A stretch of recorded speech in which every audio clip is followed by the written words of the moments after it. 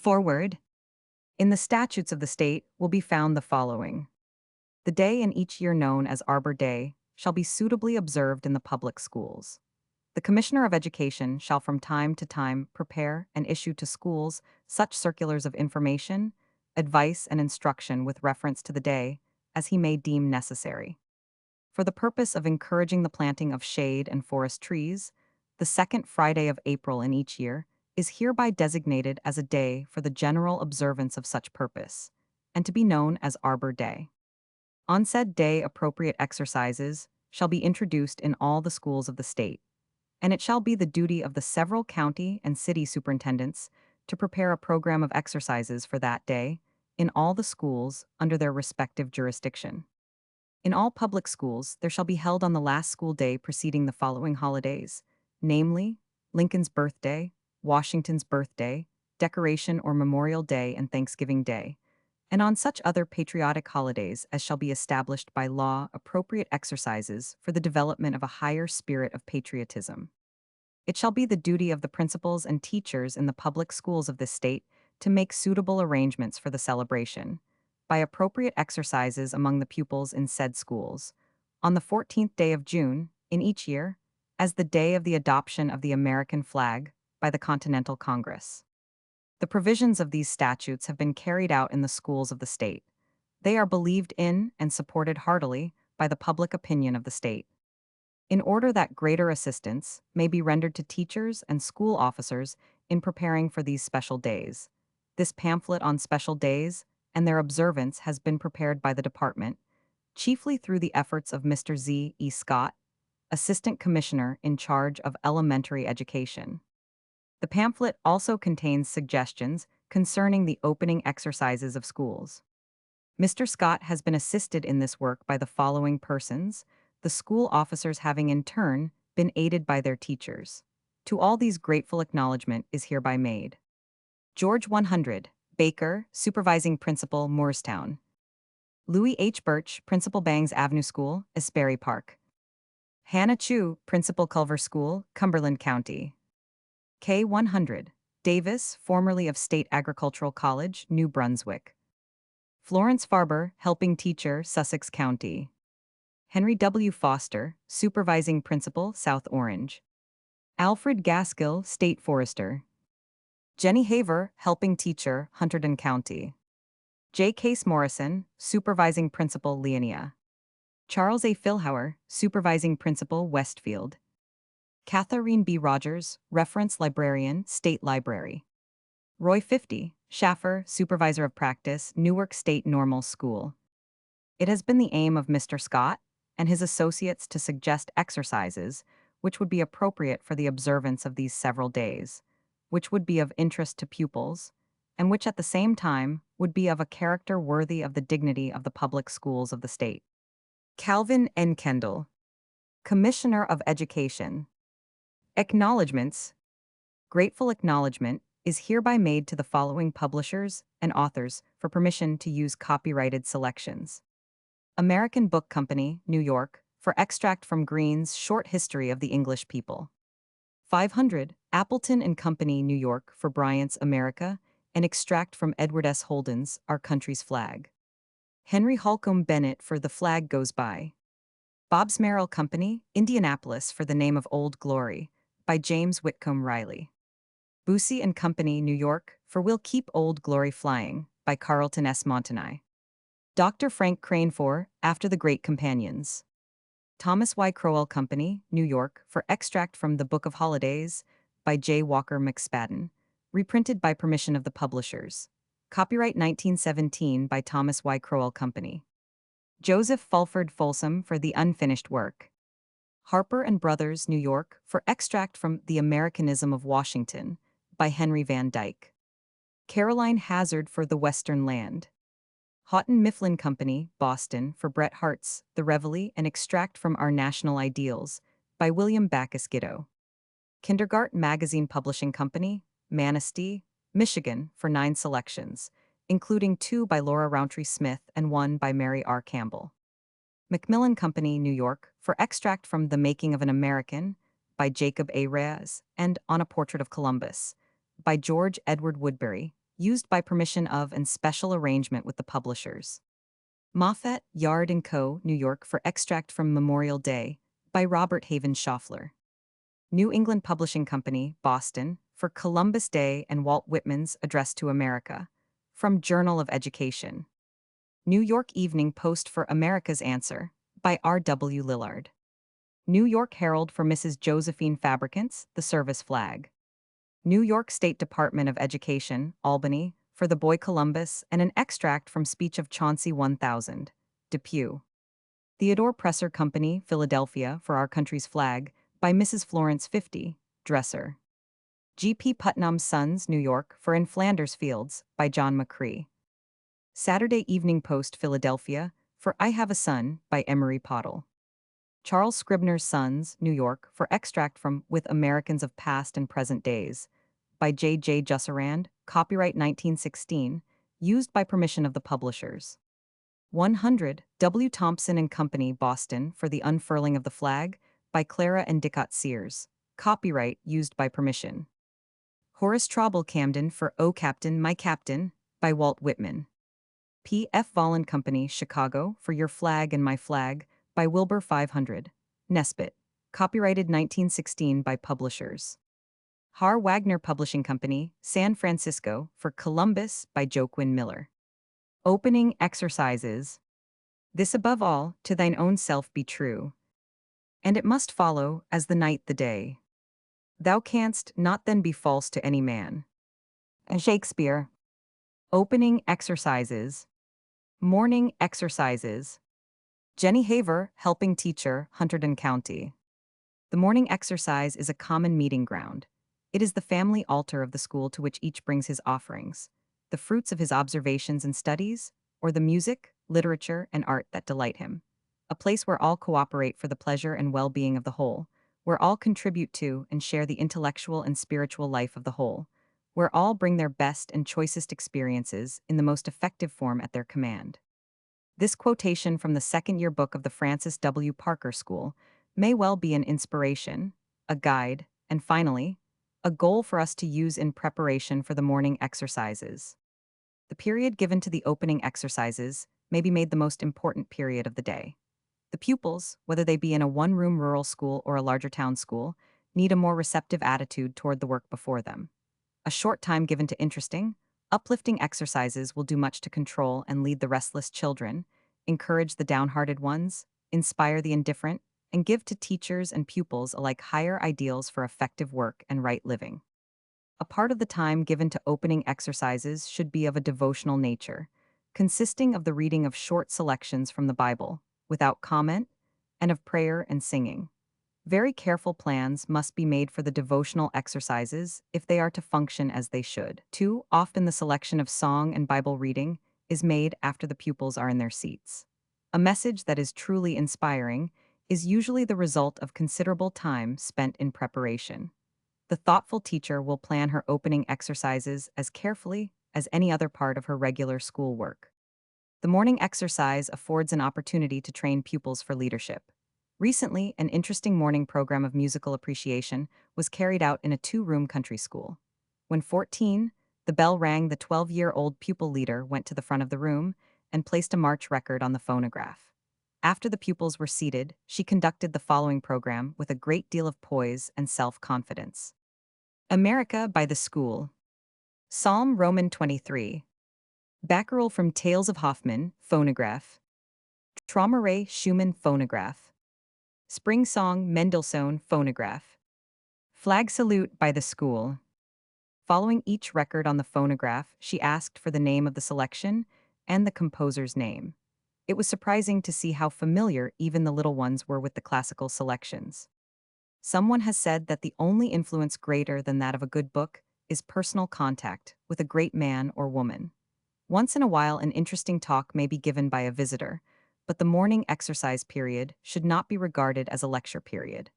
Occasionally, it is well to have leaders of different occupations in the neighborhood give short, pertinent talks on their work.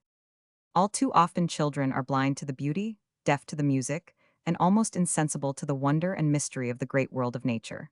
One day, a little country girl found a large, silky, brown cocoon and carried it to school. She didn't know what it was. Neither did her teacher. The cocoon was taken home and kept as an object of curiosity to be shown to the neighbors when they called. One warm spring morning, a beautiful Cecropia moth, measuring 6 inches from tip to tip of wing, emerged from the cocoon. That girl will never forget her wonder and awe as she watched nature stage one of her most beautiful miracles. Any teacher would find it an inspiration and a delight to bring such a charming bit of nature into her morning exercises. Everyday nature is unfolding just as wonderful stories. Our eyes must be open to see them. The opening exercises, conducted as they should be, may be a source of inspiration and a means of training for moral and social behavior. For patriotism, for health, for vocational usefulness, for the right use of leisure, in other words, for useful, patriotic citizenship. There is an abundance of material on every hand that can be used in morning exercises. Following are a few suggestions that may be of help. Singing. Profiting by the experience of French and English troops, instructors taught our sailors and soldiers to sing in unison. It has been found that singing does much to improve the morale of the company. Singing in the morning exercises does much to socialize the group and develop school spirit. There is such a wealth of suitable songs for morning exercises that it seems hardly necessary to suggest many. The hymns selected should be inspiring and uplifting. The patriotic songs should be thoroughly learned and sung in an enthusiastic manner. Patriotic songs. America. Battle Hymn of the Republic. Columbia, the Gem of the Ocean. Dixie. Flag of the Free. God Speed the Right. Marching Through Georgia. Marseillaise Hymn. Jerseland. National Hymn. Old Glory. The American Hymn. The Battle Cry of Freedom. The Star-Spangled Banner. Folk Songs. Annie Laurie. Auld Lang Syne. Flow Gently, Sweet Afton. Home, Sweet Home. Juanita. My Old Kentucky Home. Oft in the Stilly Night. Old Black Joe. Old Folks at Home. Robin Adair. Santa Lucia. The Blue Bells of Scotland. The Miller of Dee. Lullabies. Cradle Song.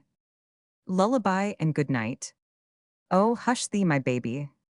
Sweet and Low. Silent Night. Sacred. How gentle God's command. Holy, holy, holy. In heavenly love abiding. Italian Hymn. Love divine, all love excelling. Nearer, my God, to thee. Oh, worship the King. The King of love. There's a wideness in God's mercy. Vesper Hymn. Musical appreciation. The introduction of the phonograph into the public school and the multitude of records which reproduce the great masterpieces now make it possible for every child to have an opportunity to hear and to be taught to appreciate good music. Frequently part of the morning exercise period should be devoted to an appreciation of good vocal and instrumental musical selections. In one rural school, the pupils readily associate the name of the composition and composer with each of the following records, which they help to purchase. Anvil Chorus from Il Trovatore, Verdi. Barcarolle from Tales of Hoffmann, Offenbach. Hearts and Flowers, Tobin. Humoresque, Dvorak. Intermezzo from Cavalleria Rusticana, Mascagni. Lo, Hear the Gentle Lark, Bishop. Melody in F. Rubinstein. Miserere from Il Trovatore, Verdi. Pilgrim's Chorus from Tannhäuser, Wagner. Sextet from Lucia di Lammermoor, Deniesti.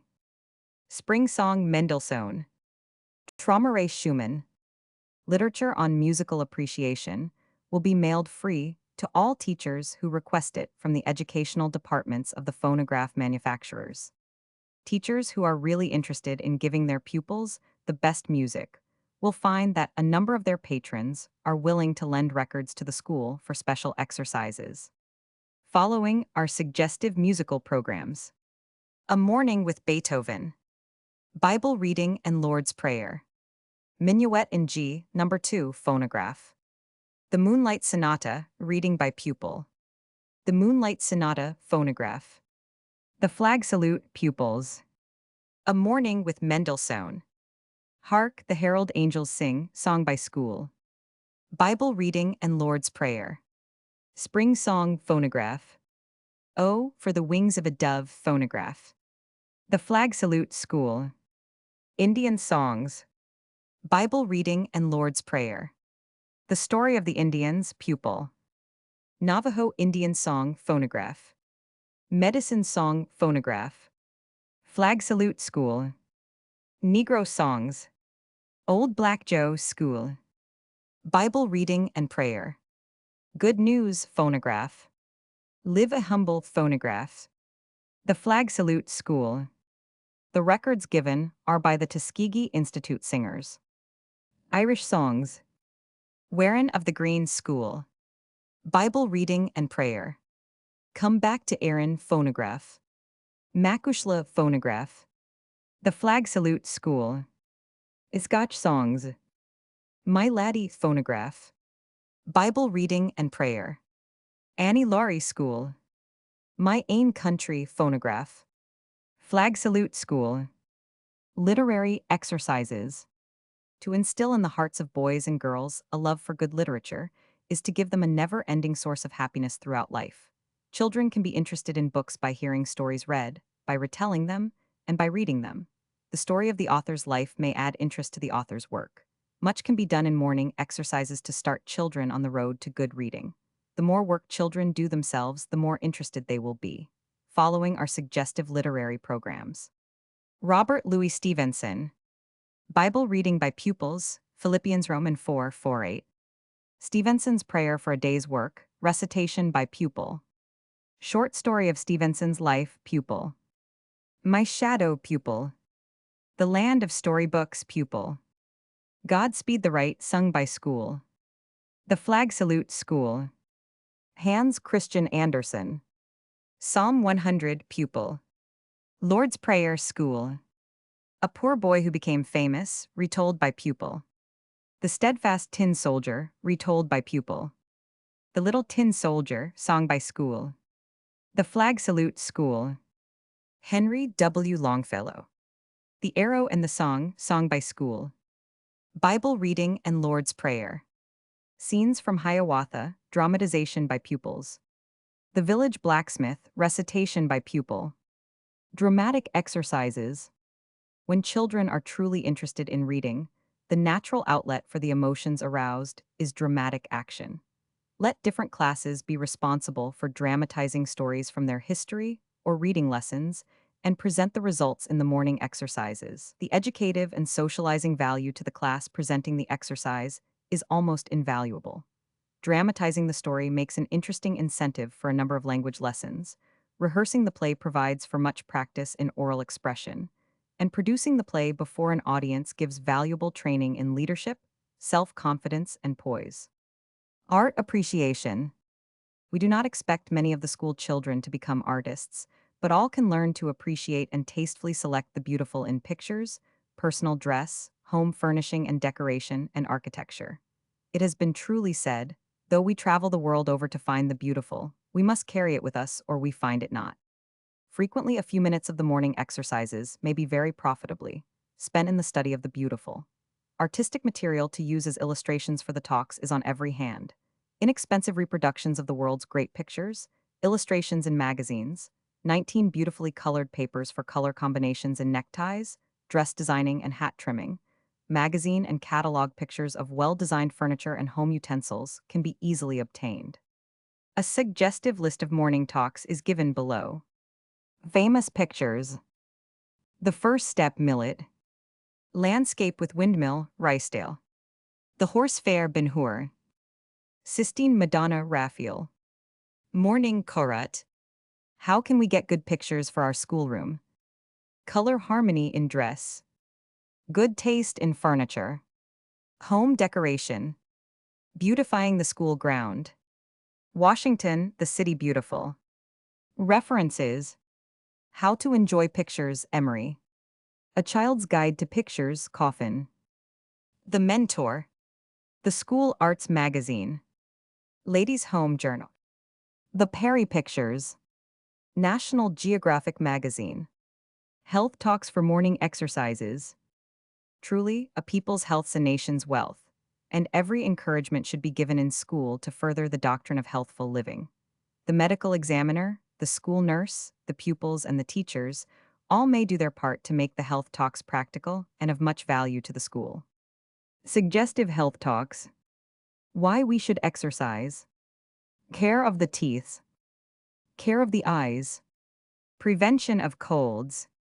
How to prevent tuberculosis. Swat the fly. How to destroy mosquitoes. Cleanliness. Safety first. Cigarette smoking. Self-control and good manners. Emergencies. School sanitation. References. Teaching of hygiene and safety pamphlets of health from the National Department of Health, Washington 500-100. State Department of Health, Trenton, NJ. Russell Sage Foundation, New York City. Health Education League, Boston, Mass. Farmers' Bulletins from U.S. Department of Agriculture. Modern Hygiene Textbooks. Newspaper and magazine articles. Nature Talks. The study of the wonderful things of the world, their beautiful fitness for their existence and function, the remarkable progressive tendency of all organic life, and the unity that prevails in it create admiration in the beholder and tend to his spiritual uplifting. Suggestive topics for morning exercises. How can we attract the birds? How I built a birdhouse. Does it pay the farmer to protect the birds? The travel of birds. The life history of a frog. The life history of a butterfly. How I made my home garden. How I raised an acre of corn. The trees on our school ground. The local history of the community. A series of morning exercises may be devoted to the local history of a community. The material may be planned by the pupils with the assistance of some of the older people in the neighborhood. This idea was carried out very successfully in a small town and did much to interest the parents in the school. Many were willing to send family heirlooms to the classroom to use as illustrations for the talks. One charming old lady sent a written account of the history of her old home. Following are some topics that might be developed. Former location of Indian tribes in the community. Evidences of Indian occupation, old trails, implements, mounds, etc. The first white settlers. Revolutionary landmarks. Colonial relics. Historic homes in the community. Famous people of the community. A program for one morning might be conducted by the pupils as follows. Proverbs 27, 1-2 pupil. Italian hymn, school. Famous people of the community. The grandfather who fought in the Civil War, pupil. The man who was governor of the state, pupil. The woman who was a nurse in the World War, pupil. The man who wrote a book, pupil. The soldier boy in France, pupil. America. The use of pupil organization in the morning exercises. Much interesting and instructive material can be secured for opening exercises by making use of members of recognized organizations for boys and girls. There are members of the Boy Scouts of America in almost every community. The Camp Fire Girls are getting to be almost as well known. Let each group prepare occasional programs for morning exercises. Boy Scouts. Bible reading and Lord's Prayer. The origin and growth of scouting. The three classes of scouts. The Scout Motto. The Scout Law. America and Flag Salute. Camp Fire Girls. Bible reading and Lord's Prayer. The 7 Laws of the Order. The Wood Gatherer. The Fire Maker. The Torch Bearer. Song by School. The Flag Salute. Patriotic Exercises. The patriotic note should be found in every morning exercise, and some periods should be devoted entirely to patriotic selections. The national hymns should be learned from the first stanza to the last. It is hard to get the patriotic note in our singing when we do not know the words. Suggestive programs. America School. Bible reading and Lord's Prayer. Patrick Henry's speech phonograph. Lincoln's Gettysburg Address phonograph. Flag Salute. Bible reading and prayer. Army Bugle Call Number 1 phonograph. The Junior Red Cross. Sewing for the Red Cross, a girl. Earning money for the Red Cross, a boy. How the work of the Junior Red Cross develops patriotism. In a school, pupil. Come, thou almighty King's school. Patriotism consists not in waving a flag, but in striving that our country shall be righteous as well as strong. James Bryce. One cannot always be a hero, but one can always be a man. Goethe. Go back to the simple life, be contented with simple food, simple pleasures, simple clothes. Work hard, play hard, pray hard. Work, eat, recreate, and sleep. Do it all courageously. We have a victory to win. Hoover. Memory gems. For life is the mirror of king and slave. Tease just what we are and do. Then give to the world the best you have. And the best will come back to you. Madeline S. Bridges. Somebody did a golden deed. Somebody proved a friend in need. Somebody sang a beautiful song. Somebody served the whole day long. Was that somebody you? Courtesy is to do and say the kindest thing in the kindest way. Truth is honest, truth is sure. Truth is strong and must endure. Bailey. Hang on, cling on, no matter what they say. Push on, sing on, things will come your way. Sitting down and whining never helps a bit. Best way to get there is by keeping up your grit. Louis E. Thayer.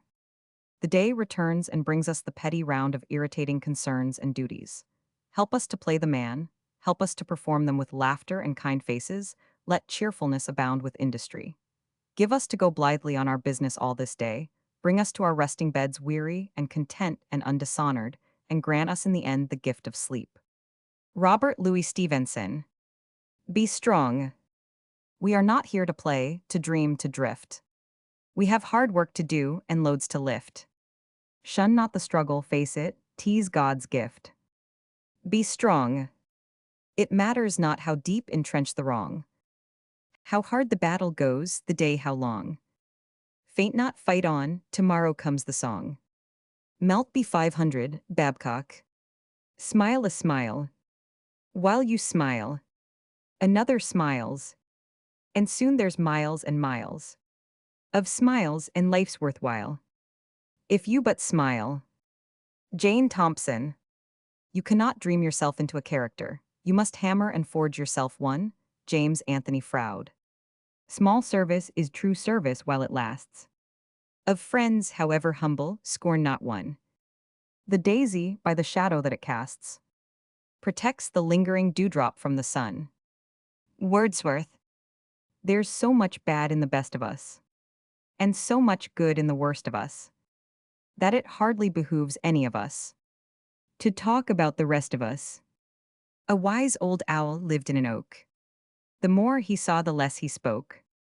The less he spoke, the more he heard. Why can't we be like that old bird? Kindness is catching, and if you go around with a thoroughly developed case, your neighbor will be sure to get it. The thing to do is hope, not mope. The thing to do is work, not shirk. If you have faith, preach it. If you have doubts, bury them. If you have joy, share it. If you have sorrow, bear it. Find the bright side of things and help others to get sight of it also. This is the only and surest way to be cheerful and happy. Morning exercises. Florence 50, Farber, helping teacher, Sussex County. The short period known as the opening exercise period belongs to all the children of the school. This period should furnish especially favorable opportunities for the development of initiative on the part of pupils, group cooperation, development of the play spirit, interest in community life, interest in and love for our great men and women, and devotion to our republic. The first problem of the teacher, then, is to understand fully that she is to a great degree responsible for furnishing aims and purposes in this beginning period of the day, or rather in providing the situations through which these aims and purposes may develop. When she feels the importance of this period in the general scheme of the day's work, she will plan for it as definitely and as carefully as she will any other part of her program. The working out of a detailed program is of secondary importance. The thing of first importance is that she become fully cognizant of the general aims and ideals which she hopes to achieve. With these firmly fixed in her mind, she is ready then to cooperate with the pupils of her room in planning detailed programs. The following projects are in keeping with the principles presented and have been found stimulating in 1 and 2 room schools. Project 1. The teacher divides her children into groups on the basis of age and ability. For example, in a 1 room school, a teacher might have 2 groups. Each group is to work out with the teacher a program which it is to give and for which it is responsible. This program may consist of a short story to be dramatized, the story to contain not more than 2 or 3 important scenes. The costuming, if any is needed, is to be done by pupils and teacher. Rehearsing is to be directed by the teacher. When the program is presented, it should be as a new production to all the school except those who are engaged in presenting it. It is to be given, therefore, as a real play to a real audience. Each pupil should invite a member of the family or a friend. The value of such work will soon be noticed in a better social spirit among the children. The dramatizations given may furnish the material for both oral and written language lessons. Dramatization itself will provide excellent practice in oral expression and also training 25 in initiative, leadership, and cooperation. The story presented may furnish many funny settings which the pupils may enjoy with abandon. And what children do not need real merriment in school? Opportunity ought to be afforded all children of our public schools to enjoy a real laugh at least once each day. Teachers need have no fear that the different groups will be overcritical or discourteous to one another. They will understand that they are being entertained, and they will cooperate to make the play given worthwhile. The following stories lend themselves very readily to dramatization. 1st and 2nd grades. The 3 billy goats gruff. Spry Mouse and Mr. Frog. The 3 bears. The camel and the jackal. The tale of Peter Rabbit. Our first flag. 3rd and 4th grades. The Sleeping Beauty. Snow White and Rose Red. Brother Fox's Tar Baby. How the Caveman Made Fire. Scenes from Hiawatha. Early Settlers in New Jersey. 5th and 6th grades. The Pied Piper of Hamelin. Joseph and His Brethren. Abu Ben Idhem. Paul Revere's Ride. Scenes from Life of Daniel Boone. Franklin's Arrival in Philadelphia. Scenes from Alfred the Great. The Battle of Hastings. How Cedric Became a Knight. 7th and 8th grades. The Vision of Sir Launfal. Rip Van Winkle. The King of the Golden River. Scenes from Evangeline. Landing of the Pilgrims. Conquest of the Northwest Territory. The Man Without a Country. Project 2. A special problem in history or geography, for example, may be taken up, such as the life of the people in Japan or the life of the people on a cattle ranch.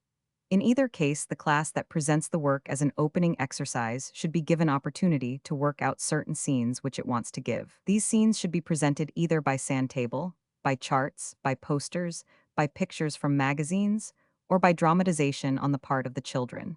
Preparation of such work is decidedly worthwhile and ought to be a regular part of the day's program. The important scenes should be rehearsed before the final presentation. Project 3. Poster Exhibit. This project could be arranged for all the children of a given school, in which case the best work would be selected, and the children presenting it would discuss each poster in 1 or 2 minute talks. A still better way to handle the project would be to have the best posters from different schools. In this case, at least one pupil from each school should be invited to present the posters from his school. Project 4. War Programs. A war opening exercise program could be worked out by the children of a given school. This could be done by having children collect war posters and war pictures made during the recent World War and arrange them in such a way that they tell a connected story.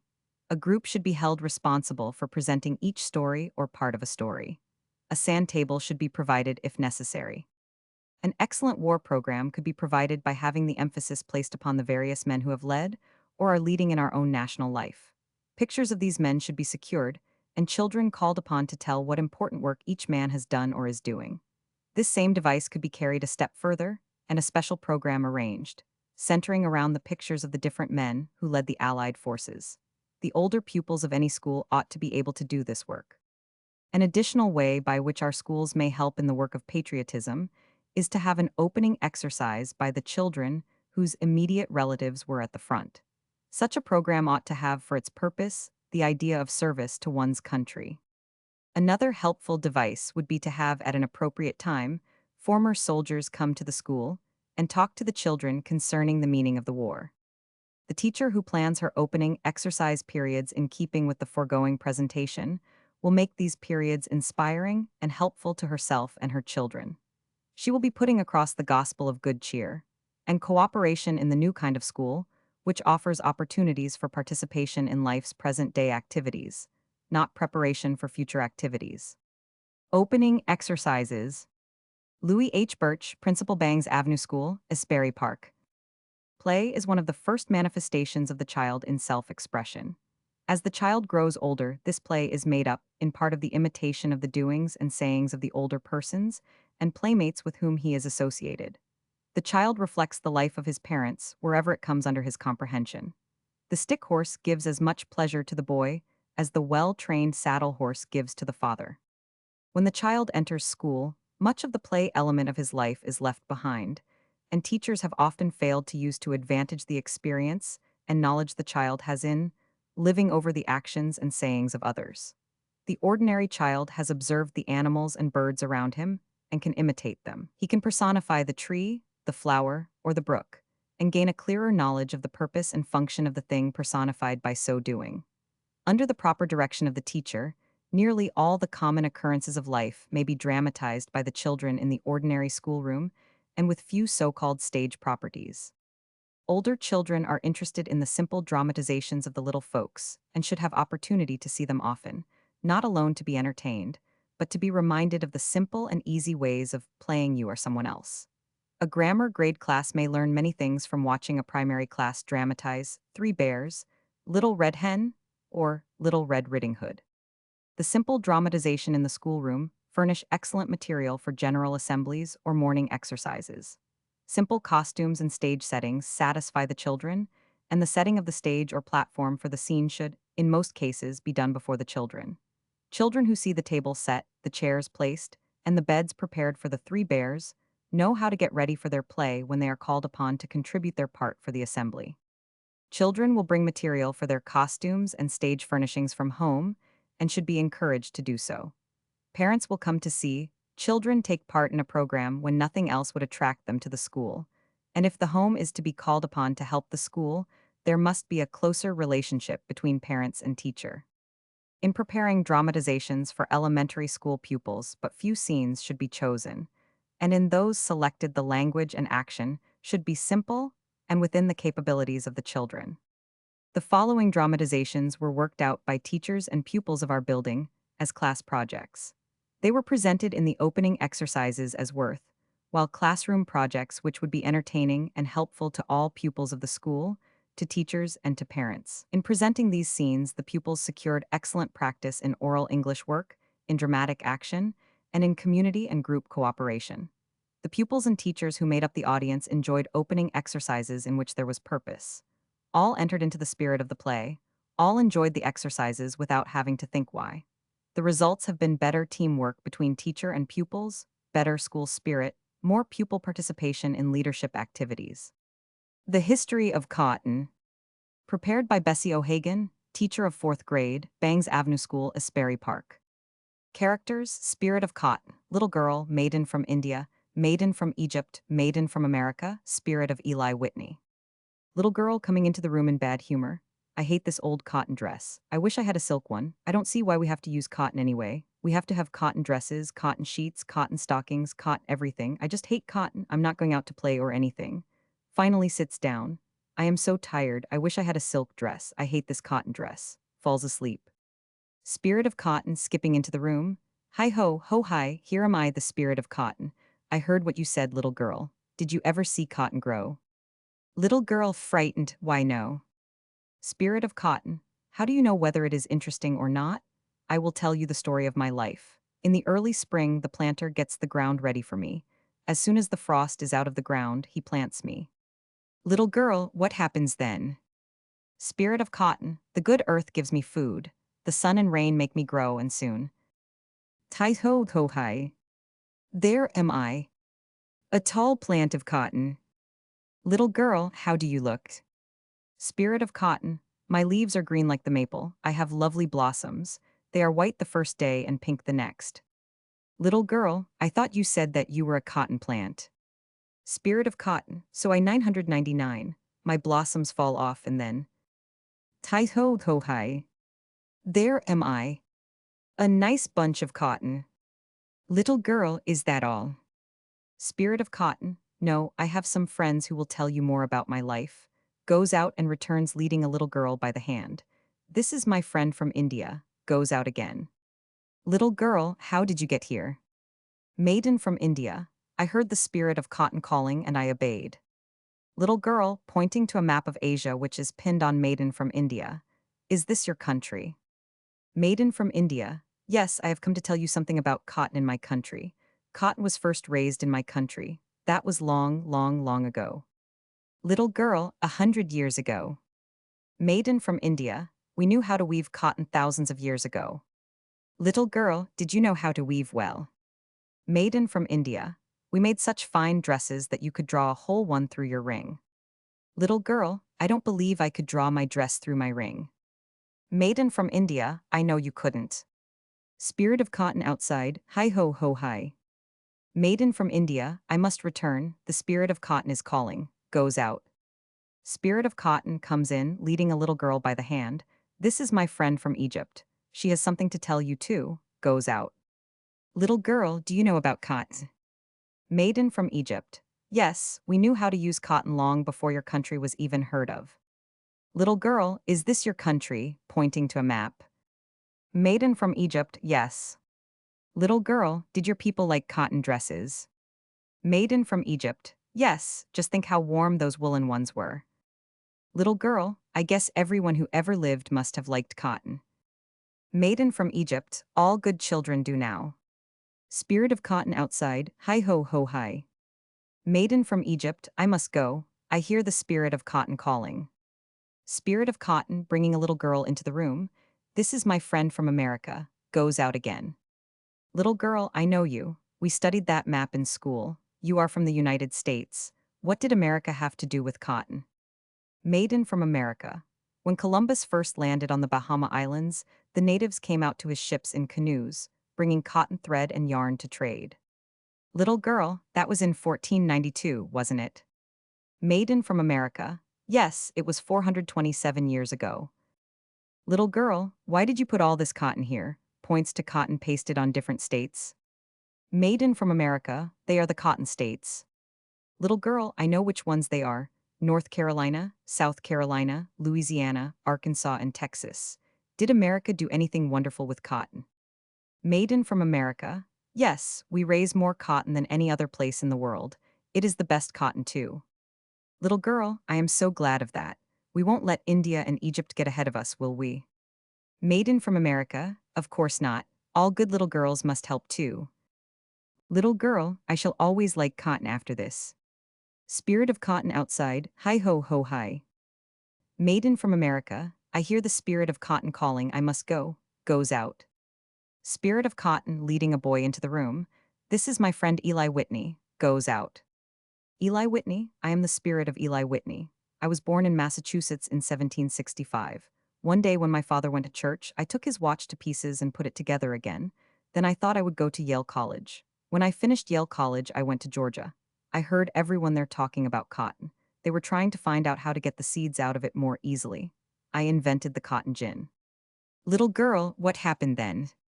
Eli Whitney. One man could now clean 50 times as much cotton as he could before. Spirit of cotton outside, hi ho ho hi. Eli Whitney, I hear the spirit of cotton calling, I must go, goes out. Little girl waking up, where is the spirit of cotton? Where is the maiden from India? Where is the spirit of Eli Whitney? It must have been a dream. I guess I got up on the wrong side of the bed this morning. I will always like cotton after this. I am going out to play now. The Cat and His Servant. Prepared by Alice Lewis, teacher of second grade, Bang School, Asbury Park. Dramatized from story of same name. Characters: farmer, cat, fox, wolf, bear, rabbit, cow, sheep. Materials used: small branches of tree, box for house, cards with printed names of animals. Scene: the forest. Enter the farmer and the cat. Farmer, I have a cat, he is very wild, so I will take him to the forest. Puts cat in bag and takes him to tree. I will leave him here. Takes off bag and leaves the cat. Cat, I will build a house for myself and be the owner of this forest. Brings in box and nails boards. Now my house is done. Enter the fox. Fox, good morning. What fine fur you have? What long whiskers you have? Who are you? Cat, I am Ivan, the owner of this forest. Fox, may I be your servant?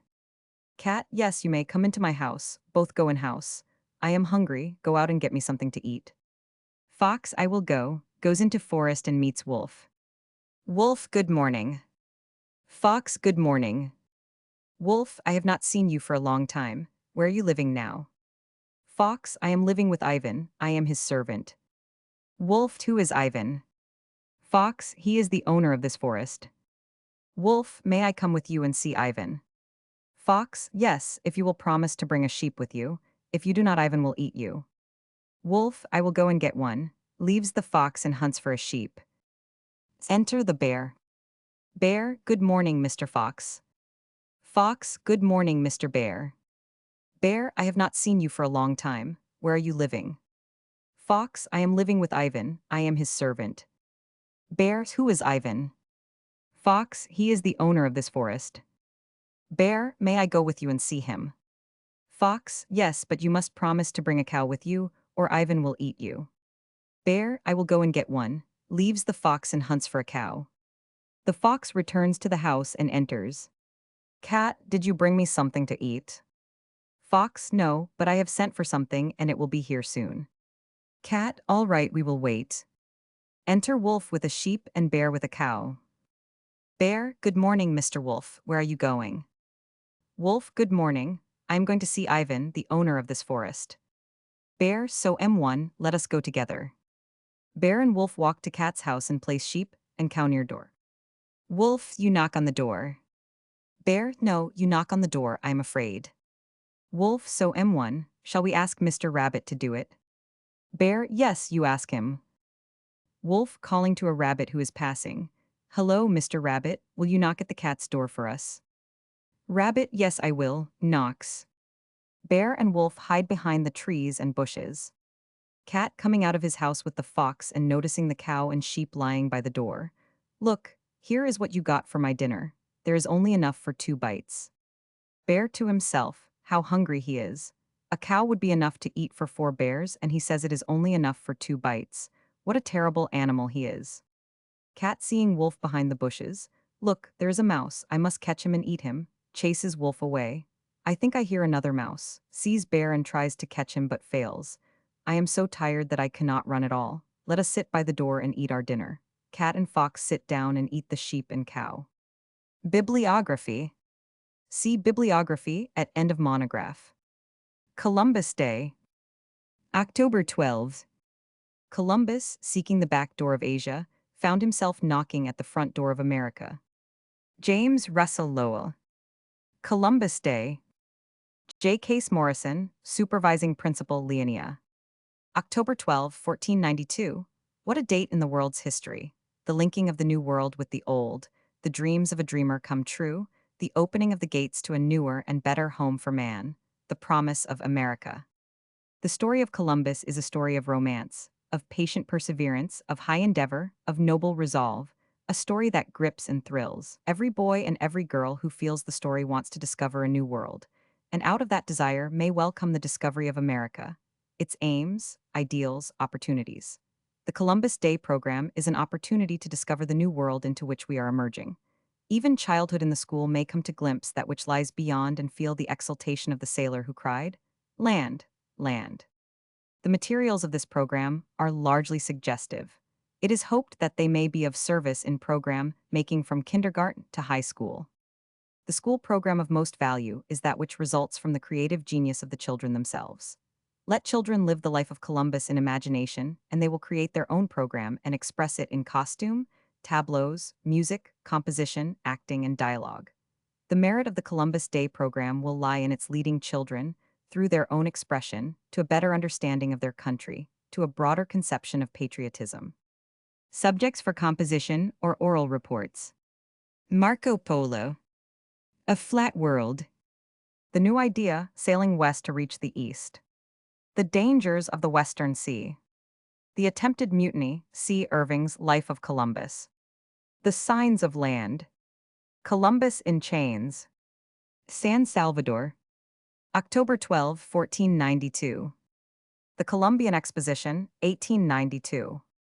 The Discovery of America, 1919. What Columbus Would Do Today. A Little Program for Columbus Day. Recitation. By three boys bearing the American flag, the Spanish flag, and a drum. First, we are jolly little sailors. Join us as we come. We'll bear the flag of proud old Spain. And we will beat a drum. 2D, we are jolly little sailors. And we pause to say, we raise the bonny flag of Spain. Upon Columbus Day. 2D, we are jolly little sailors. Raise the red, the white, the blue. Though we honor brave Columbus. To our own flag we are true. All beat drum and wave flag. Salute the banners, one and all. Oh, raise them once again. Salute the red, the white, the blue. Salute the flag of Spain. For countries old and countries new. We will wave the red, the white, the blue. Recitation. By 8 girls carrying banners that bear letters spelling Columbus. See Columbus sailed o'er waters blue. O on and on to countries new. L long the ship sailed day and night. U until at last land came in sight. M many hearts were filled with fear. B but the land was drawing near. U upon the ground they knelt at last. S so their dangers all were past. All waved the banners bright and gay. We meet to keep Columbus Day. Crowning Columbus. Recitation by 4 children. Picture of Columbus on easel. Children place on it evergreen and flower wreaths and flags. First, crown him with a wreath of evergreen. The very fairest ever seen. Our brave Columbus. 2D, crown him with flowers fresh and fair. We'll place them by his picture there. Our brave Columbus. 3D, crown him with the flag of Spain. Columbus Day has come again. Our brave Columbus. 4th, crown him with red and white and blue. Bring out the drum and banners too. Our brave Columbus. All, as we stand by his picture here. Columbus, name we all revere. Our brave Columbus. What we can do. Recitation by 2 small boys carrying flag. I wish I could do some great deed. Just find a world or two. So that the flag might wave for me. As for Columbus true. It makes a small child very sad. To think all great deeds done. What is then left for us to do? What's to be tried and won? My father says, and he knows too. For he's a grown-up man. That heroes leave some things for us.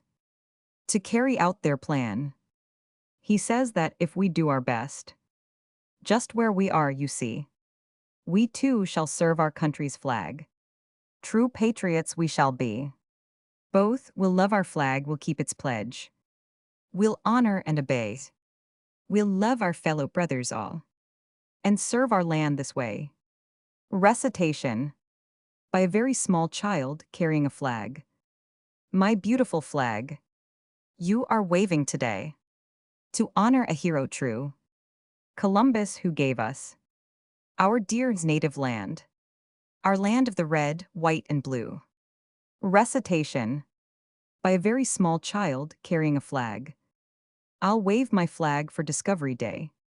And before I get frightened, I'll scamper away. Columbus game. The children stand in a circle. They choose one to represent Columbus. The children all sing the song given below. As they sing the 5th line, Columbus points to 3 children, who become the Nina baby, the Pinta, and the Santa Maria.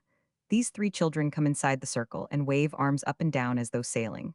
The children now all repeat the song, marching round in the circle, waving arms up and down, and the children inside the circle skip round also.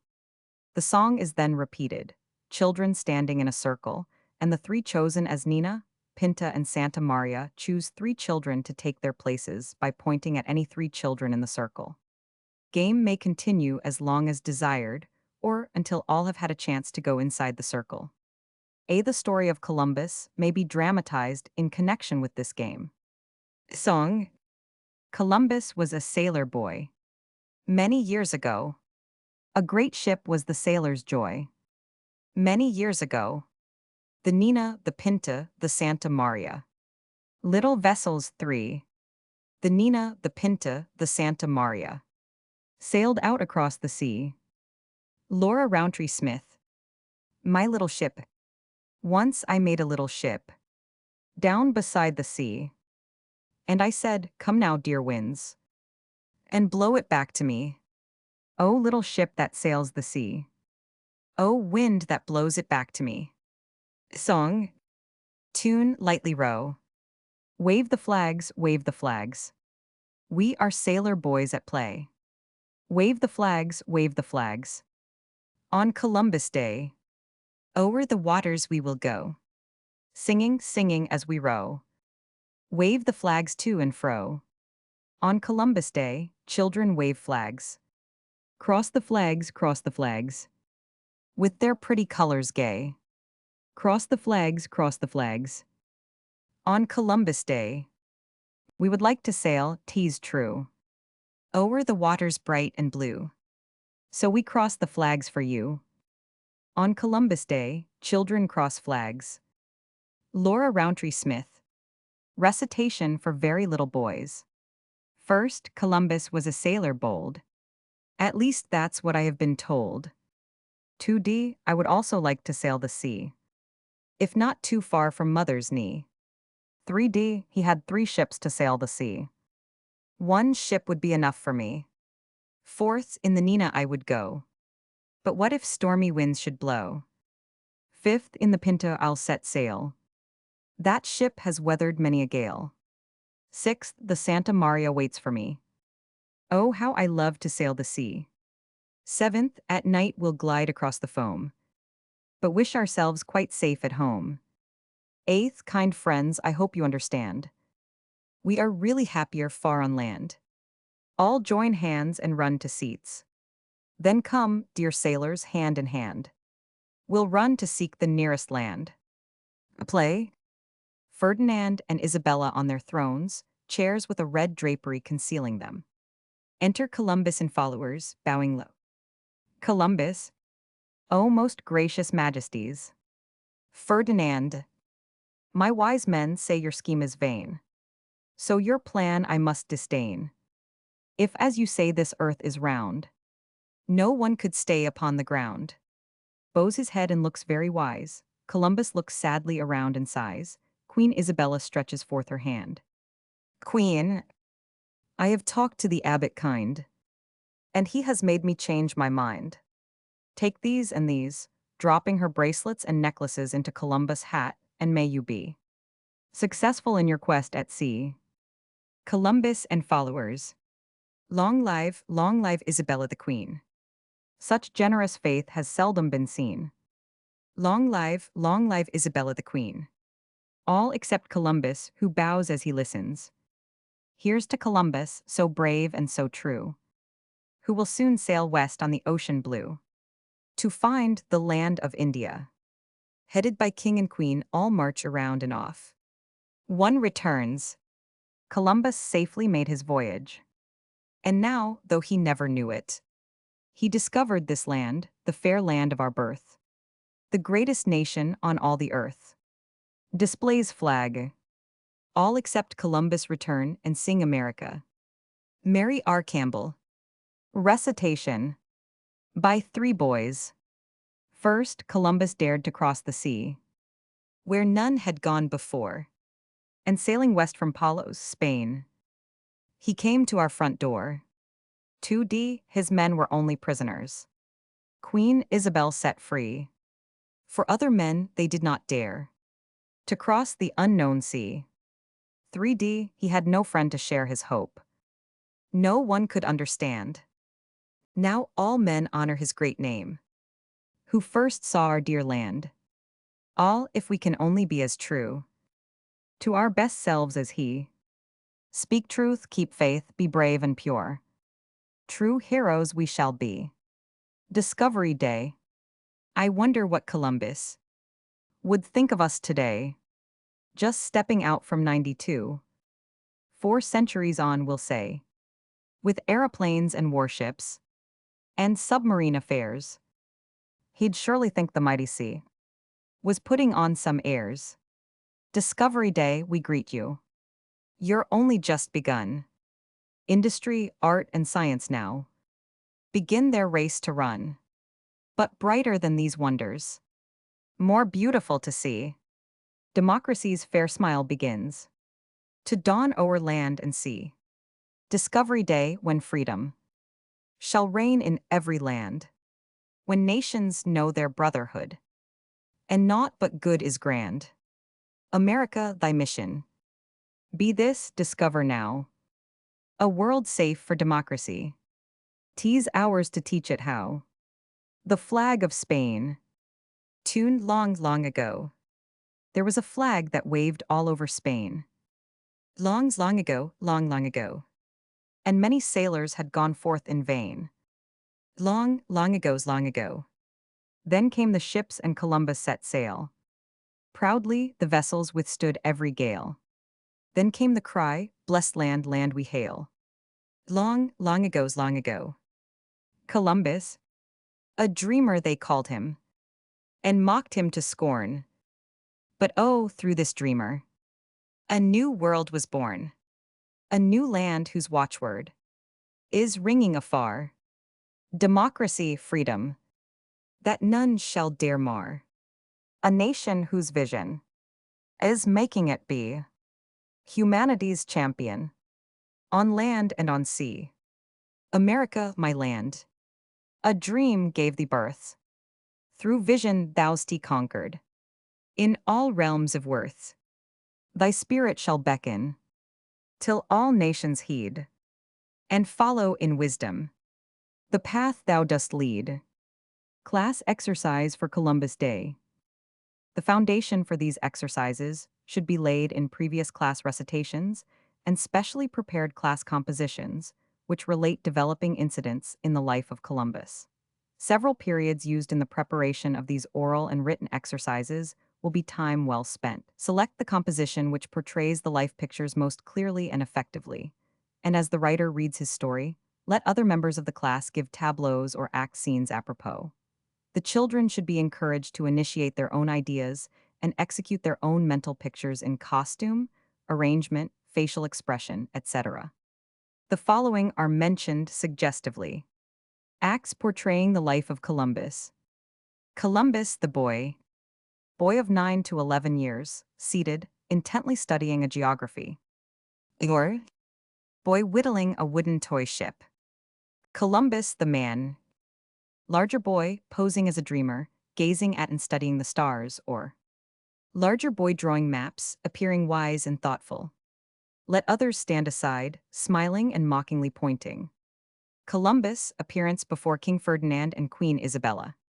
King and Queen, dressed in royal style on improvised throne, Columbus kneeling before them, the Queen offering him her jewels.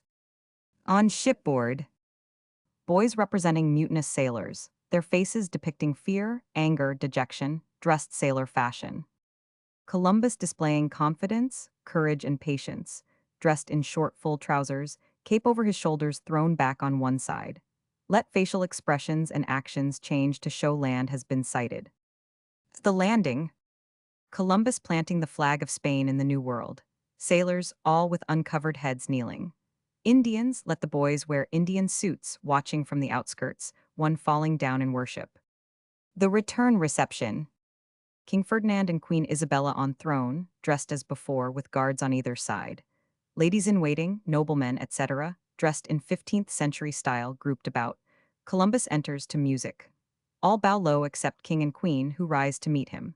Columbus kneels before them, kisses the Queen's hand and rises. Indians enter with bow and arrow, and gaze in wonder about. One Indian plucks Columbus by sleeve and gruntingly interrogates him concerning some wonder in the room, a picture of the King and Queen, decorated with Spanish flags. The King takes the hand of the Indian, places it in Columbus' hand, and covering them with his own left hand, raises the right to signify his blessing upon the newly found land. Music gives the signal for the recessional. All fall into line and march out guards, king, queen, Columbus, ladies, and courtiers. The Indians follow irregularly. The boy Columbus. 'Tis a wonderful story, I hear you say. How he struggled and worked and plead and prayed, and faced every danger undismayed, with a will that would neither break nor bend, and discovered a new world in the end. But what does it teach to a boy of today? All the worlds are discovered, you know, of course. All the rivers are traced to their utmost source. There is nothing left for a boy to find, if he had ever so much a mind, to become a discoverer famous. And if we'd much rather read a book about someone else and the risks he took, why nobody surely can blame us. So you think all the worlds are discovered now. All the lands have been charted and sailed about. Their mountains climbed, their secrets found out. All the seas have been sailed and their currents known. To the uttermost isles the winds have blown. They have carried a venturing prow. Yet there lie all about us new worlds everywhere, that await their discoverer's footfall, spread fair. Are electrical worlds that no eye has yet seen, and mechanical worlds that lie hidden serene, and await their Columbus securely. There are new worlds in science and new worlds in art, and the boy who will work with his head and his heart will discover his new world surely. Columbus and the egg. One day Columbus was at a dinner which a Spanish gentleman had given in his honor, and several persons were present who were jealous of the great admiral's success. They were proud, conceited fellows, and they very soon began to try to make Columbus uncomfortable. "You have discovered strange lands beyond the seas," they said, "but what of that? We do not see why there should be so much said about it. Anybody can sail across the ocean, and anybody can coast along the islands on the other side, just as you have done. It is the simplest thing in the world." Columbus made no answer, but after a while he took an egg from a dish and said to the company, "Who among you, gentlemen, can make this egg stand on end?" One by one those at the table tried the experiment. When the egg had gone entirely around and none had succeeded, all said that it could not be done. Then Columbus took the egg and struck its small end gently upon the table so as to break the shell a little. After that there was no trouble in making it stand upright. "Gentlemen," said he, "what is easier than to do this which you said was impossible? It is the simplest thing in the world. Anybody can do it after he has been shown how." Columbus Day. Fitchburg, Massachusetts Normal School. This entertainment is simply an attempt to give a few of the most dramatic incidents in the life of Columbus as connected with his discovery of the New World. Other scenes could be readily added, although it would require some care to avoid an anticlimax. In Spain at the Council of Salamanca. Before this scene is presented, give a brief explanation and description of the early life of Columbus and his attempts to obtain aid. Characters, churchmen, and counselors at the court of Spain, 7 to 10, and Columbus. Costumes, the churchmen are dressed in long black garments, except two, who have black capes with white underneath. Columbus wears a long, black garment or coat, which plainly shows the poverty of its owner. Tableau I. Columbus before the council at Salamanca. The characters are arranged somewhat as in a picture of this scene, found in the Perry Pictures. A picture of this scene is also found in 46 Lossing's History of the United States, Volume 1. Only the chief characters are shown in this tableau. 3 churchmen or counselors are in center near Columbus. 2 at left, one pointing mockingly or making fun of Columbus. 2 stand haughtily in the back, and there may also be 2 or 3 at right. Columbus has a partly open roll of parchment in one hand and is pointing with the other. One of the churchmen in the center has an open Bible in his hand, and another has a book which he is holding out to Columbus. B. On shipboard. Characters, Columbus, the mate, other sailors. Costumes, Columbus, red cape, sailors, sweaters, and sailor caps. Tableau Roman 2, nearing land, Columbus and the mate. The conversation in Joaquin Miller's Columbus takes place between Columbus and mate. The sailors are in the background, one holding a lantern. Between the different parts of his conversation with Columbus, the mate goes to consult with the sailors. The last stanza of the poem is given by someone from the wings. When the reader reaches the line, a light, Columbus and the mate change their position. Columbus points and the mate raises his arm, peering forward. Picture in Leading Facts of American History by Montgomery, Revised Edition, also in Stepping Stones of American History. 100 in the New World. Characters: Columbus, 3 noblemen, 8 sailors, 6 Indians. Costumes: Columbus and the noblemen wear the Spanish costume of the 15th century, described later. Sailors wear sweaters and sailor caps made from blue, red, or gray cambric. Indians wear Indian suits. Nearly all boys have or may obtain them from any clothing store. They carry bows and arrows or tomahawks. The spears and swords for this and the following scene are made from wood, bronze to look like silver.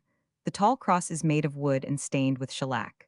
The banner of the expedition is white with a green cross. Over the initials F and Y, Ferdinand and Isabella, are 2 gilt crowns. Tableau Roman 3, The Landing of Columbus. The characters are posed from Vanderlyn's painting of the scene in the Capitol at Washington. Reproductions are found in many histories and among the Perry pictures. Columbus holds the banner of the expedition in one hand and a drawn sword in the other. One of the men has a tall staff with the top in form of a cross. 2 others hold tall spears. The Indians are peering out at the white men from the sides of the stage. One of them is down on the stage with his head bowed on his hands, worshipping the strangers. The others seem to be full of fear and curiosity. 500 at Barcelona in Spain. Before this scene is presented a description of the reception of Columbus by the king and queen upon his return to Spain is given. This scene is more elaborate than any of the others. Characters and costumes: Queen, red robe, purple figured front, collar and trimmings of ermine. She wears a crown. Ermine is made of cotton with little pieces of black cloth sewed on it, crown of cardboard covered with gilt paper. Dress cheesecloth with a front of silkoline. King wears purple full, short trousers, trunks, purple doublet, purple cape and gilt crown. The trousers and cape are trimmed with ermine. The 2 guards have black trousers, trunks, and red capes, collars, and knee pieces made from silver paper. They wear storm hats covered with silver paper and carry spears. The 2 ladies-in-waiting wear dresses fixed to resemble the dress of the period. They have high headpieces shaped like cornucopias, made from cardboard covered with gilt paper, and with long veils draped over them. This was one style of headpiece worn in the 15th century. The 8 churchmen, 8 sailors, and 6 Indians are dressed as in previous scenes. The little page of Columbus is dressed in his own white suit. Columbus wears gray and red clothing. The 10 noblemen wear combinations of bright colors. The general plan in regard to the dress of the Spanish nobility in the time of Columbus is to have the full, short trousers trunks, made of one color and slashed with another, the upper garment or doublet made of figured silkoline, the cape of one color lined with another, worn turned back over one shoulder, pointed collars and cuffs of white glazed or silver paper, and soft felt hats with plumes. Each nobleman carries a sword. The gold brought by the sailors may be made by gilding stones. Tableau Roman 4, Reception of Columbus by King and Queen. In center of stage is raised platform or throne with 2 or 3 steps leading up to it. This throne is covered with figured raw silk, yellow and brown. Chairs are placed on throne for king and queen. The scene is an attempt to represent the reception of Columbus on his return to Spain after his first voyage. See painting by Ricardo Balaca, the Spanish artist, of Columbus before Ferdinand and Isabella at Barcelona. A march may be played on the piano while the different characters in the tableau come on the stage and take their proper positions. First, the 2 royal guards march to the throne, taking positions one on each side, so that the king and queen may pass between them in mounting the platform. They are followed by the king and queen, and then the ladies-in-waiting. The king and queen mount the platform and take seats. The ladies wait in front of the platform until the king and queen are seated, then they take positions on each side of the throne. The guards, after the king and queen are seated, take positions on the platform in the rear. 48 all these come as one group in the procession, with only a little space between them. Next come the churchmen. One of them carries the tall cross. They take their places at the right of the queen. The Indians come, shuffling across the stage to the extreme left of the king and queen. Of course, they know nothing of keeping time to the music or paying homage to royalty. The sailors march upon the stage, each bringing something from the New World: gold, a stuffed bird, or some product. Each in turn approaches the king and queen, kneels, and then places whatever he carries at the side of the platform and takes his place on the left. The noblemen, one by one, come in with great dignity, go to the front of the throne, kneel and salute with their swords. Then they go to the right of the stage. Finally, the music sounds a more triumphal note, announcing the approach of the hero of the occasion. Columbus is preceded by his page, carrying the banner of the expedition. The page kneels to the king and queen, then goes to the left, where he is to stand just back of the place reserved for Columbus. As Columbus approaches the throne, the king and queen rise and come forward to do him honor. Columbus kneels, kisses the queen's hand, then rises and points out to the king and queen the treasures which his sailors have brought. He also brings forward one of the Indians. The king and queen regard everything with interest. After this, at a signal given on the piano, all kneel to give thanks for the discovery of the New World. The Te Deum Laudamus is chanted, or the doxology is sung. This is the end of the reception. This scene may be simplified, if desired, and given in the form of two tableaus. Columbus kneeling before the Queen and King and Columbus telling his story may be given separately. There need not be as many characters in the scene. See the picture, Reception of Columbus, adapted from the picture by Ricardo Balaca in America's Story for American Children by Mara 50. Pratt. It would be easy to give the substance of this entertainment in any schoolroom and without costumes. Even with these limitations, the story of Columbus would become more real to the children in this way than it could be made by any description. A good description of the reception of Columbus in Spain after his first voyage is given in The Life of Columbus by Washington Irving. A description and picture of the banner of the expedition may be found in Lossing's History of the United States, Volume 1. Music that may be used, Columbus Song, taken from 1492, The New Hail Columbia. The Discovery of America. It was on the morning of Friday, 12th of October, 1492, that Columbus first beheld the New World. No sooner did he land than he threw himself upon his knees, kissed the earth, and returned thanks to God with tears of joy. His example was followed by the rest, whose hearts indeed overflowed with the same feelings of gratitude. Columbus then rising drew his sword, displayed the royal standard, and took solemn possession in the name of the Castilian sovereigns, giving the island the name of San Salvador. Having complied with the requisite forms and ceremonies, he now called upon all present to take the oath of obedience to him, as admiral and viceroy, representing the persons of the sovereigns. The feelings of the crew now burst forth in the most extravagant transports. They thronged around the admiral in their overflowing zeal. Some embraced him, others kissed his hands. Those who had been most mutinous and turbulent during the voyage were now most devoted and enthusiastic. Some begged favors of him, as of a man who had already wealth and honors in his gift. Many abject spirits, who had outraged him by their insolence, now crouched as it were at his feet, begging pardon for all the trouble they had caused him, and offering for the future the blindest obedience to his commands. Washington Irving. Immortal morn. Immortal morn, all hail. That saw Columbus sail. By faith alone. The skies before him bowed.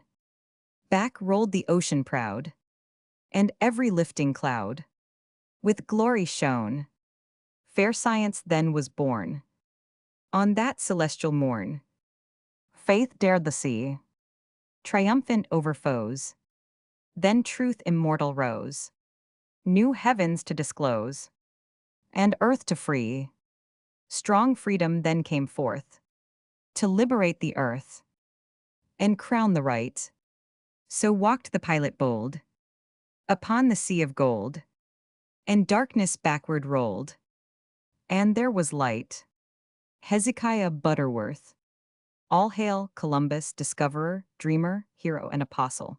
We here of every race and country recognize the horizon which bounded his vision and the infinite scope of his genius. The voice of gratitude and praise for all the blessings which have been showered upon mankind by his adventure is limited to no language, but is uttered in every tongue.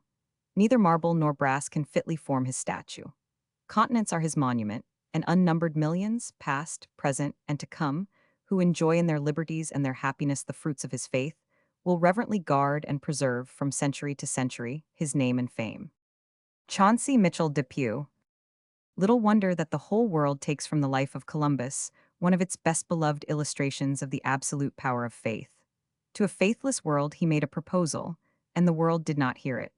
To that faithless world he made it again and again, and at last roused the world to ridicule it and to contradict it. To the same faithless world he still made it year after year.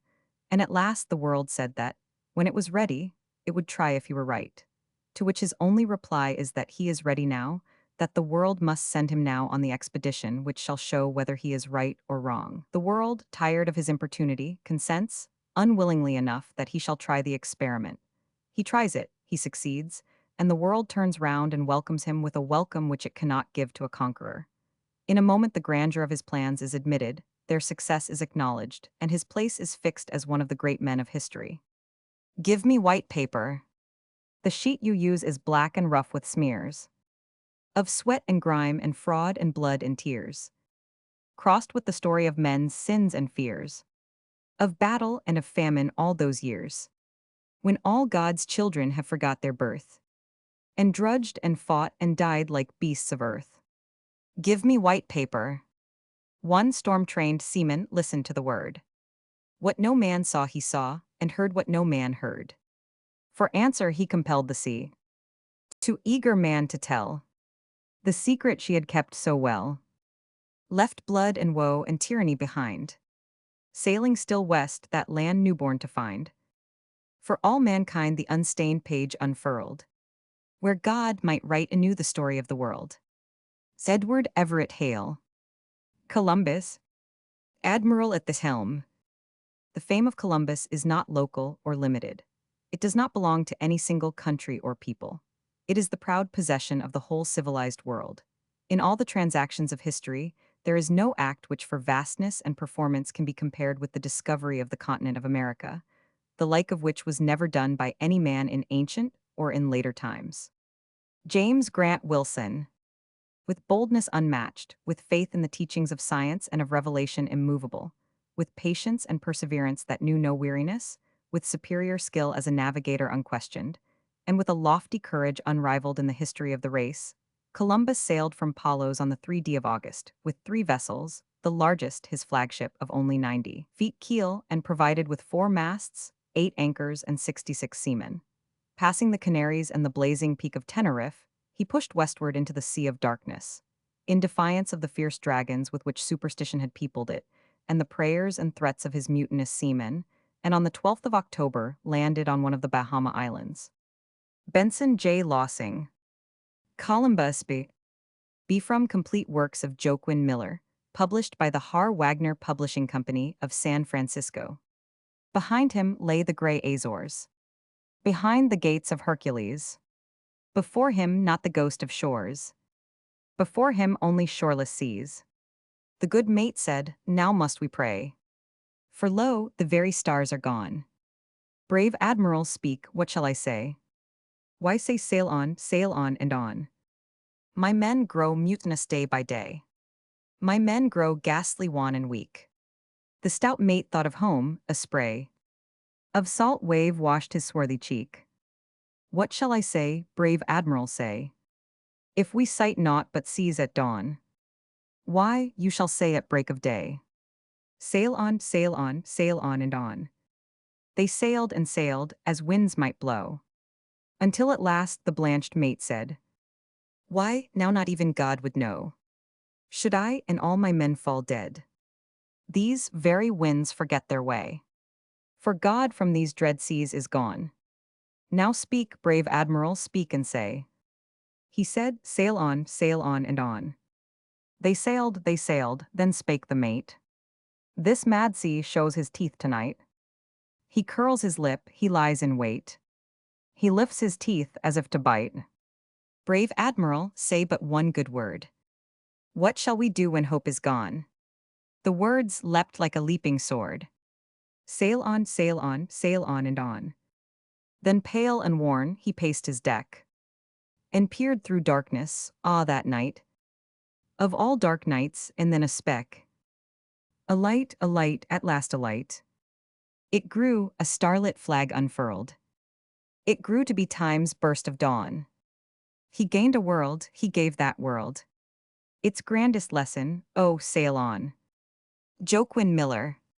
He failed, he reached to grasp asperities, to track the footcourse of the sun that flies toward some far western couch, and watch its rise, but fell on unknown sand reefs, chains, disease.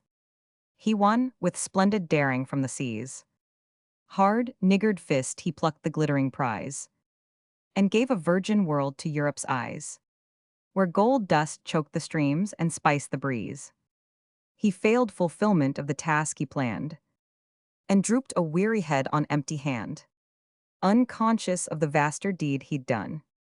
But royal legacy to Ferdinand he left, a key to doorways gilt with sun, and proudest title of World Father won. George W. Houghton. With all the visionary fervor of his imagination, its fondest dreams fell short of the reality. He died in ignorance of the real grandeur of his discovery. Until his last breath, he entertained the idea that he had merely opened a new way to the old resorts of opulent commerce, and had discovered some of the wild regions of the East. What visions of glory would have broke upon his mind, could he have known that he had indeed discovered a new continent, equal to the whole of the old world in magnitude, and separated by two vast oceans from all of the earth hitherto known by civilized man?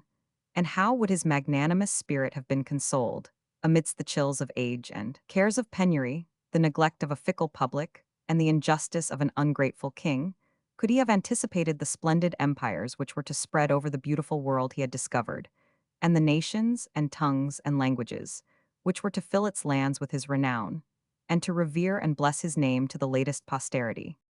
Washington Irving. On a portrait of Columbus. Was this his face, and these the finding eyes, that plucked a new world from the rolling seas? Who, serving Christ, whom most he sought to please, willed the great vision till he saw arise man's other home and earthly paradise. His early thought since first with stalwart knees he pushed the boat from his young olive trees, and sailed to wrest the secret of the skies. He on the waters dared to set his feet, and through believing planted earth's last race. What faith in man must in our new world beat, thinking how once he saw before his face the west and all the host of stars retreat into the silent infinite of space. George Edward Woodberry. Of no use are the men who study to do exactly as was done before, who can never understand that today is a new day. There never was such a combination as this of ours, and the rules to meet it are not set down in any history. We want men of original perception and original action, who can open their eyes wider than to a nationality, namely, to considerations of benefit to the human race, can act in the interest of civilization, men of elastic, men of moral mind, who can live in the moment and take a step forward. Columbus was no backward creeping crab, nor was Martin Luther, nor John Adams, nor Patrick Henry, nor Thomas Jefferson. And the genius or destiny of America is no log or sluggard, but a man incessantly advancing, as the shadow on the dial's face, or the heavenly body by whose light it is marked. Ralph Waldo Emerson. Address to America. From a commencement poem, Dartmouth College, 1872. As a strong bird on pinions free, joyous, the amplest spaces heavenward cleaving, one song, America, before I go, I'd sing, o'er all the rest with trumpet sound. For thee, the future. Sail, sail thy best, ship of democracy. Of value is thy freight, 'tis not the present only. The past is also stored in thee. Thou holdest not the venture of thyself alone, not of thy western continent alone. Earth's resume entire floats on thy keel, O ship, is steadied by thy spars. With thee time voyages in trust. The antecedent nations sink or swim with thee. With all their ancient struggles, martyrs, heroes, epics, wars, thou bear'st the other continents. Theirs as much as thine, the destination port triumphant. Steer, steer with good strong hand and wary eye. O helmsman, thou carriest great companions. Venerable, priestly Asia sails this day with thee, and royal, feudal Europe sails with thee. Walt Whitman. America, O mother of a mighty race, yet lovely in thy youthful grace. The elder dames, thy haughty peers, admire and hate thy blooming years. With words of shame and taunts of scorn they join thy name. They know not, in their hate and pride, What virtues with thy children bide? How true, how good thy graceful maids make bright like flowers the valley shades. What generous men spring like thine oaks by hill and glen. What cordial welcomes greet the guest by thy lone rivers of the west. How faith is kept and truth revered, and man is loved and God is feared. In woodland homes, and where the ocean border foams, there's freedom at thy gates and rest. For earth's downtrodden and oppressed, a shelter for the hunted head, for the starved laborer toil and bread. Power at thy bounds stops and calls back his baffled hounds. O fair young mother, on thy brow shall sit a nobler grace than now. Deep in the brightness of thy skies, the thronging years in glory rise. And as they fleet, drop strength and riches at thy feet. Thine eye, with every coming hour, shall brighten and thy form shall tower. And when thy sisters, elder born, would brand thy name with words of scorn, before thy eye, upon their lips the taunt shall die. William Cullen Bryant, the Western Land, great Western Land whose mighty breast, between two oceans finds its rest, begirt by storms on either side, and washed by strong Pacific tide. The knowledge of thy wondrous birth gave balance to the rounded earth. In sea of darkness thou didst stand, now first in light, great Western Land. In thee the olive and the vine unite with hemlock and with pine. In purest white the southern rose repeats the spotless northern snows. Around thy zone a belt of maize rejoices in the sun's hot rays. And all that nature could command she heaped on thee, great Western Land. Great Western Land whose touch makes free. Advance to perfect liberty, till right shall make thy sovereign might, and every wrong be crushed from sight. Behold thy day, thy time is here. Thy people great with naught to fear. God hold thee in his strong right hand. My well-beloved Western Land. Caroline Hazard. Our national ideals. See used by permission of, and by special arrangement with, Houghton Mifflin Company, the authorized publishers. Foremost among the ideals which have characterized our national life is the spirit of self-reliance. The very first chapter of our national history records the story of a man who arose from among the toilers of his time and whom 18 years of disappointed hopes could not dismay. It tells how this man, holding out the promise of a new dominion, at last overcame the opposition of royal courtiers and secured the tardy support 57 of reluctant rulers. And when, at Palos, Columbus flung to the breeze the sails of his frail craft, and ventured upon that unknown ocean from which, according to the belief of his age, there was no hope of return, he displayed the chief characteristic of the American people, the spirit of self-reliance. What is this spirit? Emerson has expressed it in a sentence. We will walk on our own feet, we will work with our own hands, we will speak our own minds. This was the spirit which animated that little group of colonists who preferred the unknown hardships of the New World to the certain tyranny of the Old, who chose to break old ties, to brave the sea, to face the loneliness and perils of life in a strange land, a land of difficulties and dangers, but a land of liberty and opportunity. In order that our country may continue this proud record of self-reliance, each one of us has a special obligation. Every citizen in his individual life should live up to the same ideal of self-reliance. The young citizen who relies on himself, who does honest work in school, never cheating or shirking, who is always ready to do a little more than is actually required of him, who thinks for himself, acts rightly because he loves right actions. Such a citizen is doing his part in helping to achieve our national ideal of self-reliance. William Backus Giddo. I believe in my country. I believe in it because it is made up of my fellow men and myself. I can't go back on either of us and be true to my creed. If it isn't the best country in the world, it is partly because I am not the kind of a man that I should be. Charles Stelzel. Bibliography. See bibliography at end of monograph. Thanksgiving Day. Last Thursday in November. For flowers that bloom about our feet.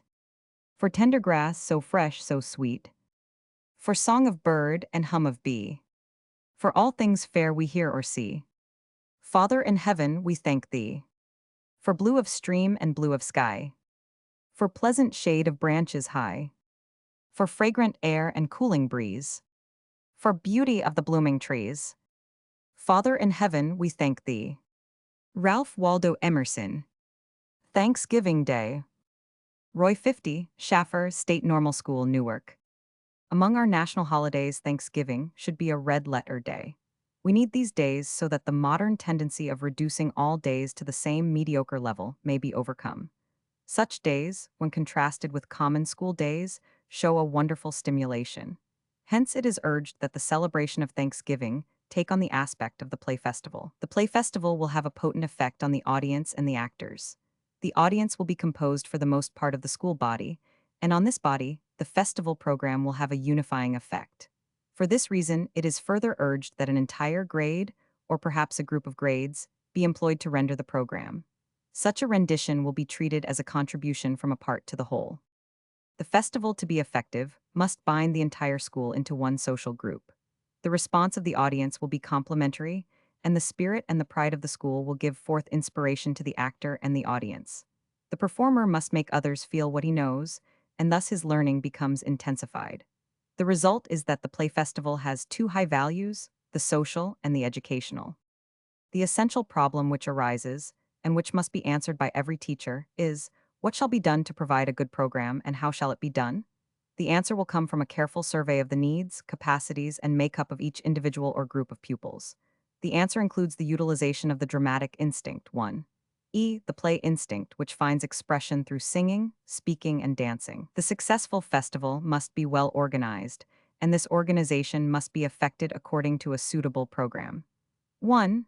The history of the day must be clearly brought to the attention of the pupils. 2. There should be a committee appointed to have supervision of the arranging of the festival. 3. A program full of content should be arranged. 4. What constitutes the proper program for a Thanksgiving festival should have the careful thought of those in charge. The children should be actual factors in planning the program, as well as in presenting it. In order that Thanksgiving Day may be celebrated in an appropriate 62 manner, it is necessary that its history be fully comprehended by the entire school. Teachers of all grades should use the historic material that will meet the needs and capacities of their pupils. This material should be correlated with as much of the regular school work as may seem advisable. It is essential that the entire school fully appreciate the historic foundations of the day, so that they may comprehend the setting which has so much to do with this holiday. Furthermore, a full comprehension of the history as a background for this festival will stimulate the school audience, so that they will receive from the program those things which we believe they ought to receive from the celebration. History. The following extracts relative to the history of Thanksgiving have been selected because they are exceptionally interesting. They show that traditionally the celebration of this holiday is truly American. They also give hints as to the wealth of material that may be woven into a program for the play festival. The first year of the Pilgrim settlement, in spite of that awful winter when nearly half of their number perished, had been comparatively successful.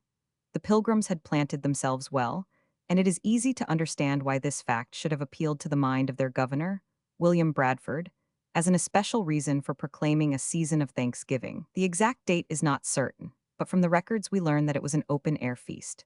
It is evident that it must have occurred in that lovely period of balmy, calm, cool air and soft sunshine which is called Indian summer, and which may be considered to range between the latter week of October and the latter week of November. It came at the end of the year's harvest. In confirmation, let us quote from the writing of Edward Winslow, thrice governor of the Pilgrims. Our corn did prove well, and, God be praised, we had a good increase of Indian corn, and our barley indifferent good. Our harvest being gotten in, our governor sent 4 men on fowling that so we might after a special manner rejoice together after we had gathered the fruit of our labors. We learned that as a result of this hunting expedition they had many wild turkeys, which the women probably stuffed with beechnuts, and they brought home wood pigeons and partridges in abundance. But it seems they must have lacked deer, since the Indians, with their king, Massasoit, volunteered to go out and bring in the venison. One noteworthy fact is the relations that existed between the Pilgrims and the Indians.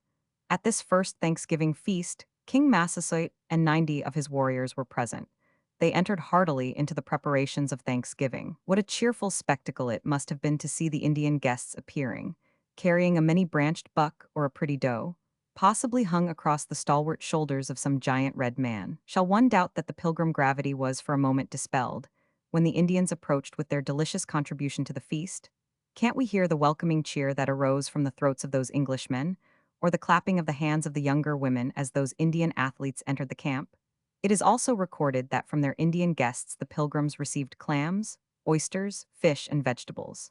What a feast this must have been!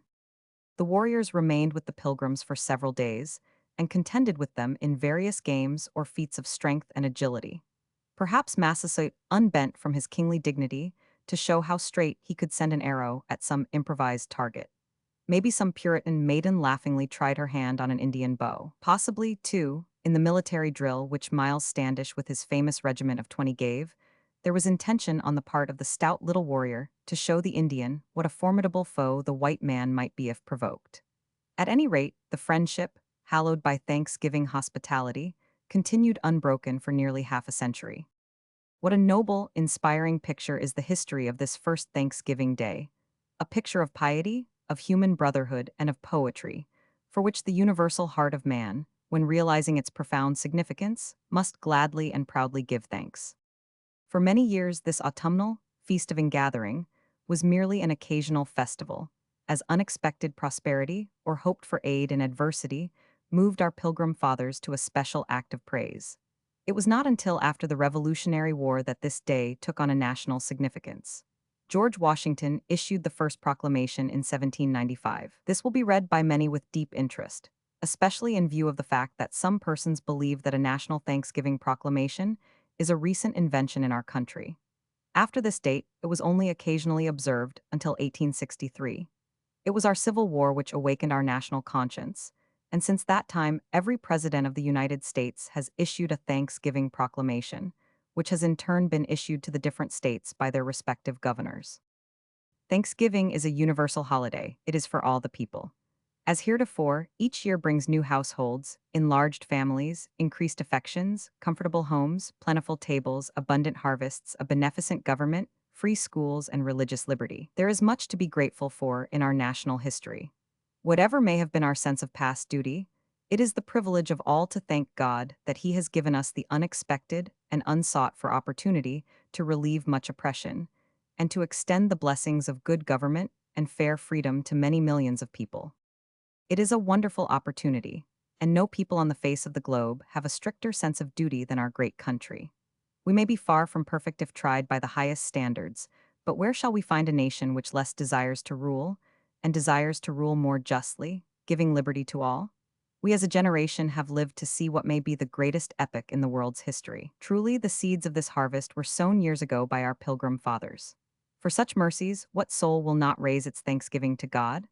Let us as teachers of the state of New Jersey teach our children these great truths, and enter with an open mind and a willing heart into each Thanksgiving festival, and let us all try to inculcate in the hearts of our pupils this significant brotherhood. The Festival Committee. Let the history of this great Thanksgiving feast be the background and setting for your play festival. Let it be the duty of teachers to see that the program for this celebration is inspired by patriotism, by a reverence for God, who has been most gracious to us as a people. For social reasons, it will be well to let some particular grade prepare the program for the festival. The other grades of the school will be in the audience, and thus the whole school will be united into one large social group. Before it is decided which grade shall be selected to prepare the program, the principal and teachers should meet, and, after talking over the preliminary plans, appoint the festival committee. It is important that the proper kind of machinery for this festival work be constructed. It will be the duty of this special committee to keep in mind such objects of the play festival as the promotion of a keener appreciation and a more reverent remembrance of great events and great men and women of our history, the promotion of a deep national patriotism, the promotion of a sense of deep gratitude that we live in such a bountiful and beautiful earth. The Play Festival 65 should be looked upon as a means of moral, social, cultural, and aesthetic education. Keeping these things in mind, the Play Festival should be invented almost entirely by the children, who will present the program. Of course, this will require the watchful guidance of teachers and committee. A play or program that has been already planned for the occasion may be taken, But even in such a program, the scenes should be planned by the class. If this plan is followed, almost any of the ready-made plays may be adapted for any grade from the kindergarten to the high school.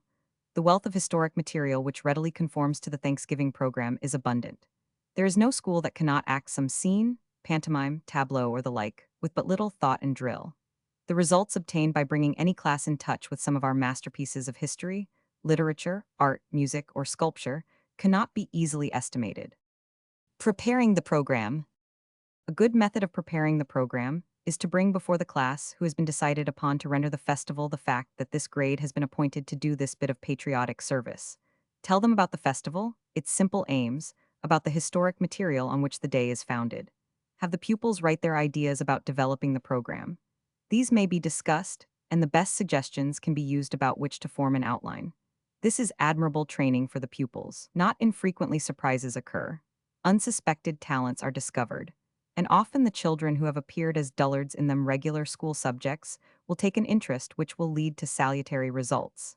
Many times children will enjoy working on such plans and develop a new interest in their studies. The children should also be asked for suggestions as to developing the stage scenery, costumes, etc. Frequently, their suggestions, with slight modifications, have an effectiveness beyond the reach of the teacher. Of course, we as teachers must be satisfied with rather crude suggestions and work up to a satisfactory result. The stage setting should always be simple, but suggestive. Often a play festival may be rendered with little or no scenery. In fact, most of our present school programs are given without even a semblance of scenery or decorations. Some simple stage setting, scenery, or decorations will add wonderfully to the effect of your program, and 66 this will be found easy to accomplish. This is particularly true of the Thanksgiving Day program. In the rural districts especially can be found the proper materials for this day. Such things as cornstalks, pumpkins, apples, fruits, cereals, and vegetables of many kinds will meet your needs. Whatever is good for a harvest home celebration may be used to celebrate Thanksgiving. It is desirable, also, to have simple costumes. The teacher should not be burdened with the making of the costumes. Arouse the interest of your class, and they will take home this interest. The result will be that the teacher will get more than he had hoped or suggested. The work of preparing the music should be done during the period of the day when singing is usually done. The music is very valuable. The whole school appreciates music and singing. It is the one unifying influence within the reach of the school. If all the various classes are used to promote the play festival, a practical correlation of the work of the school may be profitably accomplished. The program. Below is submitted a type program for the Thanksgiving Day Festival. This is suitable for 5th and 6th grade pupils. This type of program may be easily changed so that it may be rendered by pupils of the 1st grade or by students of the high school. Care should always be exercised that the plan of the program is easily understood by the class who renders it. Scenes should be molded to meet the needs and capacities of the grade that is to perform. The dialogue or monologue should also be adapted to the ages of the pupils who are to do the acting. Below will be found a list of scenes which, by thoughtful manipulation, may be made to fall within the command of pupils from the kindergarten to the high school. The bibliography given will furnish much information. Thanksgiving exercises. In charge of grade Roman 6. Theme: the harvest. Song: America by the school. Prayer. Reading: George Washington's Thanksgiving Proclamation of 1795. Song: Harvest Home by the school. Act 1, Getting Ready for Seed Time. Scene 1, Indians showing the pilgrims how to plant corn. Scene 2, Resting a camp scene. Song: Thanksgiving Day by the school. Recitation: Thanksgiving by a pupil. Act 2, A corn husking bee place, a New England barn. Scene 1, Husking corn. Scene 2, The frolic. Scene 3, Going home. Song: Star Spangled Banner by the school.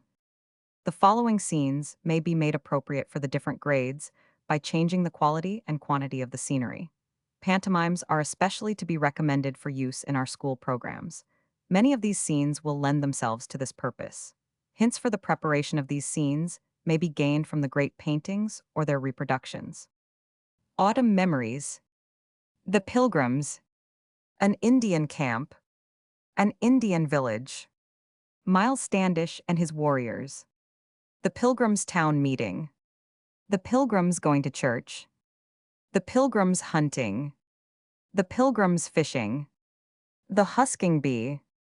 The dying year. Thanksgiving at home. The harvest home, Old English. The country dance. The love scene of Priscilla and John Alden. Miles Standish's home.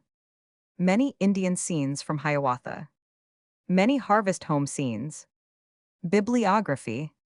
See bibliography at end of monograph. Lincoln's birthday. February 12. Again thy birthday dawns, O man beloved. Dawns on the land thy blood was shed to save. And hearts of millions by one impulse moved. Bow and fresh laurels lay upon thy grave. Ida Vos Woodbury. Lincoln's birthday. Charles A. Filhauer, supervising principal, Westfield. The observance of Lincoln's birthday as a national holiday has grown steadily, until 24 states have designated it by statute as a holiday. The great emancipator is today our foremost national hero. His most unusual career from the log cabin to the White House sets ambition and hope of attainment before the most lowly and the most favorably environed alike. There are many salient reasons why the boys and girls of our schools should study the life of this great hero. He established once and for all time the now inalienable right of life, liberty, and the pursuit of happiness to all mankind. Early in life, he was dubbed by his friends and neighbors with the enviable title of Honest Abe. On the frontier, we find him inuring himself to toil. He was thoroughly acquainted with that slogan always necessary to success: hard work. His life was pure, untainted with the vices which spring from luxury, the lust for gain, the greed for fame. Simple in living, steadfast in purpose, kindly in spirit, he towered among his fellows, exemplary of that manhood toward which all boys who would be of worth to mankind should aspire. At the present time, it is especially opportune that Lincoln's birthday be celebrated most impressively. The freedom for which we have just been fighting is a greater freedom than that of '61. That was for the freedom of the slave, this for a greater freedom of men already free. That was freedom for a part of mankind, this a freedom for all, for the democracy of the world. The principles for which he stood are the principles for which we must ever stand, but the application of those principles is limitless in its scope. It is for us to see that those who have sacrificed their lives in this great cause shall not have died in vain. It is for the boys and girls in our schools today to carry to a successful issue this great project of making the world safe for democracy and democracy safe for the world. And no small part of this work lies on our shoulders as teachers of boys and girls who will be citizens tomorrow. The law requires that on the last school day preceding Lincoln's birthday, appropriate exercises be held for the development of a high spirit of patriotism. The whole day should center around the life 72 of Lincoln. For the afternoon, a special program should be prepared, and the parents of the school children invited by special letters written by the pupils of the school. The pupils of each school should assist in working out the program. In some schools, in the upper grades, the pupils should be held responsible for much of the work in program making. Each teacher and principal should arrange the work of the day and the special program to one end, that of utilizing the great spirit and profound wisdom of a wonderful man to the establishment of a greater patriotism and the working out of the national problems before us. The following general suggestions indicate the important factors to be considered in making a Lincoln program. Point out the significance of the flag salute. Analyze the pledge. Sing patriotic songs. The songs of today. The songs of the past. Study Lincoln's boyhood. His career from the log cabin to the White House is phenomenal. Lincoln, the lawyer and politician. Emphasize the work and honesty in the life of Abraham Lincoln, President of the United States and statesman. His great speeches. Read, study, and memorize the Gettysburg speech. Each child should have a copy. Learn quotations and know their meaning and application. Collect a number of pictures of Lincoln. Call special attention to the best statuary. Gutzon Borglum's Lincoln before the courthouse in Newark, New Jersey, and the statue by St. Gaudens in Lincoln Park, Chicago, are the most worthy and should be particularly noted. O Captain, My Captain, by Whitman, and The Perfect Tribute, by Mary Shipman Andrews, should be read by the teacher. Do not neglect the great humor in his life. Children enjoy a joke. Pupils will enjoy writing acrostics on the name of Lincoln. The Lincoln Highway and the National Lincoln Memorial are recent monuments to the honor of this great man. Let the decorations of the room be in keeping with the celebration. Lincoln posters may be made in the drawing class. The younger pupils will be interested in collecting the stamps with Lincoln's picture. Civil War veterans, Civil War pictures, Civil War newspapers, Civil War correspondence will make vital contributions in vivifying the life of Lincoln, incidents of the war, and this special observance. Invite veterans to come in and make brief speeches. Request pupils to bring old newspapers, old correspondence, war relics, and the like with the assurance that they will be cared for and safely returned. St. Gaudens Lincoln Park, Chicago. Copyright by Underwood and Underwood, NY. Read letters from boys who were at the front. Collect war pictures from the Sunday newspapers. Remember the boys from your community who went to war. Contrast the present war situation and practices with those of the Civil War. Classroom activity of this kind may continue for the whole week. Suggestions for use of the material which follows. Preparatory to the observance of Lincoln's birthday, teach carefully and thoroughly the Gettysburg speech. Each pupil from the 5th grade through the high school ought to know this great masterpiece.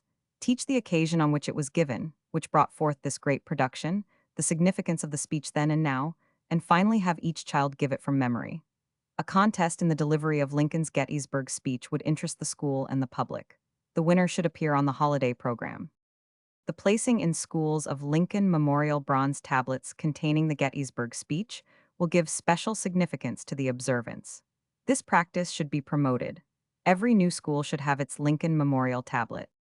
The most interesting persons in the eyes of children are children. They are most concerned with what kind of a boy Lincoln was. Books such as Life of Abraham Lincoln for Boys and Girls by 100.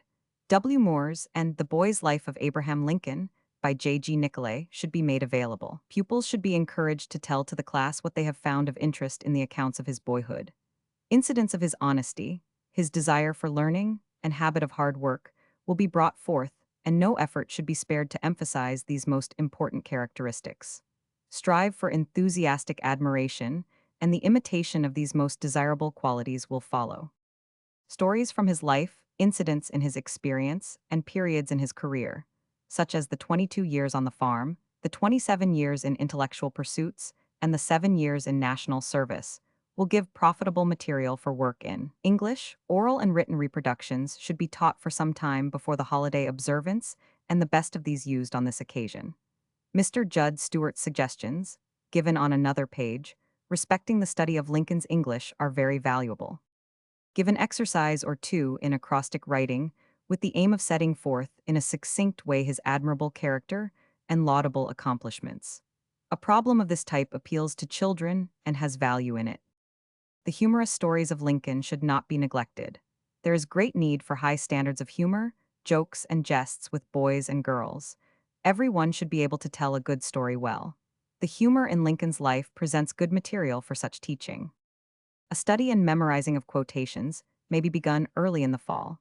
In fact, such study should be pursued throughout the whole school course. If this is done, many pupils will be able to give on February 12th their choice from among Lincoln's sayings, with reasons for their selections, and with statements respecting the source of their admiration. Every pupil should have a stock of Lincoln sayings at his command. These selected thoughts should be a part of the thinking of boys and girls. Readings for the week preceding the holiday observance can be made from the following brief publications. Lincoln Centenary Ode, Percy Mackay. Commemorative Ode, James Russell Lowell. Abraham Lincoln, Carl Schurz. Abraham Lincoln, George Bancroft. The Perfect Tribute, Mary Shipman Andrews.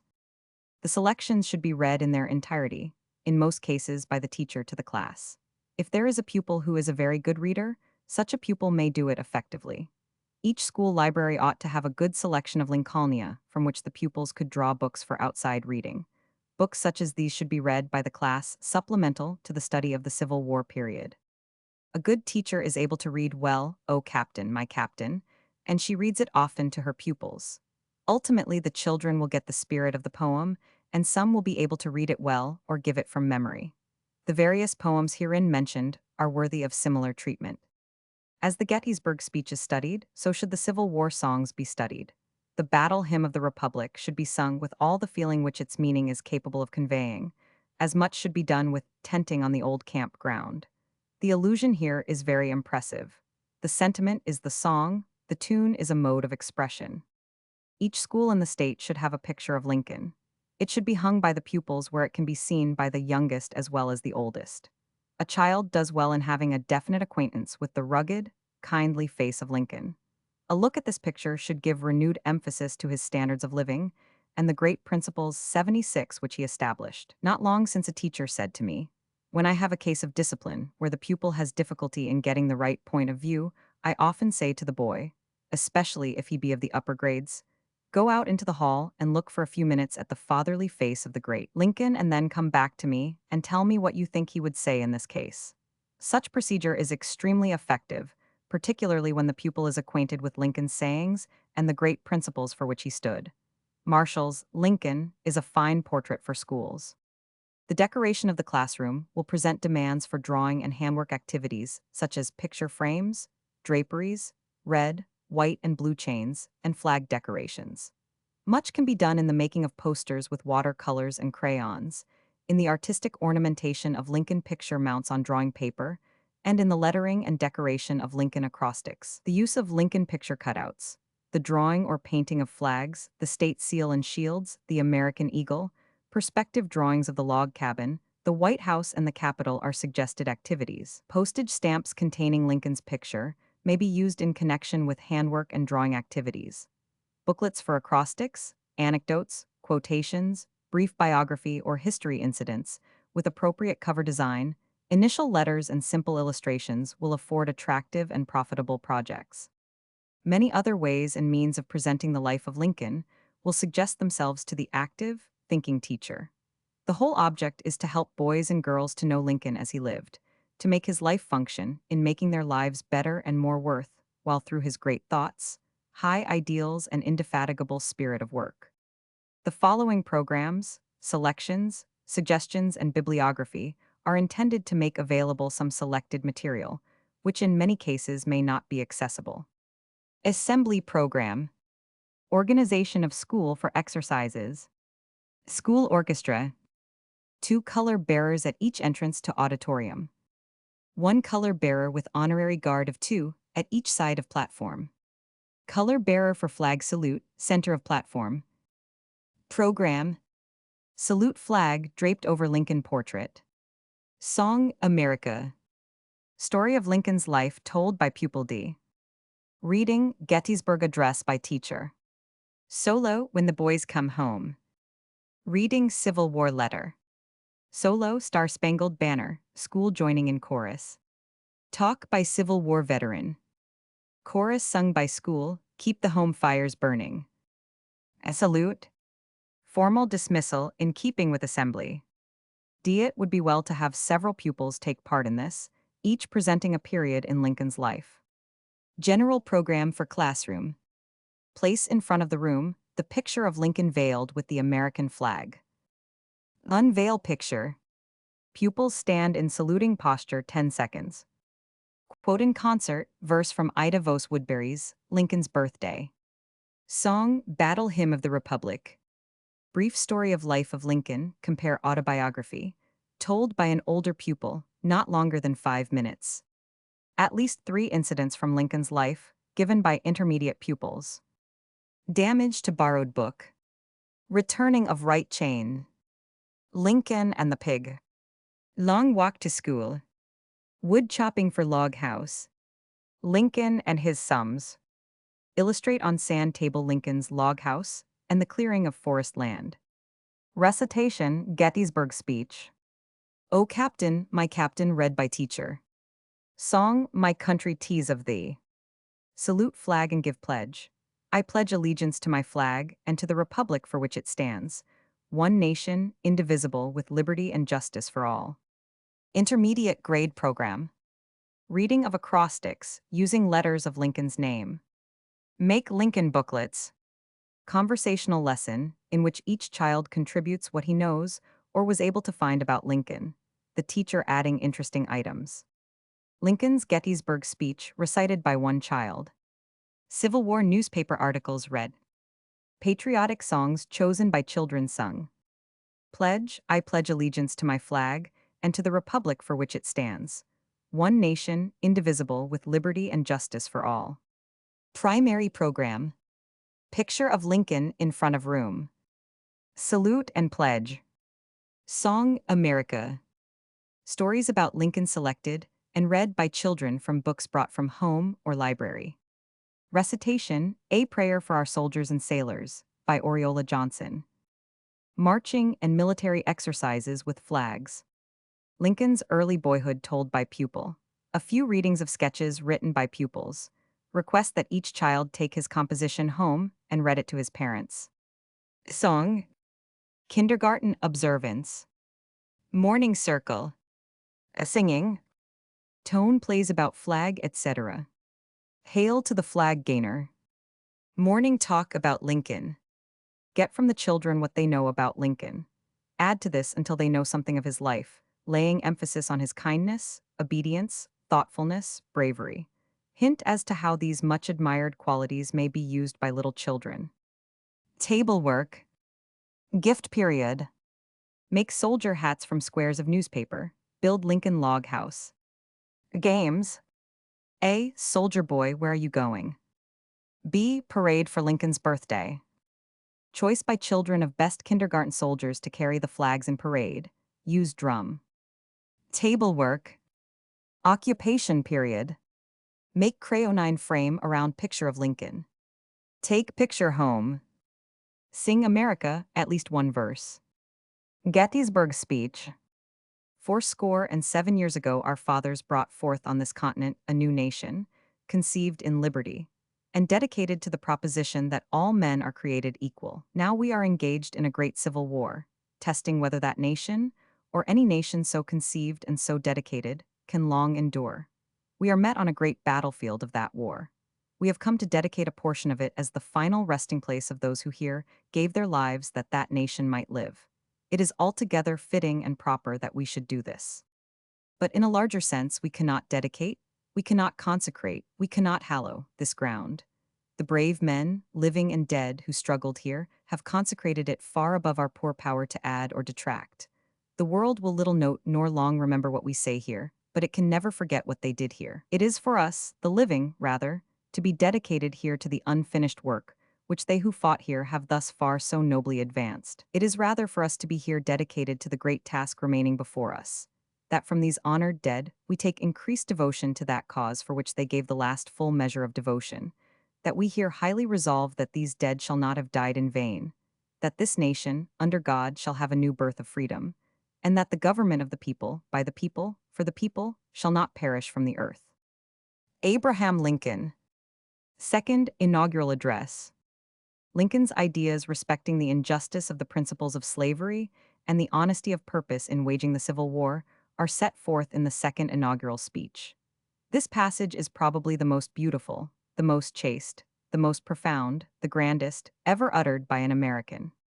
Fellow countrymen, at this second appearing to take the oath of the presidential office, there is less occasion for an extended address than there was at the first. Then a statement somewhat in detail, of a course to be pursued, seemed fitting and proper. Now, at the expiration of 4 years, during which public declarations have been constantly called forth on every point and phase of the great contest which still absorbs the attention and engrosses the energies of the nation, little that is new could be presented.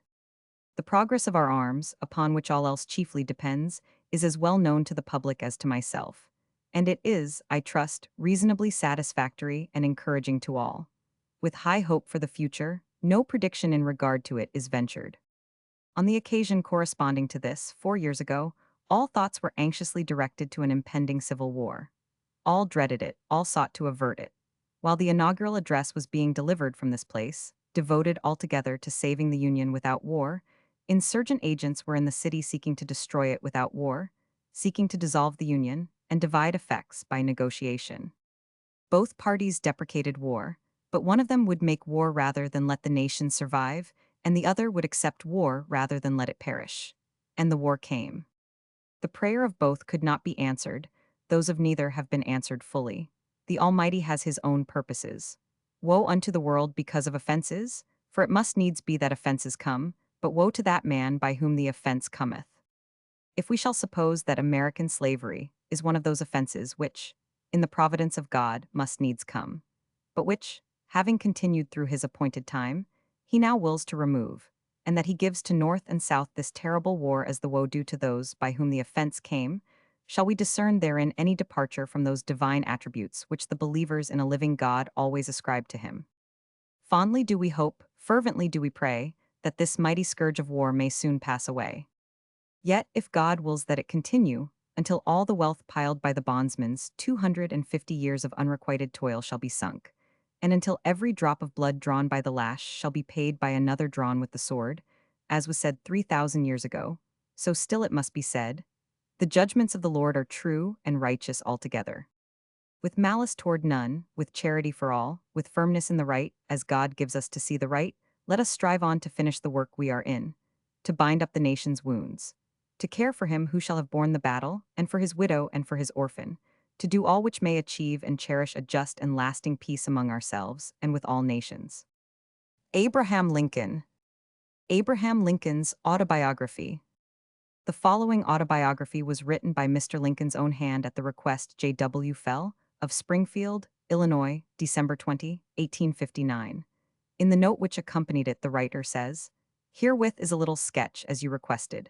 There is not much of it, for the reason, I suppose, that there is not much of me. I was born February 12, 1809, in Hardin County, Kentucky. My parents were both born in Virginia, of undistinguished families, second families, perhaps I should say. My mother, who died in my 10th year, was of a family of the name of Hanks, some of whom now reside in Adams County, and others in Mason County, Illinois. My paternal grandfather, Abraham Lincoln, emigrated from Rockingham County, Virginia, to Kentucky, about 1781 or 1782, where a year or two later he was killed by Indians, not in battle but by stealth, when he was laboring to open a farm in the forest. His ancestors, who were Quakers, went to Virginia from Berks County, Pennsylvania. An effort to identify them with the New England family of the same name ended in nothing more definite than a similarity of Christian names in both families, such as Enoch, Levi, Mordecai, Solomon, Abraham, and the like. My father, at the death of his father, was but 6 years of age and grew up literally without any education. He removed from Kentucky to what is now Spencer County, Indiana, in my 8th year. We reached our new home about the time the state came into the Union. It was a wild region, with many bears and other wild animals still in the woods. There I grew up. There were some schools, so-called, but no qualification was ever required of a teacher beyond readin', written, and cipherin', to the rule of 3. If a straggler, supposed to understand Latin, happened to sojourn in the neighborhood, he was looked upon as a wizard. There was absolutely nothing to excite ambition for education. Of course, when I came of age, I did not know much. Still, somehow, I could read, write, and cipher to the rule of 3, but that was all. I have not been to school since. The little advance I now have upon this store of education I have picked up from time to time under the pressure of necessity. I was raised to farm work, at which I continued till I was 22. At 21, I came to Illinois and passed the first year in Macon County.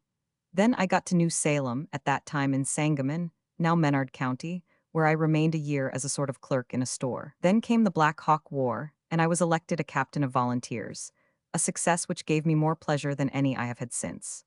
I went into the campaign, was elected, ran for the legislature the same year, 1832, and was beaten, the only time I have ever been beaten by the people. The next and 3 succeeding biennial elections, I was elected to the legislature. I was not a candidate afterward. During the legislative period, I had studied law and removed to Springfield to practice it. In 1846, I was elected to the lower house of Congress. Was not a candidate for re-election. From 1849 to 1854, both inclusive, practiced law more assiduously than ever before. Always a Whig in politics, and generally on the Whig electoral ticket, making active canvasses. I was losing interest in politics when the repeal of the Missouri Compromise aroused me again. What I have done since then is pretty well known. If any personal description of me is thought desirable, it may be said I am in height 6 feet 4 inches, nearly, lean in flesh, weighing, on an average, 180 pounds, dark complexion with coarse black hair and gray eyes, no other marks or brands recollected. The Bixby Letter. Executive Mansion, Washington, November 21, 1864. Dear Madam, I have been shown in the files of the War Department a statement of the Adjutant General of Massachusetts that you are the mother of 5 sons who have died gloriously on the field of battle. I feel how weak and fruitless must be any words of mine which should attempt to beguile you from the grief of a loss so overwhelming. But I cannot refrain from tendering to you the consolation that may be found in the thanks of the Republic they have died to save. I pray that our Heavenly Father may assuage the anguish of your bereavement, and leave you only the cherished memory of the loved and lost, and the solemn pride that must be yours to have laid so costly a sacrifice upon the altar of freedom. Yours, very sincerely and respectfully, Abraham Lincoln. To Mrs. Bixby, Boston, Massachusetts. Sayings from Lincoln's speeches. Let us have faith that right makes might, and in that faith let us, to the end, dare to do our duty as we understand it. I intend no modification of my oft-expressed wish that all men everywhere should be free. A house divided against itself cannot stand. I believe this government cannot endure permanently half slave and half free. I take the official oath today with no mental reservation, and with no purpose to construe the Constitution by any hypercritical rules. You can have no oath registered in heaven to destroy the government, while I shall have the most solemn one to preserve, protect, and defend it. The mystic cords of memory stretching from every battlefield and patriot grave to every living heart and hearthstone all over this broad land will yet swell the chorus of union, when again touched, as surely they will be, by the better angels of our nature. In giving freedom to the slaves, we assure freedom to the free, honorable alike in what we give and what we preserve. Do not swap horses in the middle of the stream. You can fool part of the people all of the time, and all of the people part of the time, but you cannot fool all of the people all of the time. I do not think much of a man who is not wiser today than he was yesterday. The leading rule for the man of every calling is diligence. Never put off until tomorrow what you can do today. I never let an idea escape, but write it on a piece of paper and put it in a drawer. In this way, I sometimes save my best thoughts on a subject. Wealth is a superfluity of what we do not need. Come what will, I will keep faith with friend and foe. Faith in God is indispensable to successful statesmanship. God bless my mother, all I am or hope to be I owe to her. I will study and get ready, and maybe my chance will come. Be sure you put your feet in the right place and then stand firm. And having thus chosen our course, without guile and with pure purpose, let us renew our trust in God, and go forward without fear and with manly hearts. Nothing valuable can be lost by taking time. It is all in that one word, thorough. Let us strive on to finish the work we are in. When you can't remove an obstacle, plow around it. The way for a young man to rise is to improve every way he can, never suspecting that anybody wishes to hinder him. To add brightness to the sun or glory to the name of Washington is alike impossible. Let none attempt it. In solemn, awe pronounce the name, and in its naked, deathless splendor leave it shining on. O Captain, my Captain! O Captain, my Captain, our fearful trip is done. The ship has weathered every rack, the prize we sought is won. The port is near, the bells I hear, the people all exulting. While follow eyes the steady keel, the vessel grim and daring. But oh heart, heart, heart! Oh, the bleeding drops of red! Where on the deck my captain lies, fallen cold and dead. O Captain, my Captain, rise up and hear the bells. Rise up, for you the flag is flung, for you the bugle trills. For you bouquets and ribboned wreaths, for you the shores a crowding. For you they call, the swaying mass, their eager faces turning. Here, Captain, dear father, this arm beneath your head. It is some dream that on the deck you've fallen cold and dead. My captain does not answer, his lips are pale and still. My father does not feel my arm, he has no pulse nor will. The ship is anchored safe and sound, its voyage closed and done. From fearful trip, the victor ship comes in with object won. Exult, O shores, and ring, O bells. But I with mournful tread walk the deck my captain lies, fallen cold and dead. Walt Whitman. The unfinished work. The crowd was gone, and to the side of Borglum's Lincoln, deep in awe, I crept, it seemed a mighty tide. Within those aching eyes I saw. Great heart, I said, why grieve alway? The battle's ended, and the shout shall ring forever and a day. Why sorrow yet or darkly doubt? Freedom, I plead, so nobly won.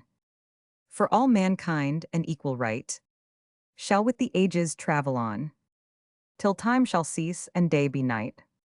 No answer then but up the slope, with broken gait and hands in clench, a toiler came, bereft of hope, and sank beside him on the bench.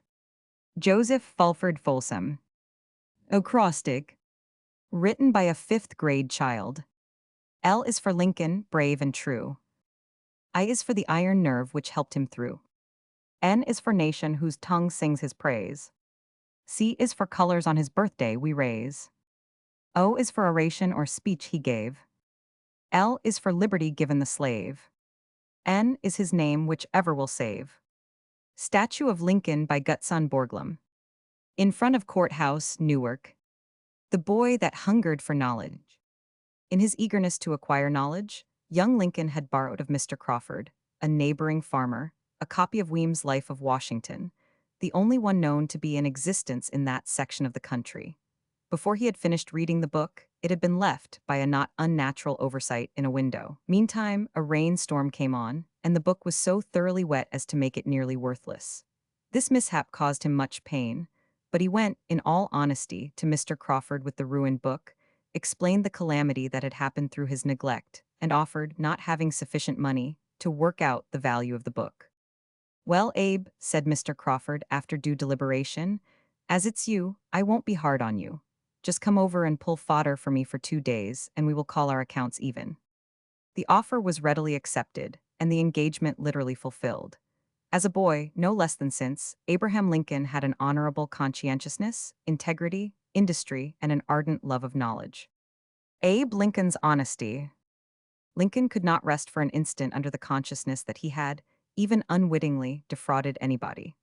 On one occasion, while clerking in Offutt's store, at New Salem, Illinois, he sold a woman a little bill of goods, amounting in value by the reckoning to $2.0625. He received the money, and the woman went away. On adding the items of the bill again, to make sure of its correctness, he found that he had taken 6.25 cents too much. It was night, and closing and locking the store, he started out on foot, a distance of 2 or 3 miles, for the house of his defrauded customer, and delivering over to her the sum whose possession had so much troubled him, went home satisfied. On another occasion, just as he was closing the store for the night, a woman entered and asked for a half-pound of tea. The tea was weighed out and paid for, and the store was left for the night.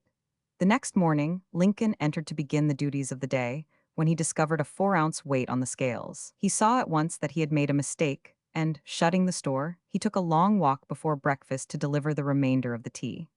These are very humble incidents, but they illustrate the man's perfect conscientiousness, his sensitive honesty, better perhaps than they would if they were of greater moment. Young Lincoln's kindness of heart. An instance of young Lincoln's practical humanity at an early period of his life is recorded, as follows. One evening, while returning from a raising in his wide neighborhood, with a number of companions, he discovered a straying horse, with saddle and bridle upon him. The horse was recognized as belonging to a man who was accustomed to excess in drink, and it was suspected at once that the owner was not far off. A short search only was necessary to confirm the suspicions of the young men. The poor drunkard was found in a perfectly helpless condition, upon the chilly ground. Abraham's companions urged the cowardly policy of leaving him to his fate, but young Lincoln would not hear to the proposition. At his request, the miserable sot was lifted to his shoulders, and he actually carried him 80 rods to the nearest house. Sending word to his father that he should not be back that night, with the reason for his absence, he attended and nursed the man until the morning, and had the pleasure of believing that he had saved his life. A bit of humor from the busy life of Lincoln. 2 persons who had been arguing with each other how long a man's legs should be in proportion to his body, stepped into Lincoln's office and asked him to settle the dispute. To them he replied, "After much thought and consideration, not to mention mental worry and anxiety, it is my opinion, all side issues being swept aside, that a man's lower limbs, in order to preserve harmony of proportion, should be at least long enough to reach from his body to the ground." How Lincoln and Judge B. swapped horses. When Abraham Lincoln was a lawyer in Illinois, he and a certain judge once got to bantering each other about trading horses, and it was agreed that the next morning at 9 o'clock they should make a trade, the horses to be unseen up to that hour, and no backing out under a forfeiture of $25. At the hour appointed, the judge came up, leading the sorriest-looking specimen of a horse ever seen in those parts. In a few minutes Mr. Lincoln was seen approaching with a wooden sawhorse upon his shoulders. Great were the shouts and the laughter of the crowd, and both were greatly increased when Mr. Lincoln, on surveying the judge's animal, set down his sawhorse and exclaimed, "Well, Judge, this is the first time I ever got the worst of it in a horse trade."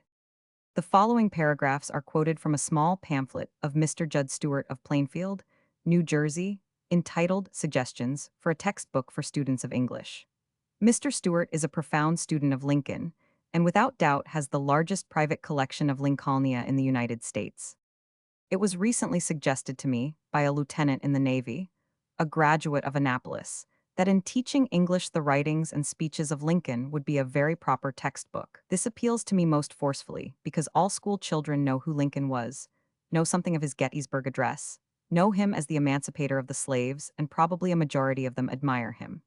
Therefore, it seems to me that a textbook based upon, or rather made up from Lincoln's speeches and letters, would be of great interest to the majority of children, and by having such a textbook they would learn history and good expressive English at the same time, and in a most interesting way. The suggested textbook would consist of The House Divided Against Itself speech in 1858, the first debate with Douglas speech in 1858, the Cooper Institute speech 1860, the first inaugural 1861, the first message to Congress 1861, the Emancipation Proclamation 1863, the Gettysburg Address 1863, the letter to Mrs. Bixby 1864, the second inaugural 1865. Lincoln spent 49 years of his life in preparation, 6 years in the accomplishment of his work. The study of his life is commended and commends itself to all thinking people. Why should we not teach his thoughts, his modes of speech, his simplicity of expression to those who with their children and descendants for ages will remember Abraham Lincoln, the emancipator, the martyr, the greatest American? Attention should be given to the great statue of Lincoln before the courthouse in Newark, New Jersey. It presents our most admired statesman, seated on a bench absorbed in thought. The statue is a wonderful work of art. From every angle it is unique, beautiful, and a masterpiece. At all times of day passers-by may see the children of the city sitting in his arm, lovingly admiring the fatherly face. On his knees and on the bench they gather, children of all races, rejoicing in the freedom which he gave to mankind. The statue was conceived and made by the sculptor Gutzon Borglum, for Amos H. Van Horn, the donor. It was presented to the Lincoln Post on May 30, 1911, by Chancellor Mahlon Pitney. Colonel Theodore Roosevelt received it in behalf of the Post, and Mayor Huseling made the speech of acceptance. Pass on, thou that hast overcome. Your sorrows, O people, are his peace. Your bells and bands and muffled drums sound triumph in his ear. Wail and weep here, God made it echo joy and triumph there. Pass on. 4 years ago, O Illinois, we took from your midst an untried man, and from amongst the people. We return him to you a mighty conqueror. Not thine any more, but the nations, not ours, but the world's. Give him place, O ye prairies. In the midst of this great continent his dust shall rest, a sacred treasure to myriads who shall pilgrim to that shrine to kindle anew their zeal and patriotism. Ye winds that move over the mighty places of the West, chant his requiem. Ye people, behold a martyr whose blood is so many articulate words, pleads for fidelity, for law, for liberty. Henry Ward Beecher. Bibliography. See bibliography at end of monograph. Washington's birthday. February 22. It was almost unconsciously that men learned to cling to Washington with a trust and faith such as few other men have won, and to regard him with a reverence which still hushes us in presence of his memory. Green. Washington's birthday. Henry W. Foster, Supervising Principal, South Orin. February is the greatest month for the teaching of patriotism. The national heroes, Washington and Lincoln, whose birthdays we celebrate, give distinction to 2 of its days. The time falls happily in mid-year, when pupils and teachers alike need inspiration for a new period of sustained effort requiring determination and vigor. It has been shown very clearly that through its schools, a nation can be trained in ideals which will govern national life and conduct. Neither Washington nor Lincoln, however, owed his heroic quality to schools, but they did owe it to the very same ideals for which our schools stand. Indeed, their greatest service to mankind is the fact that they incarnated those ideals. It is not so easy to venerate abstract principles and to submit one's life to them as it is to imitate great personalities whose deeds have embodied those principles. Because we love our national heroes and venerate them personally, they still live and work through us. The principles of democracy are established eternally in their deeds and in ours. The child who writes an appreciation of Washington, or recites from his addresses, or renders a poem commemorating him, or dramatizes something from his life, enters into his spirit, and in the child Washington lives again. The Declaration of Independence asserts the lofty principle of equality and liberty. All men are created free and equal in the right to life, liberty, and the pursuit of happiness. It is a declaration of rights, not of duties. Each person has a right to his life, his liberty, the pursuit of his happiness. The deeds of Washington embodied not only these principles, but emphasized the duty of service. In our time, our country has fully justified a new statement of political faith, which Washington lived. All men are born equal in the right to opportunity, each to make the best of himself, so that he may render the best service. Think not of the reward. On the whole, service is requited according to its worth. Too many want to do what they can't do, and won't do what they can do. It may be pride, or it may be looking for 92 an undeserved reward. The school should train for service, and teach self-respect in doing the best that one can in the thing for which he is best fitted. Washington sought no reward, but he commands the undying veneration, not only of his countrymen, but of all mankind. Speaking of the retirement of Washington, at a time when party spirit against the policy of the great founder and preserver of the Republic was calculated to arouse bitterness in a less noble man, Knight, in his History of England, says, "Had his nature been different, had his ambition been less under the control of his virtue, he might have taken up his sword and, sweeping away his enemy, have raised himself to supreme power upon the ruins of his country's liberty." He retired to his estate at Mount Vernon to pass the rest of his days as a private citizen. Washington's scheme of glory was realized. He had been a ruler of free men, ruling by the power of law. He laid down his authority when he had done the work to which he was called, most happy in this, that ambitions of a selfish order could never be justified by his example. Washington's point of view, as a ruler of men, was unique at that period in the world's history. We need to teach from the life of Washington that same respect for English ideals of government which he maintained and defended, even by revolting against the English king. Too many of our people have grown up in hatred of England, through the story of the Revolution and the War of 1812, and the unfortunate attitude of aristocratic England in our Civil War. How does England, the heart and brain of England, regard us? If we know that she sympathizes with our ideals and her heart has been with us all the time, shall we not feel safe with her, and find in Englishmen brothers with whom we may work for the good of the world? English historians have an appreciation of Washington which we cannot surpass. Writing English history for the instruction of English boys and girls, and men and women, they justify our revolution and laud our national hero as a world hero. No American orator has ever magnified Washington in more laudatory terms than are to be found in Green's History of England.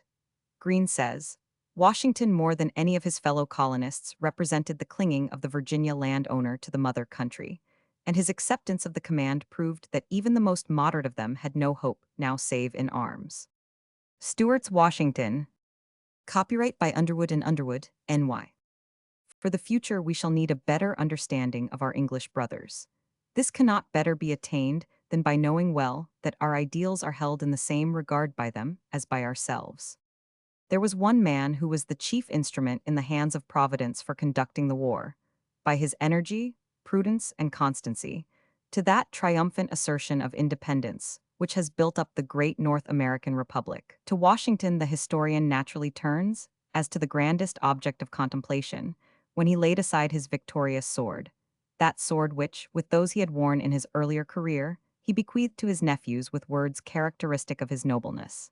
These swords are accompanied with an injunction not to unsheathe them for the purpose of shedding blood, except it be for self-defense or in defense of their country and its rights, and in the latter case to keep them unsheathed, and prefer falling with them in their hands to the relinquishment thereof. The United Colonies in America had such a man as Washington to control the destinies of our country in the making. The new nation had such a man for a leader during the early years of trial and promise. The nation today has the records, accomplishments, and deeds of the national hero, Washington, to ever honor, venerate, and imitate. The school children of the great state of New Jersey should be happy to learn from the life of this great man lessons of service, respect for law and order, truthfulness, and patriotism. Quotations. According to Captain Mercer, the following describes Washington when he took his seat in the House of Burgesses in 1759.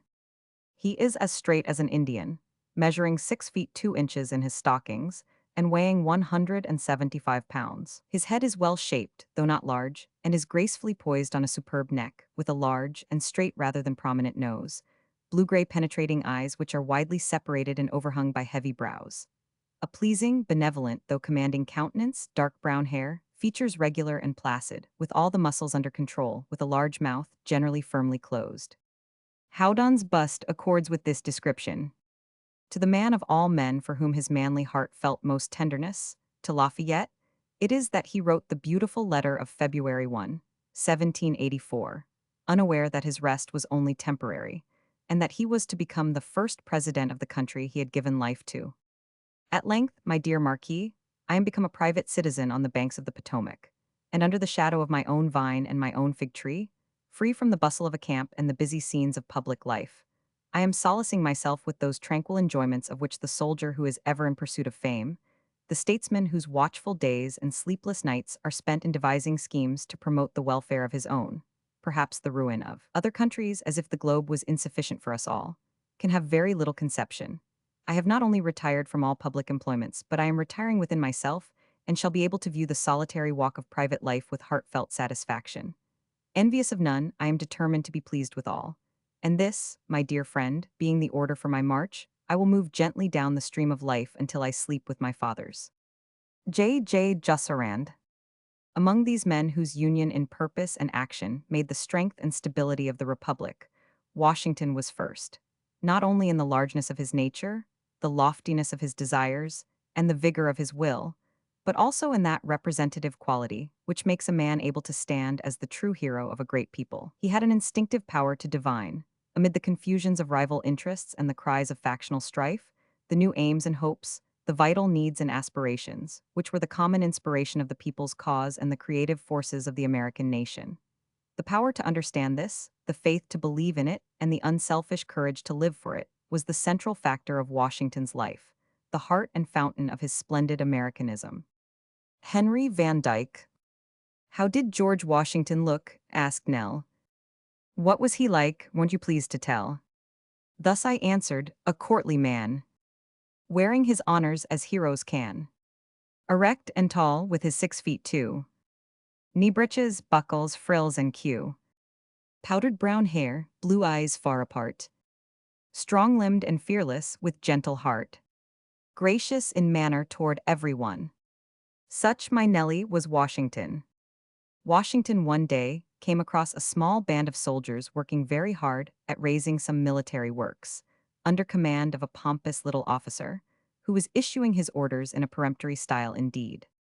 Washington, seeing the very arduous task of the men, dismounted from his horse, lent a helping hand, perspiring freely, till the weight at which they were working was raised. Then, turning to the officer, he inquired why he, too, had not helped, and received the indignant reply, "Don't you know I'm the corporal?" "Ah, well," said Washington, "next time your men are raising so heavy a weight, send for your commander-in-chief." And he strode off, leaving the corporal dumbfounded. An American sailor landing in England shortly after the close of the War of the Revolution took a first-class seat in a stage coach, but was told to get out, as such seats were reserved for gentlemen. "I am a gentleman," said the sailor. "Who made gentlemen out of fellows like you?" asked the coach guard. "George Washington," said the sailor, and he kept his seat. No nobler figure ever stood in the forefront of a nation's life. Washington was grave and courteous in address. His manners were simple and unpretending. His silence and the serene calmness of his temper spoke of a perfect self-mastery. But there was little in his outer bearing to reveal the grandeur of soul which lifts his figure, with all the simple majesty of an ancient statue, out of the smaller passions, the meaner impulses of the world around him. What recommended him for command was simply his weight among his fellow landowners of Virginia, and the experience of war which he had gained by service in border contests with the French and the Indians, as well as in Braddock's luckless expedition against Fort Duquesne. It was only as the weary fight went on that the colonists learned little by little the greatness of their leader. His clear judgment, his heroic endurance, his silence under difficulties, his calmness in the hour of danger or defeat, the patience with which he waited, the quickness and hardness with which he struck, the lofty and serene sense of duty that never swerved from its task through resentment or jealousy, that never through war or peace felt the touch of a meaner ambition, that knew no aim save that of guarding the freedom of his fellow countrymen, and no personal longing save that of returning to his own fireside when their freedom was secured. It was almost unconsciously that men learned to cling to Washington with a trust and faith such as few other men have won, and to regard him with a reverence which still hushes us in presence of his memory. Even America hardly recognized his real greatness till death set its seal on the man first in war, first in peace, and first in the hearts of his fellow countrymen. J.R. Green. Washington is the mightiest name on earth, long since mightiest in the cause of civil liberty, still mightiest in moral reformation. On that name a eulogy is expected. It cannot be. To add brightness to the sun or glory to the name of Washington is alike impossible. Let none attempt it. In solemn, awe pronounce the name, and in its naked, deathless splendor leave it shining on. Abraham Lincoln. Life of Washington. Reprinted by permission from The Book of Holidays by J. W. McSpadden. Copyright 1917 by Thomas Y. Crowell Company. The story of George Washington's life has been often told, but it is worth repeating. It was an active, busy life from his earliest days, beginning as it did away back in colonial times when the country was wild and unsettled.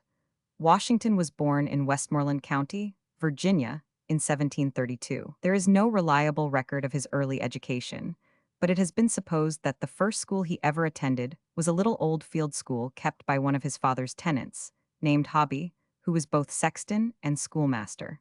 Even at this early age, George was fond of playing at war. He used to divide his playmates into parties and armies. One of them was called the French and the other American. A big boy named William Bustle commanded the French, and George commanded the Americans. Every day, with cornstalks for muskets and gourds for drums, the two armies would turn out and march and fight. George was not remarkable as a scholar, but he had a liking for mathematics. He was of a more serious turn of mind than most boys of his age. His last 2 years at school were devoted to engineering, geometry, trigonometry, and surveying, and at 16 years of age he was appointed a public surveyor. His new employment brought him a handsome salary, and well it might, for it took him into the perils and hardships of the wilderness, often meeting savage chieftains or fording swollen streams, climbing rugged mountains, breasting furious storms, wading through snowdrifts, sleeping in the open air, and living upon the coarse food of hunters and of Indians. But everywhere he gained the admiration of the backwoodsmen and the Indians by his manly bearing and his wonderful endurance. In the year 1751, the frontiers of the colony of Virginia were constantly being attacked by the French and the Indians, so it was decided to divide the colony into military districts under a major. And when he was but 19, George Washington received one of these appointments. 2 years later, he was sent to the French, who were becoming threatening, to find out their intentions and to warn them against invading Virginian territory.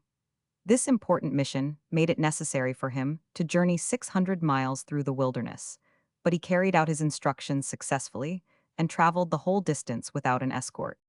In 1755, George Washington served under the British officer, General Braddock, showing great bravery under fire at the Battle of Monongahela against the French and Indians, which would probably not have been lost if the general had taken Washington's advice. In 1759, Washington married a widow named Martha Custis, with 2 children, John and Martha Park Custis. He was a great favorite with the 2 youngsters, and used to order toys, dolls, and gingerbreads for 98 them from London. Mrs. Custis had a large estate and so had Washington, and the management CF them took up all of his time. When the disputes between England and the American colonies were at their height, in 1774, he became a member of the First Continental Congress, and the following year was chosen by that body commander-in-chief of the Continental Army. For this position, his training and his surveying experiences had thoroughly fitted him. He took command of the troops at Cambridge, Massachusetts, on July 3, 1775, but it was a poor army that he found under him. It was in want of arms, ammunition, and general equipment. Washington, however, kept it together with patience and skill during the trying years of the Revolution. The war lasted 6 years and ended with the surrender of the British commander, Cornwallis, at Yorktown, Virginia, in 1781. During all this time, Washington had had to contend with the greatest difficulties. The troops were poorly paid or equipped. Often there were disputes among the officers, and Congress did not know the army's needs, but the general always kept the confidence of his men until victory was assured. In 1783, Washington bade farewell to his army, and for the next 6 years lived the simple life of a country gentleman on his estate at Mount Vernon, attending to the affairs of his homestead and property. In 1789, he was again called from private life to become first president of the United States. Congress was sitting at New York, for which city he started in April. He disliked fuss and ceremony, but the people could not be restrained from showing their love and admiration. His progress through New Jersey was amid constant cheering, ringing of bells, and the booming of cannon. At Elizabethtown, he embarked on a splendid barge, followed by other barges and boats, making a long water procession up the Bay of New York, the ships in the harbor being decorated with colors and firing salutes as it passed. The inauguration took place on April 30, 1789, at the Old City Hall in Wall Street, Broad Street being crowded with thousands of people as far as the eye could reach. In 1793, he was re-elected for a second term of 4 years, after which he bade farewell to the people and retired into private life. On the 12th of December, 1799, he caught a severe cold in making the round of his plantations and died 2 days later, in his 68th year. In number of years, he had not lived a long life, but how much was crowded into it. Most of the portraits of Washington show him as a serious-looking gentleman in a wig, and the earliest biographies of him would lead us to believe that he was always on his dignity. But our first president was, in fact, a very genial man with a hearty laugh who enjoyed going to the theater, was fond of fox hunting and was a thorough sportsman, and, as he himself admitted, had a hot temper. Towards young people and children he was always very gracious and kind. Like Lincoln, Washington was very athletic. Both of our two great presidents were tall men. Washington was 6 feet 2 inches. Lincoln was 6 feet 4. When he first visited the Natural Bridge in Virginia, Washington threw a stone to the top, a distance of about 2,900 feet, and climbing the rocks, carved his name far above all others. In all the positions which he was called upon to fill, in his remarkable life, whether as host at his home, as surveyor, as general, or as president, Washington showed the same desire to give the best that was in him for his people, his country, and for humanity at large. He endeared himself to the lowly, and he gained the admiration of the great. He was never influenced by mean motives, and those who were under him loved him. Thus it was that among Americans he came to be regarded as first in war, first in peace, first in the hearts of his countrymen. And when his death became known on the other side of the Atlantic Ocean, the armies of Napoleon in France and the fleet of Great Britain, his former enemy, did homage to his memory. Washington's birthday was celebrated even during his lifetime, and he had the satisfaction of receiving the congratulations of his fellow citizens many times upon the return of this day, frequently being a guest at banquets given in honor of the occasion. In fact, after the Revolution, Washington's birthday practically took the place of the birthday of the various crowned heads of Great Britain, which had always been celebrated with enthusiasm during colonial times. When independence was established, all these royal birthdays were cast aside, and the birthday of Washington naturally became one of the most widely celebrated of American holidays. Let us not forget what we owe to Washington, or make him merely a name, an excuse for a holiday. Let us remember him as a real, flesh and blood man, one of the greatest known to history. He gave us a nation to make it immortal. He laid down for freedom the sword that he drew, and his faith leads us on through the uplifting portal of the glories of peace and our destinies new. J. Walker McSpadden. Selections from the Rules of Civility. Copied by Washington at the age of 14, from an old translation of a French book of 1595. Show not yourself glad at the misfortune of another, though he were your enemy. When you see a crime punished, you may be inwardly pleased, but always show pity to the suffering offender. Superfluous compliments and all affectation of ceremony are to be avoided, yet, where due, they are not to be neglected. When a man does all he can, though it succeed not well, blame not him that did it. Be not hasty to believe flying reports to the disparagement of any. In your apparel be modest, and endeavor to accommodate nature, rather than to procure admiration. Keep to the fashion of your equals. Associate yourself with men of good quality if you esteem your own reputation, for 'tis better to be alone than in bad company. Speak not injurious words neither in jest nor in earnest. Scoff at none, although they give occasion. Gaze not at the marks or blemishes of others, and ask not how they came. What you may speak in secret to your friend, deliver not before others. Nothing but harmony, honest industry, and frugality are necessary to make us a great people. First impressions are generally the most lasting. It is therefore absolutely necessary, if you mean to make any figure upon the stage, that you should take the first steps right.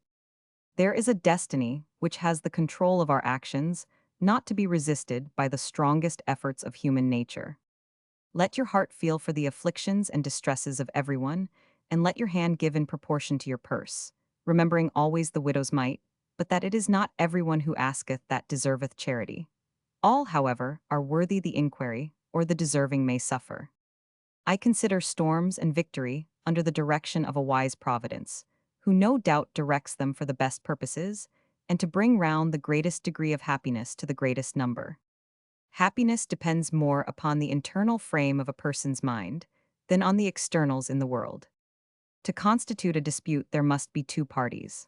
To understand it well, both parties and all the circumstances must be fully heard, and to accommodate differences, temper and mutual forbearance are requisite. Idleness is disreputable under any circumstances, productive of no good, even when unaccompanied by vicious habits. It is not uncommon in prosperous gales to forget that adverse winds blow. Economy in all things is as commendable in the manager as it is beneficial and desirable to the employer. It is unfortunate when men cannot or will not see danger at a distance, or seeing it, are undetermined in the means which are necessary to avert or keep it afar off. Every man who is in the vigor of life ought to serve his country in whatever line it requires, and he is fit for. Rise early that by habit it may become familiar, agreeable, healthy, and profitable. It may for a while be irksome to do this, but that will wear off, and the practice will produce a rich harvest forever thereafter, whether in public or in private walks of life.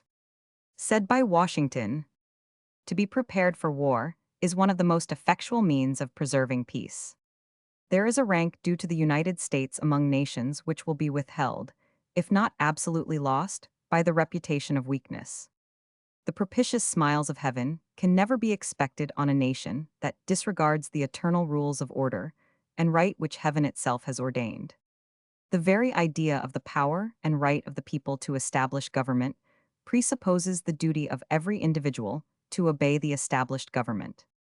If there was the same propensity in mankind for investigating the motives, as there is for censuring the conduct, of public characters, it would be found that the censure so freely bestowed is oftentimes unmerited and uncharitable. Where is the man to be found who wishes to remain indebted for the defense of his own person and property to the exertions, the bravery, and the blood of others, without making one generous effort to repay the debt of honor and gratitude? There is no truth more thoroughly established than that there exists in the economy and course of nature an indissoluble union between virtue and happiness, between duty and advantage, between the genuine maxims of an honest and magnanimous policy, and the solid rewards of public prosperity and felicity. Against the insidious wiles of foreign influence, the jealousy of a free people ought to be constantly awake. The name American must always exalt the just pride of patriotism. To the efficacy and permanency of your union, a government for the whole is indispensable. Every attempt to alienate any portion of our country from the rest should be indignantly frowned upon. Let us impart all the blessings we possess, or ask for ourselves, to the whole family of mankind. Let us erect a standard to which the wise and honest may repair. 'Tis substantially true that virtue or morality is a necessary spring of popular government. It is incumbent upon every person of every description to contribute to his country's welfare. It would be repugnant to the vital principles of our government virtually to exclude from public trusts, talents, and virtue, unless accompanied by wealth. Give such encouragements to our own navigation as will render our commerce less dependent on foreign bottoms. I have never made an appointment from a desire to serve a friend or relative. Labor to keep alive in your breast that little spark of celestial fire, Conscience. Washington's Farewell to the Army. Dated at Rocky Hill near Princeton, New Jersey, November 2, 1783. It is universally acknowledged that the enlarged prospects of happiness, opened by the confirmation of our independence and sovereignty, almost exceed the power of description. And shall not the brave men who have contributed so essentially to these inestimable acquisitions, retiring victorious from the field of war to the field of agriculture, participate in all the blessings which have been obtained? In such a republic, who will exclude them from the rights of citizens and the fruits of their labor? To those hardy soldiers who are actuated by the spirit of adventure, the fisheries will afford ample and profitable employment, and the extensive and fertile regions of the West will yield a most happy asylum to those who, fond of domestic enjoyment, are seeking personal independence.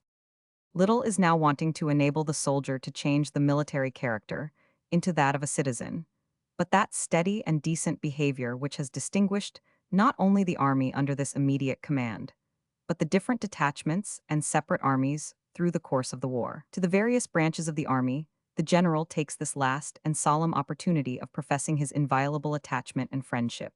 He can only again offer in their behalf his recommendations to their grateful country and his prayers to the God of armies. May ample justice be done them here, and may favors, both here and hereafter, attend those who, under the divine auspices, have secured innumerable blessings for others. With these wishes and this benediction, the commander-in-chief is about to retire from service. The curtain of separation will soon be drawn, and the military scene to him will be closed forever. Washington's Farewell Address. To the People of the United States, September 17, 1796. Friends and fellow citizens. The period for a new election of a citizen to administer the executive government of the United States being not far distant, and the time actually arrived when your thoughts must be employed in designating the person who is to be clothed with that important trust, it appears to me proper, especially as it may conduce to a more distinct expression of the public voice, that I should now apprise you of the resolution I have formed, to decline being considered among the number of those out of whom a choice is to be made. Statue of Washington at West Point. Presented to the United States Military Academy by a veteran of the Civil War. Copyright by Underwood & Underwood, N.Y. In looking forward to the moment which is intended to terminate the career of my public life, my feelings do not permit me to suspend the deep acknowledgement of that debt of gratitude which I owe to my beloved country for the many honors it has conferred upon me, still more for the steadfast confidence with which it has supported me, and for the opportunities I have thence enjoyed of manifesting my inviolable attachment, by services faithful and persevering, though in usefulness unequal to my zeal. If benefits have resulted to our country from these services, let it always be remembered to your praise, and as an instructive example in our annals, that under circumstances in which the passions, agitated in every direction, were liable to mislead amidst appearances, sometimes dubious, vicissitudes of fortune often discouraging, in situations in which not unfrequently want of success has countenanced the spirit of criticism, the constancy of your support was the essential prop of the efforts, and a guarantee of the plans by which they were effected. Profoundly penetrated with this idea, I shall carry it with me to my grave, as a strong incitement to unceasing vows that heaven may continue to you the choicest tokens of its beneficence, that your union and brotherly affection may be perpetual, that the free constitution, which is the work of your hands, may be sacredly maintained, that its administration in every department may be stamped with wisdom and virtue, that, in fine, the happiness of the people of these states, under the auspices of liberty, may be made complete by so careful a preservation and so prudent a use of this blessing, as will acquire for them the glory of recommending it to the applause, the affection and adoption of every nation which is yet a stranger to it.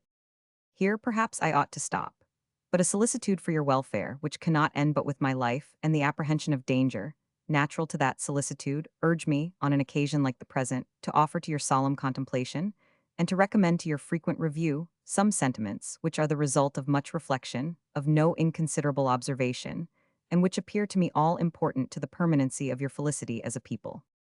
Interwoven, as is the love of liberty with every ligament of your hearts, no recommendation of mine is necessary to fortify or confirm the attachment.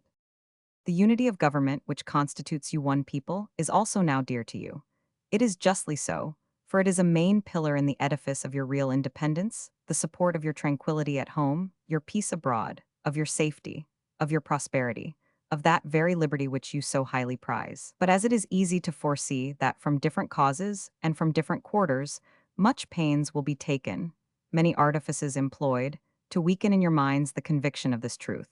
As this is the point in your political fortress against which the batteries of internal and external enemies will be most constantly and actively, though often covertly and insidiously, directed, it is of infinite moment that you should properly estimate the immense value of your national union to your collective and individual happiness, that you should cherish a cordial, habitual, and immovable attachment to it, accustoming yourself to think and speak of it as of the palladium of your political safety and prosperity, watching for its preservation with 105 jealous anxiety, discountenancing whatever may suggest even a suspicion that it can, in any event, be abandoned, and indignantly frowning upon the first dawning of every attempt to alienate any portion of our country from the rest, or to enfeeble the sacred ties which now link together the various parts. For this you have every inducement of sympathy and interest.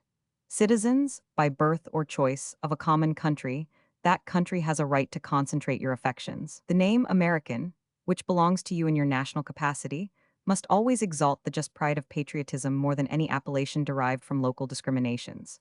With slight shades of difference, you have the same religion, manners, habits, and political principles. You have in a common cause fought and triumphed together. The independence and liberty you possess are the work of joint councils and joint efforts of common dangers, sufferings, and successes. But these considerations, however powerfully they address themselves to your sensibility, are greatly outweighed by those which apply more immediately to your interest. Here every portion of our country finds the most commanding motives for carefully guarding and preserving the union of the whole. To the efficacy and permanency of your union, a government for the whole is indispensable. No alliances, however strict, between the parts can be an adequate substitute. They must inevitably experience the infractions and interruptions which all alliances in all times have experienced. Sensible of this momentous truth, you have improved upon your first essay by the adoption of a constitution of government better calculated than your former for an intimate union, and for the efficacious management of your common concerns. This government, the offspring of our own choice, uninfluenced and unawed, adopted upon full investigation and mature deliberation, completely free in its principles, in the distribution of its powers uniting security with energy and containing within itself a provision for its own amendment, has a just claim to your confidence and your support. Respect for its authority, compliance with its laws, acquiescence in its measures, are duties enjoined by the fundamental maxims of true liberty. The basis of our political systems is the right of the people to make and to alter their constitutions of government. But the constitution which at any time exists, till changed by an explicit and authentic act of the whole people, is sacredly obligatory upon all. The very idea of the power and the right of the people to establish government presupposes the duty of every individual to obey the established government. All obstructions to the execution of the laws, all combinations and associations, under whatever plausible character, with the real design to direct, control, counteract, or awe the regular deliberation and action of the constituted authorities, are destructive of this fundamental principle and of fatal tendency. They serve to organize faction, to give an artificial and extraordinary force, to put in the place of the delegated will of the nation, the will of a party, often a small but artful and enterprising minority of the community, and, according to the alternate triumphs 106 of different parties, to make the public administration the mirror of the ill-concerted and incongruous projects of faction, rather than the organ of consistent and wholesome plans digested by common councils and modified by mutual interests. Towards the preservation of your government and the permanency of your present happy state, it is requisite not only that you steadily discountenance irregular opposition to its acknowledged authority, but also that you resist with care the spirit of innovation upon its principles, however specious the pretext. One method of assault may be to effect, in the forms of the Constitution, alterations which will impair the energy of the system, and thus to undermine what cannot be directly overthrown. In all the changes to which you may be invited, remember that time and habit are at least as necessary to fix the true character of government as of other human institutions. That experience is the surest standard by which to test the real tendency of the existing constitution of a country, That facility in changes, upon the credit of mere hypothesis and opinion, exposes to perpetual change from the endless variety of hypothesis and opinion. And remember, especially, that for the efficient management of your common interests in a country so extensive as ours, a government of as much vigor as is consistent with the perfect security of liberty is indispensable. Liberty itself will find in such a government, with powers properly distributed and adjusted, its surest guardian. It is, indeed, little else than a name, where the government is too feeble to withstand the enterprise of faction, to confine each member of the society within the limits prescribed by the laws, and to maintain all in the secure and tranquil enjoyment of the rights of person and property. Of all the dispositions and habits which lead to political prosperity, religion and morality are indispensable supports. In vain would that man claim the tribute of patriotism who should labor to subvert these great pillars of human happiness, these firmest props of the duties of men and citizens. The mere politician, equally with the pious man, ought to respect and to cherish them.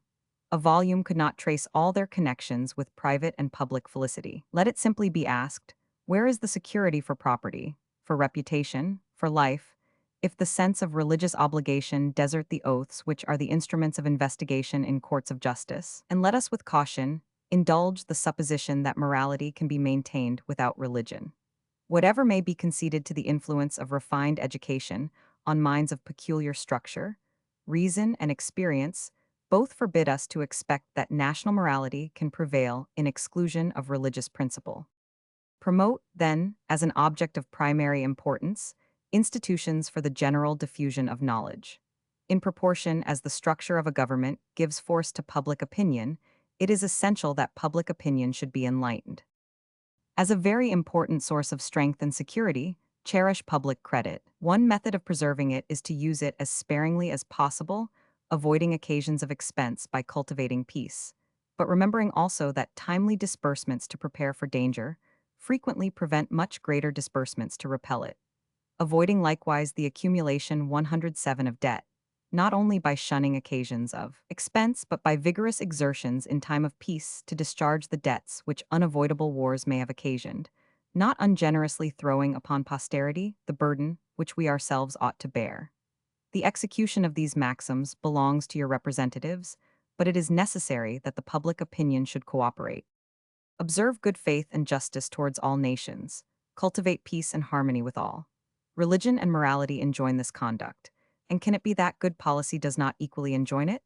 It will be worthy of a free, enlightened, and, at no distant period, a great nation, to give to mankind the magnanimous and too novel example of a people always guided by an exalted justice and benevolence.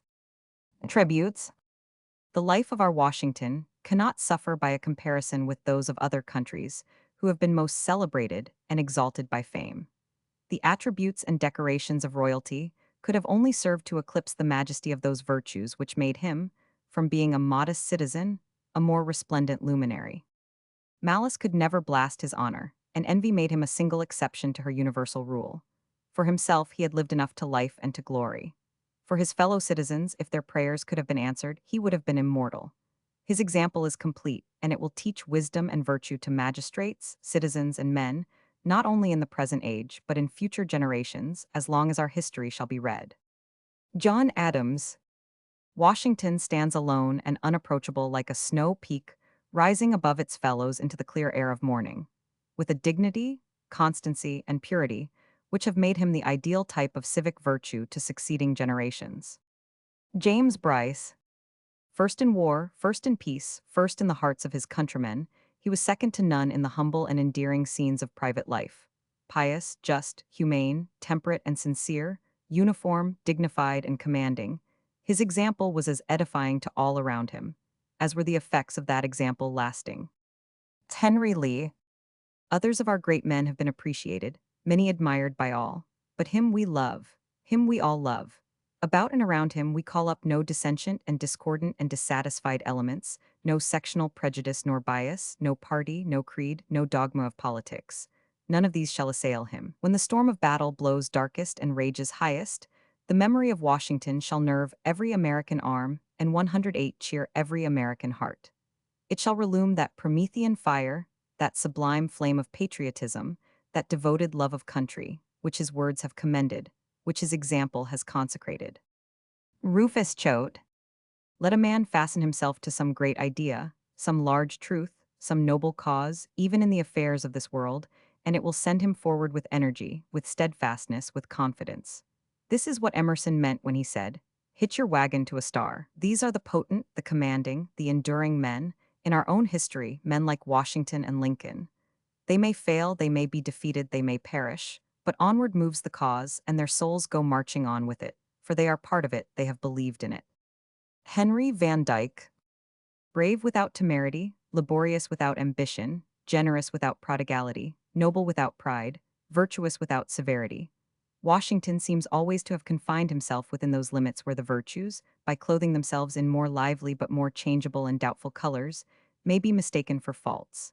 Inspiring respect, he inspires confidence, and his smile is always the smile of benevolence. Marquis Chasseloup, great without pomp, without ambition brave, proud not to conquer fellow men but save, friend to the weak, a foe to none but those who plan their greatness on their brethren's woes. Awed by no titles, undefilled by lust, free without faction, obstinately just, warmed by religion's sacred, genuine ray, that points to future bliss the unerring way, yet ne'er controlled by superstition's laws, that worst of tyrants in the noblest cause. From a London newspaper. Bibliography. See bibliography at end of monograph. Arbor Day. Second Friday in April. Trees. I think that I shall never see. A poem lovely as a tree whose hungry mouth is pressed against the earth's sweet flowing breast. A tree that looks at God all day and lifts her leafy arms to pray.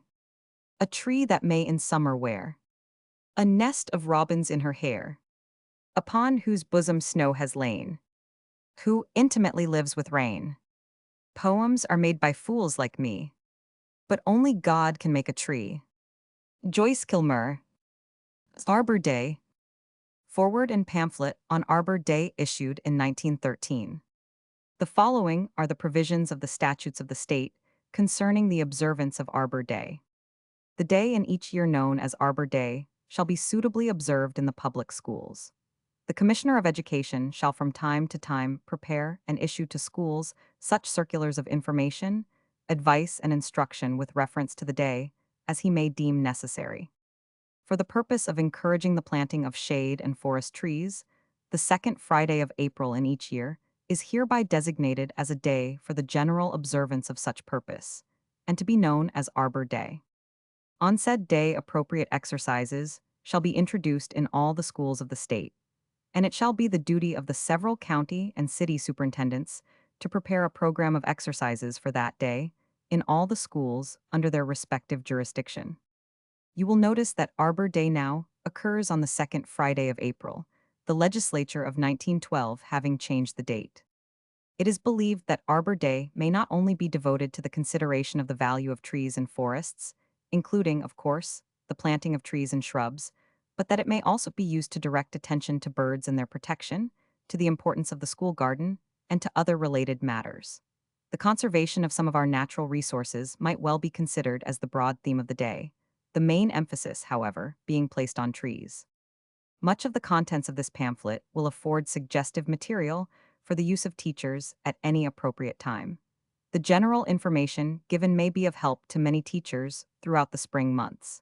The discussions of the various subjects presented may afford valuable reading material in the grammar schools. The main purpose of the pamphlet is to give an impetus to the movement for a greater interest in our natural resources and the movement for a greater appreciation of the opportunities offered by rural or semi-rural life. It is hoped that the suggestions made are such as may appeal to the interests of children. It is hoped that Arbor Day may be a profitable one to the pupils in the schools.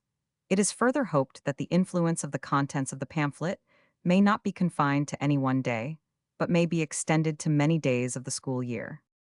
Calvin N. Kendall, Commissioner of Education. Letter issued to school officials in 1919. Arbor Day will occur this year on Friday, April 11, An announcement concerning it may be found in the March number of the Education Bulletin. It has been happily suggested by Secretary Houston of the Department of Agriculture at Washington that the day be observed in part this year by planting trees upon our roadways, in our yards, and in our pleasure places, each tree being named for a soldier who has fallen in the late war. Such trees would be appropriate memorials to these soldiers. I suggest that this particular year there be widespread planting of trees dedicated to those whose lives have been sacrificed in the war. The planting of the trees should be marked with some appropriate exercises, and these exercises should take on more than a school significance. The whole community should be invited by the school to take part. I trust there may be a generous response on the part of the schools of New Jersey to this idea. Calvin N. Kendall, Commissioner of Education. Trees and Forests. Alfred Gaskill, State Forester. Save what we have, let planting come after. When the farmers of Nebraska, led by J. Sterling Morton, established Arbor Day in 1872, they sought the threefold blessing that trees always give: shade from the summer sun, shelter from winter winds, and wood. These men found the broad prairies of the Middle West practically treeless, and they soon discovered that unless nature's fault was remedied, the homes they hoped to make could be neither pleasant, nor secure, nor successful. In New Jersey, as in all parts of the East, conditions were and are different. The whole state was originally unbroken forest, and the task of the pioneers was to make room for fields and settlements. Nearly half our area, 46%, is still forest, though the greater part has been reduced to a woefully poor condition. Thus, if our 113 festival is to serve our needs, we will celebrate Arbor Day in such a way that we shall learn to improve the forests we have rather than seek to make more, to protect and care for the trees we have as well as to plant more, to get rid of false impressions, and broaden our understanding of the relations between tree life and human society. New Jersey cannot spare more land for forests. She now has upwards of 2 million acres, and if we apply the rule that a state with 30% of her area in forests is well off, we shall reduce the total to about 1.5 million acres. But this will adjust itself. Our present concern is to stop the waste of our forest resources and bring them to serve one of the most highly organized communities in the nation. With respect to trees, as distinguished from forests, this intensive life and concentrated population make it imperative that cities and towns be provided with parks and as much street shade as possible. Thus there are two ample fields for study and work, the one dealing with trees and their social bearings, the other with forests and their economic relations. The art of caring for trees is called arboriculture, and one who devotes himself to it an arborist. The art of producing and developing tree communities, or forests, is silviculture or forestry. How trees live and grow. The intimate study of trees is full of interest. The sap, consisting of raw food material gathered by the root hairs from the soil, courses upward, through the newer wood cells of trunk and branch to the leaves. There, under the action of sunlight, it is assimilated with carbon dioxide, and so prepared as tree food, passes downward through the newer bark. Thus, the process never entirely suspended, even in winter, but varying in vigor with the seasons, the tree grows in stature by producing new shoots each year. No part of a tree that has concluded a season's growth is ever elongated, but remains fixed, and length is added to its terminal by the development of new buds. This is why a branch always remains at the height at which it started. On account of this fact, the age of a tree or branch may be determined by counting back from the terminal 1 year for each section of development. On most deciduous trees, this is hard to follow for more than a few years, but on the evergreens, which produce their branches in whorls, it is easy. On the other hand, diameter growth may continue indefinitely and is exhibited on any cross-section in a series of annual 114 rings. A count of these rings will give the age of the tree at that point. Other interesting things to know are the means by which trees support themselves upright, even in severe storms, how they support the weight of heavy branches, and how the various species differ in the form, color, texture of their bark. Then the flowers and fruits. Few people know that the early spring awakening of the silver maple is marked by the appearance of its flowers weeks before the leaves come out, or that pines and oaks have flowers at all. And so with the fruits. Willows produce catkins, chestnuts, burrs, elms, samaras, spruce, cones. Knowing the trees, and then one who is fond of trees will not be satisfied until he can recognize and name at least the commoner kinds. This is field work for many seasons. for the variations as well as the fixed characters must be observed, and there are at least 100 species to be found in New Jersey. The student will soon want a handbook like Collins and Preston's, Key to Trees, but without that he will distinguish the two great groups, evergreen and deciduous. The evergreens are also called conifers because the fruit of most of them is a cone. Almost all are ornamental, but none is suitable for the street. Their wood is commonly called soft, though that of many species is quite hard, and forms the great bulk of coarse lumber used for building, etc. Deciduous trees are so called because their leaves fall at the beginning of winter. There are many more kinds or species of these than of evergreens, and their forms and characters are more varied. A few have recognized values as shade trees, many more are interesting or attractive in the park or on the lawn, others are never found outside the forest. By way of contrast with that of the conifers, the wood of deciduous trees is called hard, though many kinds are quite soft, and the trees themselves hardwoods. Hardwood lumber is often very beautiful, and is used for many purposes besides furniture, but the world could better get along without it than without soft woods. Shade trees. One is attracted to a noble oak, a graceful hemlock, a beautifully colored maple, and wants to live with it and its kind. This desire deserves to be satisfied, and can be satisfied by encouraging the planting of trees where they will reduce the glare and heat of city streets. 115 on lawns, and in parks they are more at home, and can be treated so that the beauty of individuals and the values of groups or masses can be brought out. Especially should they find place upon every school ground so that the attention of the children may be constantly drawn to these hungry, thirsty, breakable, burnable, beautiful friends of man. The kinds of trees that may be planted upon a city street are few, for the life is so hard that only the hardiest can stand it. If we name Norway maple, ginkgo, sycamore, white elm, red oak, the list of the best is exhausted. Others may often be planted where conditions are favorable, and for lawns and parks the list of availables is almost endless, but in any case the wisest course is to avoid novelties and get someone who is experienced to do the planting. But more important than to plant a tree is to protect and develop one already in the right place. This applies especially to trees beside country roads. A newly planted tree has a precarious hold on life for several years, whereas an old one has survived many dangers. Let, therefore, the care of the trees that are found in place be the first concern. Guard them from all that may increase their infirmities. Keep in check the insects that seek to destroy them, have their wounds attended to, and their branches pruned where necessary. This is work for one who knows how, not for the butcher who tops a tree to make it grow, or for the tree doctor who uses cement without knowing whether it will do good or do harm. Reputable men can be found to do any work of this kind. Under wise direction, there should be no hesitation about cutting down a tree that is in the way. In many places, houses and streets are too much shaded. The fundamental idea to be grasped is that every tree is an organism, in one view an individual, in another a community. We must satisfy at least its strongest requirements, or it cannot live. To the extent that all are satisfied is the tree healthy and vigorous.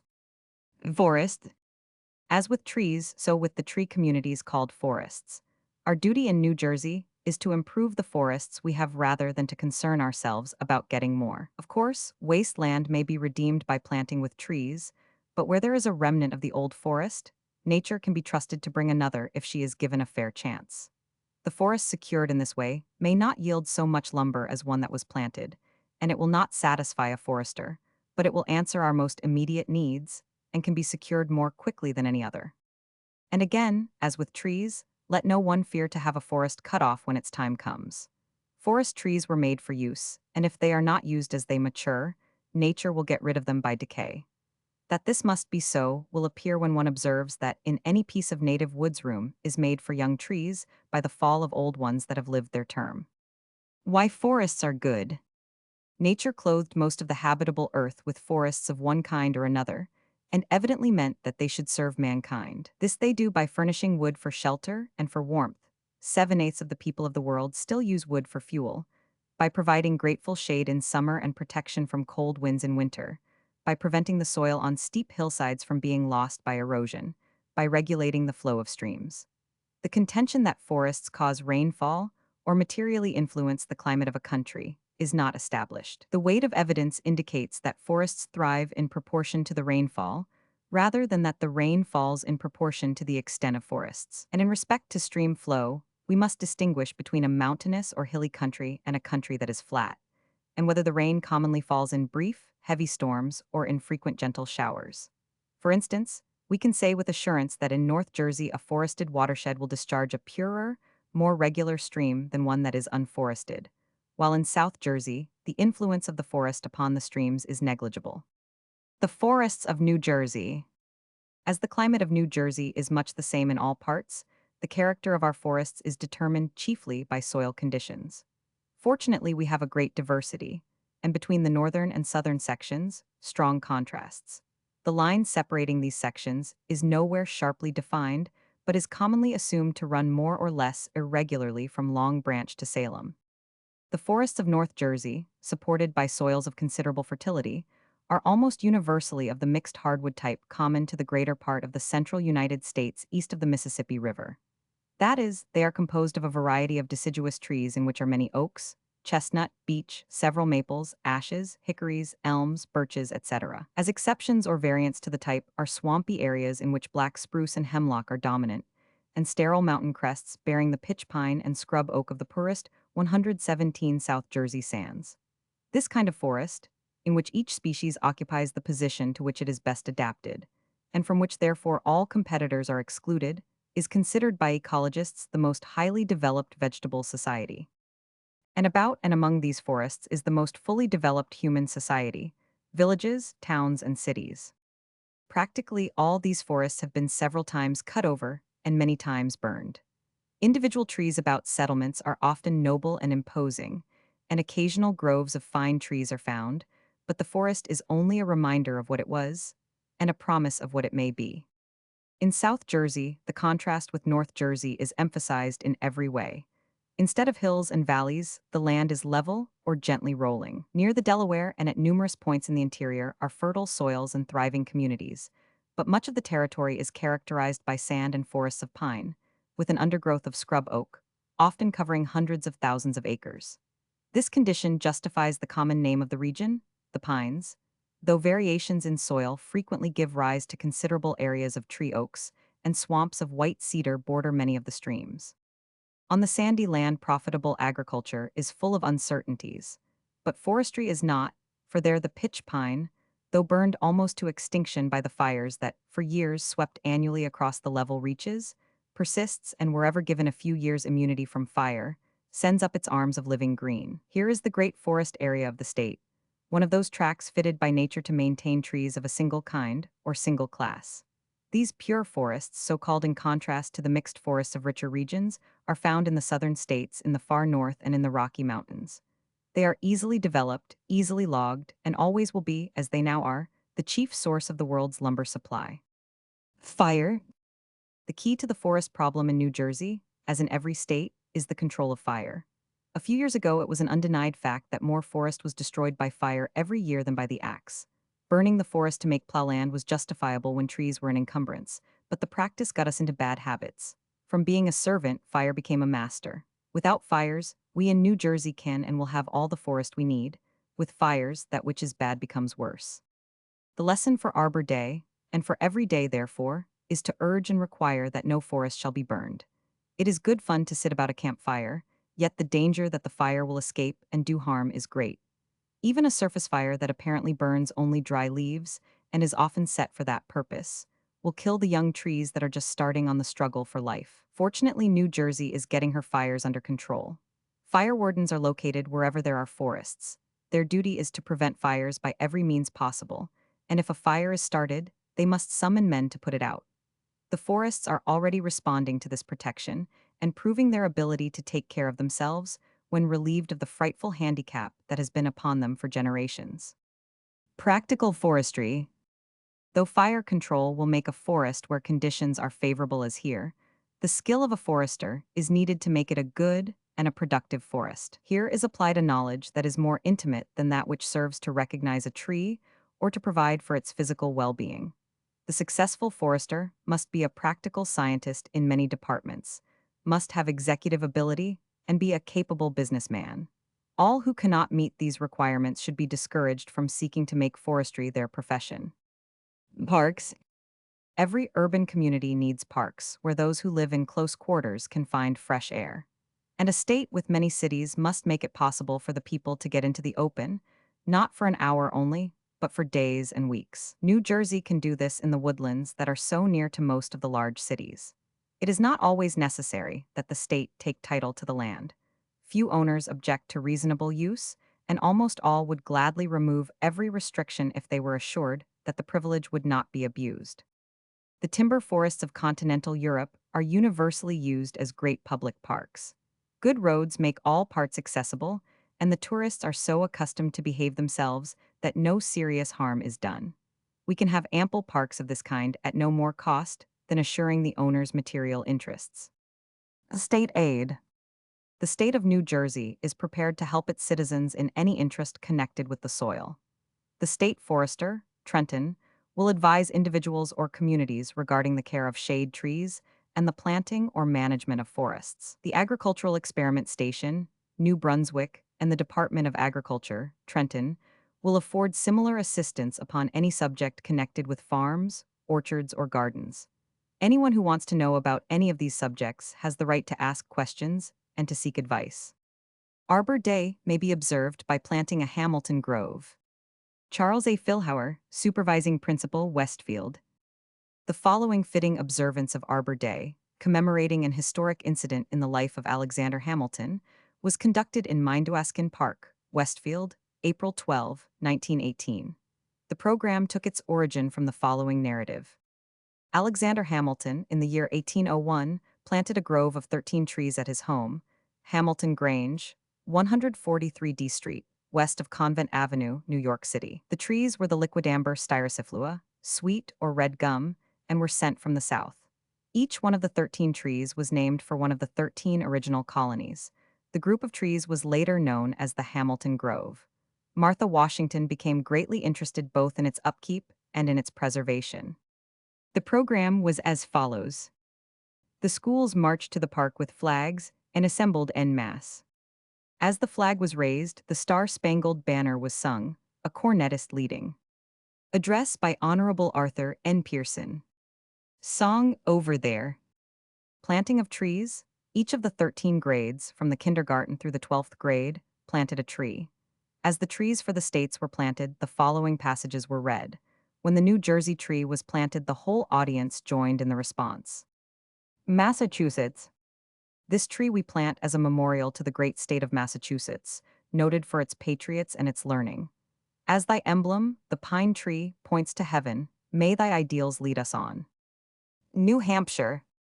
Land of the great stone face, look over these United States of ours with a watchfulness that will keep us true and steadfast in the cause of democracy. Rhode Island. Grow, thou tree of life, as the spirit of religious liberty has grown in this broad land of ours. Connecticut. As the famous charter oak kept thy government free and unmolested, so may the branches of this tree perpetuate to the world the Constitution under which we as a nation live. New York. The towering buildings of thy metropolis cry, as they mount heavenward, Excelsior. May thy slogan be the slogan of our nation. New Jersey. Proud are we of this, the garden state of the Union. We love thee and the great union of which thou art a part. For thee and our country we live and serve. Pennsylvania.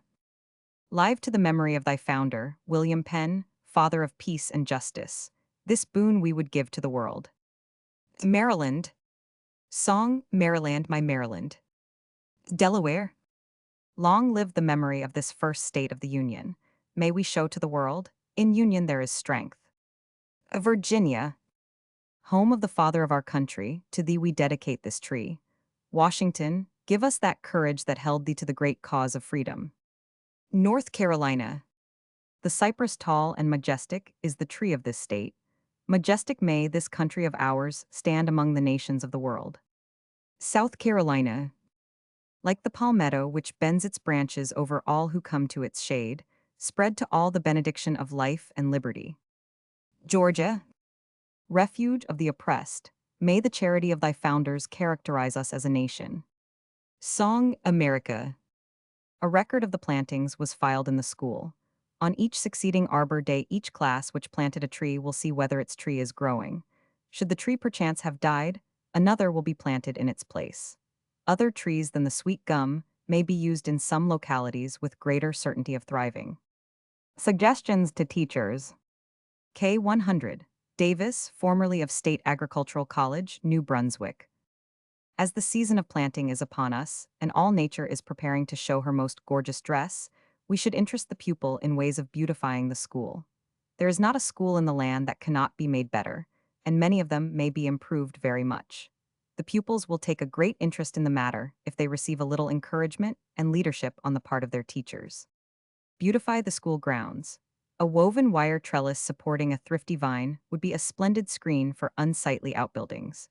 Shrubs about the foundations of the school building, in the angles of walks, and in natural clumps in the corners of the grounds would add beauty to the school surroundings. A few plots not used for play, nor for garden may be grassed. Never scatter the trees or shrubs openly about the lawn area. Better mass the shrubs in natural clumps in angles or foundations, walks, and borders. Use the trees along boundary and division lines. Native trees and shrubs are always preferable to imported or exotic kinds. Planning for Arbor Day. Arbor Day plans should be begun early and should include a number of lines of preparatory work. Send for the bulletins first. Draw plans of the grounds, measuring the lines and distances to make it somewhat accurate. If a class is assigned to this task, the best map may be framed for the future use of the school. A pass-apart-out binding at least may be used. This map may show the plan of planting for several years if there is more to be planted than can be done this year. The walks, buildings, clumps of shrubs, trees, school garden, playgrounds, etc. should all be shown. This work may be done by arithmetic or geography classes. The arithmetic class may also find suitable dimensions for the corn contest plots.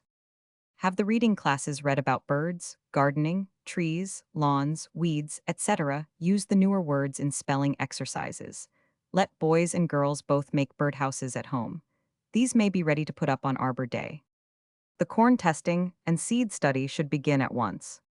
Trees, shrubs, and seeds that are to be planted on Arbor Day, or soon after, should be ready in advance. The roots of trees and shrubs must be temporarily covered with soil to prevent drying out. Some exercises in root grafting of apples may be carried out as described in two of the bulletins, 113 and 408. Tools to be used in the planting of school grounds may be brought by pupils from their homes. The list available for the purpose should be made in advance. Divide the students into suitable groups for the work so that each will know his part. Invite parents and home folks to the work of Arbor Day and make it a community exercise. The men may come in the morning to work, and the women may come with lunch baskets at noon, both staying until the exercises are over. Plan to have some one-take pictures of the children and patrons while the improvement work is going on. Do not forget to have some manure and good soil hauled in advance. Suggestive programs. Remarks by the teacher or a member of the school board on the value of teaching the useful and beautiful, as well as the classical and historical. Have 5 pupils stand together. The first pupil will read from this pamphlet or tell in his own way why we should all know more about trees, the second about insects, the third about weeds, the fourth about birds, and the fifth about corn. Have 5 girls stand, and each tell a few things about some useful bird. Have a boy who has made a bird box tell how bird boxes are a protection to young birds, and how he made his. Have a boy tell of some ways of destroying English sparrows, learned from U.S. Farmers Bulletin 383.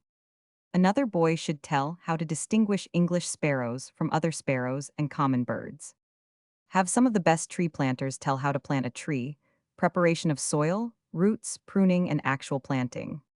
Note, in any or all of these exercises, pupils may get the subject matter from this pamphlet and from bulletins referred to in it. They may make note on paper of what they wish to say and speak from these notes. If the time for preparation be very short, the points may be copied and read directly. Let each exercise be very short. Roman 2. Announcement of outlines of contests in school or home gardening, corn growing, or other work the school may be planning, and the premiums offered for the contests and exhibits next fall. Some pupils may tell of several benefits of trees and forests, or 5 pupils may stand together and each tell of one important benefit. Have a pupil describe how to test seed corn by the individual ear method. Have 2 pupils tell of the 2 types of insect moths, each telling how to control such insects. Have a boy tell of 3 or 4 things necessary to improve the home lawn. See U.S. Bulletin 248. Have 3 pupils stand and each take one part. A. Use of vines to beautify the grounds at school or home, naming some vines to use in certain places. B. Use of trees in same way. C. Use of shrubs in same way. The value of our forests. Few people ever think of a forest as a place to store water. Who would think that the woods hold water as well as a mill pond or a reservoir? But they do, although we cannot see the water they hold, except perhaps as a pool here and there. And yet this is one of the most important functions that a forest can perform. All of us have noticed in walking through the woods how soft and springy the ground is. A thick carpet of leaves, twigs, and decayed wood covers the earth, sometimes to a depth of several feet. It is very porous, and it absorbs water like a sponge. When storms come and rain falls in torrents, it does not beat directly upon the ground under the trees because the raindrops first strike the leaves and branches above. The water then trickles gently down and soaks into the leafy carpet. If the forest is extensive, a very large quantity of water is absorbed, enough to prevent floods except in extraordinarily long periods of rain. Gradually through the weeks and months that follow, the absorbed water oozes out of low places as springs, and it dashes merrily away in little brooks that continue to form creeks and rivers which flow peacefully and steadily out to sea. If there are no trees, no leaves to break the beating rain, no spongy mold to hold the water when it falls, no matted roots to prevent washing, the big raindrops spatter upon the earth and quickly form rushing streams that wash the ground into gullies. The bare earth absorbs some water, to 124 be sure, but far less than the humus of the forest. If the rains are continued, the rivers are soon filled beyond the capacity of their banks, and they spread over the neighboring valleys, carrying devastation with them. After the heavy rains cease, the flood waters subside as suddenly as they had arisen, and the streams dwindle to insignificance, sometimes completely drying up in a long, hot summer. Thus it is that forests act as great reservoirs and aid in preventing disastrous floods, and in maintaining the flow of streams at a rate that is nearly uniform all the year round. Now let us see what use is made of the trees. The greatest of all is for firewood, but this is largely the decaying or faulty trees from the farmer's woodlot, the waste product of a lumber region, or from land that is cleared for cultivation. It is said that about 100 million cords are used annually. The greater part of the saleable timber, however, is sawed into lumber, which is used in a variety of ways. The first and greatest use of lumber is for building houses, barns, sheds, outbuildings, and fences. Next comes furniture of all kinds: chairs, tables, beds, and all other house, office, and school furniture, musical instruments, vehicles of all kinds, wagons, carriages, buggies, and parts of automobiles, agricultural implements, plows, harrows, harvesters, thrashing machines, and other farm implements. Car building is another great use for lumber: freight cars, passenger cars, and trolley cars. Other important uses for timber are as crossties, poles for telegraph and telephone lines, and shoring or supports in mines. Even more trees are used in the manufacture of paper than for these purposes. Then there are various small articles used in the home, such as spools, butter dishes, fruit crates, baskets, boxes, all kinds of tools, toys, picture frames, matches, pencils, clothes pins, toothpicks, etc. These are little things, but so many of them are used that they consume a great deal of wood. Next, we derive tannic acid for tanning leather, turpentine and rosin, maple sugar, and many extracts used in making medicines. So valuable are the forests that the whole nation is interested in preserving them. No one is benefited more by them than the farmer, and no one should be more interested in them. U.S. Bureau of Education Bulletin, Agriculture and Rural Life Day. Birds.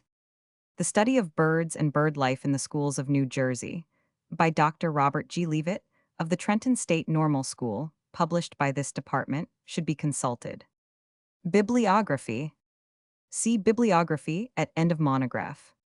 Memorial Day. May 30. The Sleep of the Brave. How sleep the brave who sink to rest, by all their country's wishes blessed. When spring, with dewy fingers cold, returns to deck their hallowed mold, she there shall dress a sweeter sod than fancy's feet have ever trod. By fairy hands their knell is rung, by forms unseen their dirge is sung. Their honor comes, a pilgrim gray, to bless the turf that wraps their clay. and freedom shall a while repair. To dwell a weeping hermit there. William Collins. Memorial Day. George 100, Baker, Supervising Principal, Moorestown. Suggestive Program. Flag Salute. Song, Battle Hymn of the Republic. Story of Memorial Day. Stories from the battlefields of 1861 and 1918, told by larger pupils, adult members of the community, or soldiers. The Blue and the Gray. Song, Keep the Home Fires Burning. The Gettysburg Address. In Flanders Fields. Song, America, or the Star-Spangled Banner. Preparatory to the making and carrying out of a Memorial Day program, the teacher, a group of pupils, or some wide-awake member of the community should talk about the sacrifices made by the soldiers of our country during the different wars in which we have been engaged, what great principles they have fought for, and why we should honor their memory in the public schools of our land. Throughout the preparation and the execution of the program, there should be a consciousness of the debt we owe to those who have fought and died for freedom's cause. The simplest program prepared in this spirit will be of lasting value to the children of the school and to the members of the community in which the exercises are held. Pupils and teachers should talk over fully the kind of program to be given. Much responsibility should be placed upon the pupils for the making of the program. They should make all projects necessary for the carrying out of the program and should invite all patrons and friends in the community. The exercises should be a service truly commemorating the honored dead of our land. Origin of Memorial Day. The observance of May 30 as Memorial Day had its official origin in an order issued in 1868 by General John A. Logan, then Commander-in-Chief of the Grand Army of the Republic. General Logan often said afterward that the issuing of that order was the proudest act of his life. The strewing of flowers upon graves is old in some countries. It is said that the first decoration of graves of soldiers of the Civil War was done on April 13, 1862, by two little girls, daughters of a Michigan chaplain. They had been out gathering wild flowers, and returning, came across a rough, unmarked mound which covered some northern boy. One of the girls said, "Oh, let's put our flowers on this grave. He was a soldier boy." They knelt down and made garlands of flowers on that grave. This grave was in Virginia, not far from Mount Vernon. The next day they interested their family and friends in a plan to decorate all the graves, and the plan was carried out. Each year afterward in May, they did the same wherever they happened to be. Others saw them and followed their example. The later date of May 30 was chosen by General Logan so that flowers could be had in all the northern states. From decorating the graves of soldiers, the custom has extended to the graves of all who have relatives or friends to remember them. In time the soldiers will be forgotten, but the custom of decorating graves with flowers will doubtless continue for many generations to come. The spirit which prompts it is a noble one, which should ever be cherished. 2 years after the close of the Civil War, the New York Tribune printed a paragraph simply stating that the women of Columbus, Mississippi, have shown themselves impartial in their offerings made to the memory of the dead. They strewed flowers alike on the graves of the Confederate and of the national soldiers. Whereupon the North thrilled with tenderness, and Francis Miles Finch was inspired to write his moving lyric, The Blue and the Gray, which has become the credo of the festival. In a famous address, Chauncey 1000, Depew related the occurrence with felicity. When the war was over in the South, where under warmer skies and with more poetic temperaments symbols and emblems are better understood than in the practical North, the widows, mothers, and the children of the Confederate dead went out and strewed their graves with flowers. At many places, the women scattered them impartially also over the unknown and unmarked resting places of the Union soldiers. As the news of this touching tribute flashed over the North, it roused, as nothing else could have done, national amity and love, and allayed sectional animosity and passion.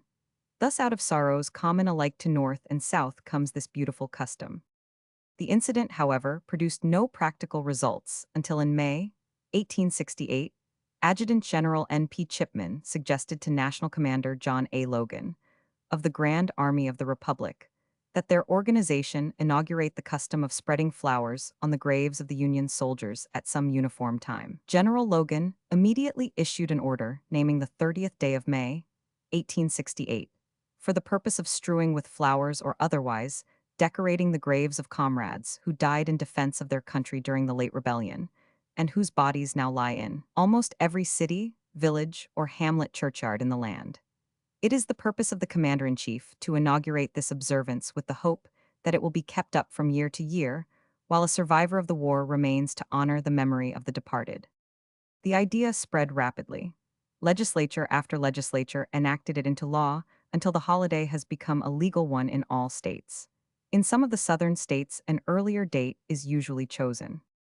The Reveillef, effused by permission of, and by special arrangement with Houghton Mifflin Company, the authorized publishers. Hark, I hear the tramp of thousands, and of armed men the hum. Lo, a nation's hosts have gathered round the quick alarming drum, saying, "Come, freemen, come, ere your heritage be wasted," said the quick alarming drum. "Let me of my heart take counsel. War is not of life the sum. Who shall stay and reap the harvest when the autumn days shall come?" But the drum echoed, "Come, death shall reap the braver harvest," said the solemn-sounding drum. "But when won the coming battle, what of profit springs therefrom? What if conquest, subjugation, even greater ills become?" But the drum answered, "Come, you must do the sum to prove it," said the Yankee answering drum. "What if, mid the cannon's thunder, whistling shot and bursting bomb, when my brothers fall around me, should my heart grow cold and numb?" But the drum answered, "Come, better there in death united than in life a recreant come." Thus they answered, hoping, fearing, some in faith and doubting some, till a trumpet voice proclaiming said, "My chosen people, come." Then the drum, lo, was dumb, for the great heart of the nation, throbbing, answered, "Lord, we come." Bret Harte, the blue and the gray, by the flow of the inland river, whence the fleets of iron have fled, where the blades of the grave grass quiver. Asleep are the ranks of the dead, under the sod and the dew, waiting the judgment day. Under the one, the blue, under the other, the gray.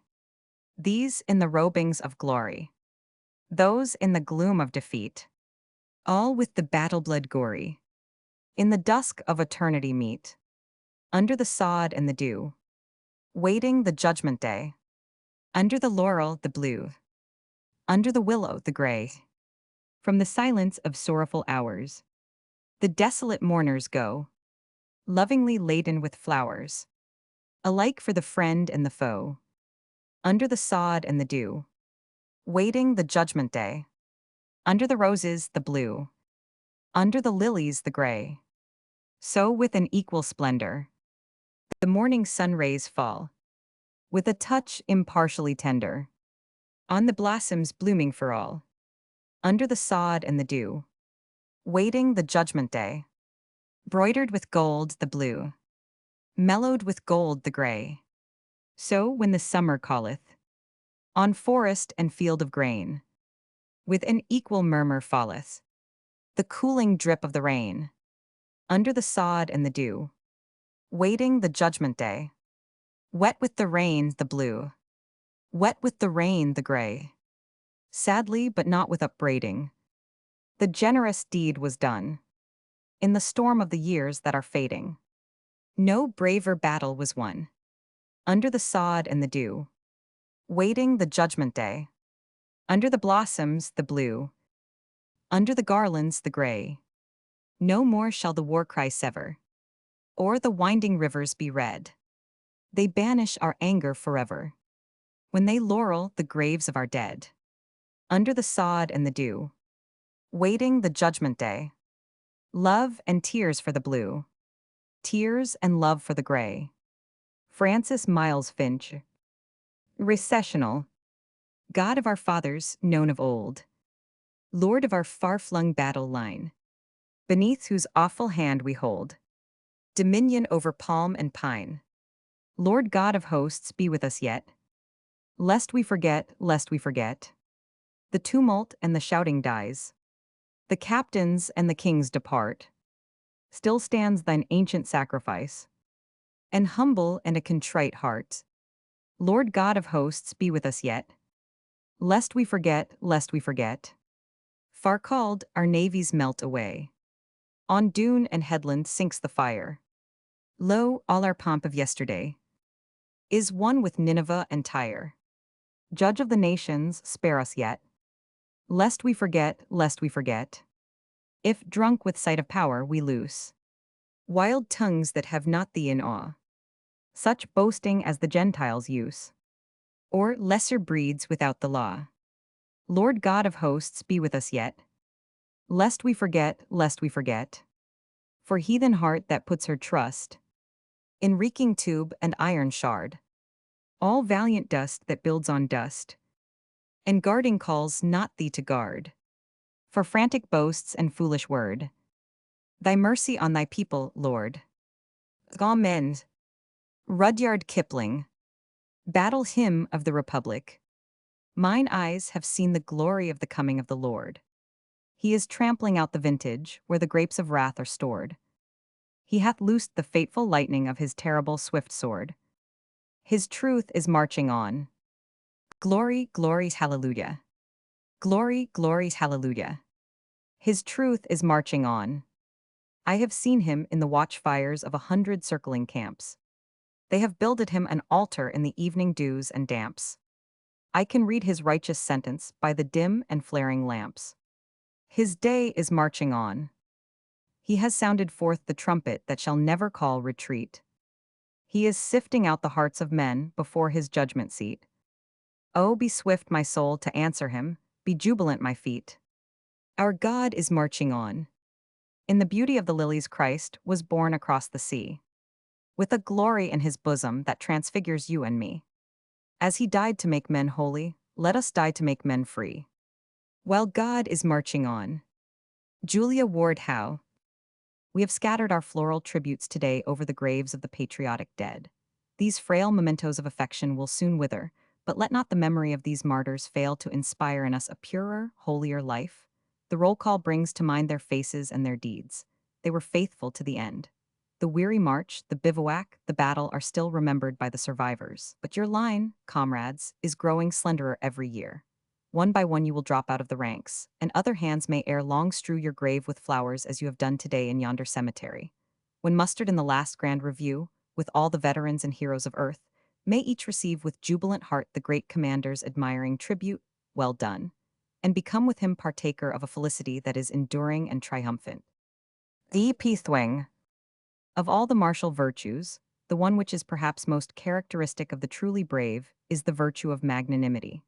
That sentiment, immortalized by Scott in his musical and martial verse, will associate for all time the name of Scotland's king with those of the great spirits of the past. How grand the exhibitions of the same generous impulses that characterize this memorable battlefield. My fellow countrymen of the North, if I may be permitted to speak for those whom I represent, let me assure you that, in the profoundest depths of their nature, they reciprocate that generosity with all the manliness and sincerity of which they are capable. In token of that sincerity, they join in consecrating, for annual patriotic pilgrimage, these historic heights which drank such copious draughts of American blood, poured so freely in discharge of duty, as each conceived it. A Mecca for the North, which so grandly defended, a Mecca for the South, which so bravely and persistently stormed it. We join you in setting apart this land as an enduring monument of peace, brotherhood, and perpetual union. I repeat the thought with emphasis, with singleness of heart and of purpose, in the name of a common country and of universal liberty. And by the blood of our fallen brothers, we unite in the solemn consecration of these hallowed hills, as a holy, eternal pledge of fidelity to the life, freedom, and unity of this cherished republic. John B. Gordon. From Gettysburg, a Mecca for the blue and the gray. Our fathers ordained that, in this republic, there should be no distinctions. But human nature is stronger than laws, and nothing can prevent this people from showing honor to all who have deserved well of the country. Every man who has borne arms with credit has earned, and is sure to receive a special measure of regard. And it is our peculiar privilege to remember that our armies and navies, regular and volunteer, have always been worthy of esteem. The grand army of the Republic, soldiers and citizens whom the Republic delights to honor. John Hay. Let no vandalism of avarice or neglect, no ravages of time, testify to the present or to the coming generations that we have forgotten, as a people, the cost of a free and undivided republic. John A. Logan. We honor our heroic and patriotic dead by being true men, as true men by faithfully fighting the battles of our day as they fought the battles of their day. David Gregg. After the great companions, the race has not run out. We are still men and worthy of our fathers. That is what Memorial Day 1919 says to us. Not in pride nor vain boasting, but in fearful and solemn humility we speak, for it is our dead that prompt us. They, our kin and blood, were not afraid to die. When the destroyer came, the obscene dragon, with breath of poison gas, eyes of hellfire, and teeth of steel, they did not shrink, our brothers, but played the man and struck, and dying struck again, and flung their shredded bodies into the breach, and filled the gap up with our English dead. We are of such. We put our arms around our dead, and hold them proudly up to God, and glory before all men that this is our breed. The lies of the accuser are disproved, his slanders fall from us. We are not slaves of greed, money grubbers, soft and lily-livered. We know how to suffer and to die. We, too, can follow the gleam. O Greeks of Marathon, room for us. Through Chateau Thierry and the wood of Argonne we have come up to stand by your side and dare to call you brothers. You 500 of Balaclava, meet these boys from Kansas and New York who also rode blithely into the valley of death. They are your kind. You men of Bunker Hill, of Gettysburg, and of San Juan, place for these, our neighbors' sons, our friends and playmates. For them also the laurel and the royal requiem, for them the cross of honor and the divine halo. They are ours, ours, dear God, we will be worthy of them, thus cries the poet of America. Allen's, after the great companions, and to belong to them. Allen's, through struggles and wars. Have the past struggles succeeded? What has succeeded? Yourself, your nation, nature. Now understand me well. It is provided in the essence of things that from any fruition of success, no matter what, shall come forth something to make a greater struggle necessary. Allen's, the road is before us. Dr. Frank Crane. The service flag. The service flag is not an official flag of the United States government. The idea was, so far as we are advised, an entirely novel one, the credit for the conception of which appears to be due to R. 50, Quaestor of Cleveland, Ohio, who designed and patented the present flag. It has, however, taken such firm root in popular sentiment and has been of such beneficial influence that it is officially recognized, and everyone who is entitled to fly it is encouraged and urged to do so. Mr. Quaestor was formerly captain of the Machine Gun Company, 5th Ohio Infantry, now 145th United States Infantry, from which he was retired because of an accident. He thus states the origin of the flag. Shortly after April 6, 1917, when war with Germany was declared, the thought came to me that both of my sons, who were still officers in the Guard, would again be called out, and I wondered if I could not evolve some sign or symbol by which it might be known that they were away in their country's service, and one which would be to their mother a visible sign of the sacrifice her sons were making. The inspiration of the service flag came to me in that manner. Official U.S. Bulletin. The service flag. A field of gleaming white, a border ruby red, and a blazing star. That is seen afar, as it flutters overhead. From the window of a cot, from the mansion on the hill, sends that banner fair, beyond compare, its loyal message still. A man beloved and dear. O land I've given to you. He has gone to fight. On the side of right. To old glory he'll be true. It floats from learning's halls. And within the busy mart, where its crowded stars form growing bars, to rejoice the drooping heart. Each star stands for a life, to the nation gladly given, for an answered prayer, to those over there. Though a mother's heart be riven, we pass with kindling eye, beneath your colors true. A nation's love, a nation's hope, are bound in the heart of you. Josephine 1000, Fabricant. I have a song. Jiri printed from the Saturday Evening Post, Philadelphia. Copyrighted 1917 by the Curtis Publishing Company, Philadelphia. I have a son who goes to France. Tomorrow. I have clasped his hand. Most men will understand. And wished him, smiling, lucky chance in France. My son. At last the house is still. Just the dog and I in the garden dark. Stars and my pipe's red spark. The house his young heart used to fill. Is still. He said one day, I've got to go. To France, Dad, you know how I feel. I knew, like sun and steel. And morning, yes, I said, I know. You'll go. I'd waited just to hear him speak. Like that. God, what if I had had another sort of lad? Something too soft and meek and weak to speak. And yet, he could not guess the blow he'd struck. Why, he's my only son. And we had just begun to be dear friends, but I dared not show the blow. But now, tonight, no, no, it's right.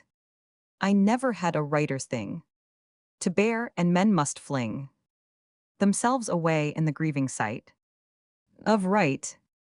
A handsome boy, but I who knew his spirit well they cannot mar. The cleanness of a star that'll shine to me always and true. Who knew? I've given him.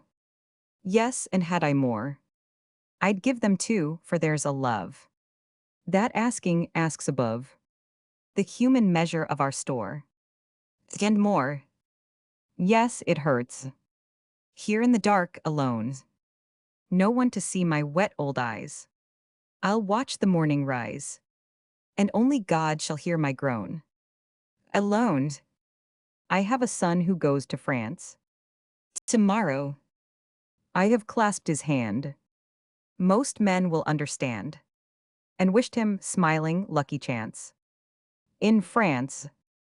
Zimmery Pottle. In Flanders Fields. H. From In Flanders Fields, by Lieutenant Colonel John McCree, courtesy of G. P. Putnam's Sons, publishers. In Flanders Fields the poppies blow. Between the crosses, row on row. That mark our place, and in the sky. The larks, still bravely singing, fly. Scarce heard amidst the guns below. We are the dead, short days ago. We lived, felt dawn, saw sunset glow. Loved and were loved, and now we lie. In Flanders Fields. Take up our quarrel with the foe. To you from failing hands we throw. The torch be yours to hold it high. If ye break faith with us who die, we shall not sleep though poppies grow. In Flanders Fields. John McCree. America's answer. Rest ye in peace, ye Flanders dead. The fight that ye so bravely led, we've taken up and we will keep. True faith with you who lie asleep. With each a cross to mark his bed. And poppies blowing overhead. Where once his own life blood ran red. So let your rest be sweet and deep. In Flanders Fields. Fear not that ye have died for naught. The torch ye threw to us we caught. 10,000,000 hands will hold it high. And freedom's light shall never die. We've learned the lesson that ye taught. In Flanders Fields. R. W. Lillard. American Sentiments. It is a fearful thing to lead this great, peaceful people into war, into the most terrible and disastrous of all wars, civilization itself seeming to be in the balance. But the right is more precious than peace, and we shall fight for the things which we have always carried nearest our hearts, for democracy, for the right of those who submit to authority to have a voice in their own governments, for the rights and liberties of small nations, for a universal dominion of right by such a concert of free peoples as shall bring peace and safety to all nations and make the world itself at last free. To such a task we can dedicate our lives and our fortunes, everything that we are and everything that we have, with the pride of those who know that the day has come when America is privileged to spend her blood and her might for the principles that gave her birth and happiness and the peace which she has treasured. God helping her, she can do no other. Woodrow Wilson. We came into this war for ourselves. It is a war to save America, to preserve self-respect, to justify our right to live as we have lived, not as someone else wishes us to live. It is more precious that this America shall live than that we Americans should live. Franklin K. Lane. No nation has a right to its freedom if it is unwilling to fight for the freedom of others and for its own. The cost of war is not to be measured in money. It is in the slow paid price of the human heart, in the blood drops, one by one. Charles 100, Gordon. Bibliography. See bibliography at end of monograph. Flag Day, June 14. The Stars and Stripes. It is not a painted rag. It is a whole national history. It is the Constitution. It is the government. It is the free people that stand in the government on the Constitution. Henry Ward Beecher. Flag Day. Hannah H. Chu, Principal Culver School, Millville. The Great War has brought more forcibly to us a realization of the necessity for training the youth of our land to a greater respect for and a fuller knowledge of our national emblem. Wherever the flag floats, children must be taught to love it and to respect its significance. New Jersey long ago required that the flag be displayed on school buildings and the flag salute be given daily, but no statute can make certain that the spirit of the law is emphasized. The teachers of the children of the state bear the responsibility of training for patriotism, and the future of democracy depends upon the patriotic ideals nurtured in the public schools. We shall have more patriotic observances than formerly, and one of those which we shall celebrate with more interest will be Flag Day. The date authorized to be observed as Flag Day comes so near the close of the school year that it may well be used as a special occasion on which pupil and parent join in paying tribute to our national emblem. Flag Day can be made the occasion of raising a new flag, or of taking a collection to provide silk flags or a patriotic picture for the classrooms, thus giving parents an opportunity to contribute to the patriotism of the school. If a new flag is to be presented to the school, Flag Day will be a most appropriate time to receive it, and exercises can be conducted partly or altogether out of doors. On the playground, all pupils can take part in marches and drills suitable to their grades. In order to have the best effects, some uniformity of costume is best. Any movements uniformly done in mass are pleasing, and teachers can adapt marching figures to their own playground with good effect. The purpose of the teacher of the primary grades should be to awaken love and reverence for the flag, and to instill loyalty into the minds and hearts of the children. In the higher grades, children should not only be trained to show love and respect for the flag, but should understand their duty toward their country. They should study the flag, its history, its significance, its various forms and uses, the correct ways of displaying it, and the proper manner of raising and lowering it. The flag of our state should also be taught, together with its history. It is a part of our school law that the flag salute shall be a part of the daily program. It is the duty of the teacher to interpret the meaning and the spirit of the salute to the pupils, not neglecting the correct pronunciation of the words. The salute should never be carelessly repeated, but should be given in a serious manner, and only after children have been called to standing position. In the making of a program, attention should be given to current events. The best of the popular songs may be sung. Be sure they are the best. Current literature will furnish some prose and poetry suitable for the occasion. A real, present-day note should always be sounded. The same program should not be used year after year, but the material should be selected anew each time, though some repetition in the use of standard recitations and national songs is to be expected. A scrapbook kept for suitable material will be a valuable aid to the teacher. Such a scrapbook can be made by using large envelopes, fastening them at the bottom within a cardboard cover, and labeling each envelope according to its contents. As additions are made to the songs, poems, programs, etc., a catalog of the contents can be kept on the outside of the envelope. It will be best to mount recitations on heavy paper in order to preserve them longer. Suggestive programs. Primary grades. Opening remarks by teacher in charge. Singing by School, America. Recitation, Our Flag by May Hollister, first grade pupil. Recitation, Your Flag and My Flag by Wilbur 500, Nesbitt, fourth grade pupil. Song, Our Country's Flag by Florence 50, dresser. Flag drill, all pupils. Presentation of new flag, member of Parent-Teacher Association. Flag salute, entire audience. I pledge allegiance to my flag and to the republic for which it stands, one nation, indivisible, with liberty and justice for all. Song, The Star-Spangled Banner. Grammar grades. Remarks by teacher or pupil in charge. Song, The Star-Spangled Banner, School, led by school orchestra. Oration, Flag Day Address, by President Wilson, 8th grade boy. Recitation, The Name of Old Glory, by James Whitcomb Riley. Song, The Unfurling of the Flag, by Clara Endicott Sears. Why We Should Love the Flag, Best Original Speech by grade pupil. Recitation, Old Flag, by Hubbard Parker.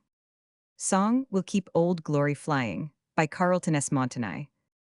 Flag Drill and Grand March, all pupils of grades 5, 6, 7, 8. Presentation of New Flag by Father of Pupil. Flag Raising. Flag Salute.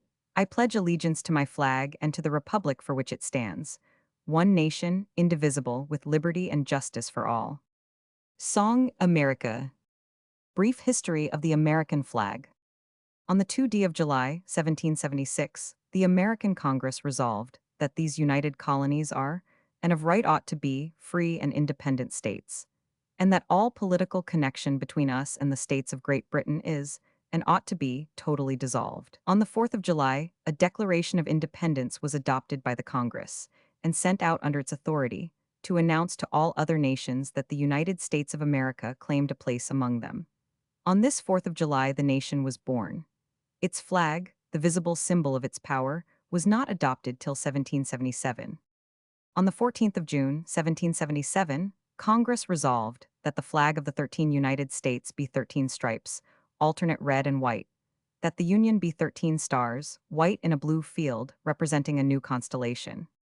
The national flag, our national flag, grew in the most direct way out of the banners that had waved over the colonists. The flag of the United Colonies had 13 stripes, one for each colony, and the stripes were alternate red and white. This part of the old flag remained unchanged in the new one. Each colony retained its stripe. The flag of the colonies in its union had displayed the king's colors. There was now no longer a king in America, but a new union had arisen, a union of 13 states, no longer a union of kingdoms. The union of the old flag had been the crosses of St. George and St. Andrew conjoined on a blue field. The new union was a circle of silver stars in a blue sky, a new constellation. The flag of the United States was derived from the flag of the United Colonies in the simplest and most natural manner. The old flag had expressed the hopes and aspirations of 13 colonies, which had united in order to secure justice from their king and fellow countrymen in England. The new flag expressed the determined resolve of the same 13,146 colonies, now become sovereign states, to form a permanent union, and to take their place among the nations of the world. They were no longer Englishmen, they were Americans. Many suggestions have been made to account for the appearance of stars or of stripes in the new flag. It seems unnecessary to seek for any explanation other than the one that has just been given. The old flag of the United Colonies expressed the feelings and aspirations of the revolted English colonists. They were willing to remain as subjects of the English king, but they had united to secure justice. The new flag expressed their firm resolve to throw off the yoke of England and to become a new nation. The symbols of each flag exactly express the feeling of the men who bore it. There is a resemblance between the colors and symbols of the new flag and the symbols borne on the coat of arms of General Washington that is worthy of remark. General Washington was a descendant of an English family, and his ancestors bore a coat of arms that he himself used as a seal and for a bookplate.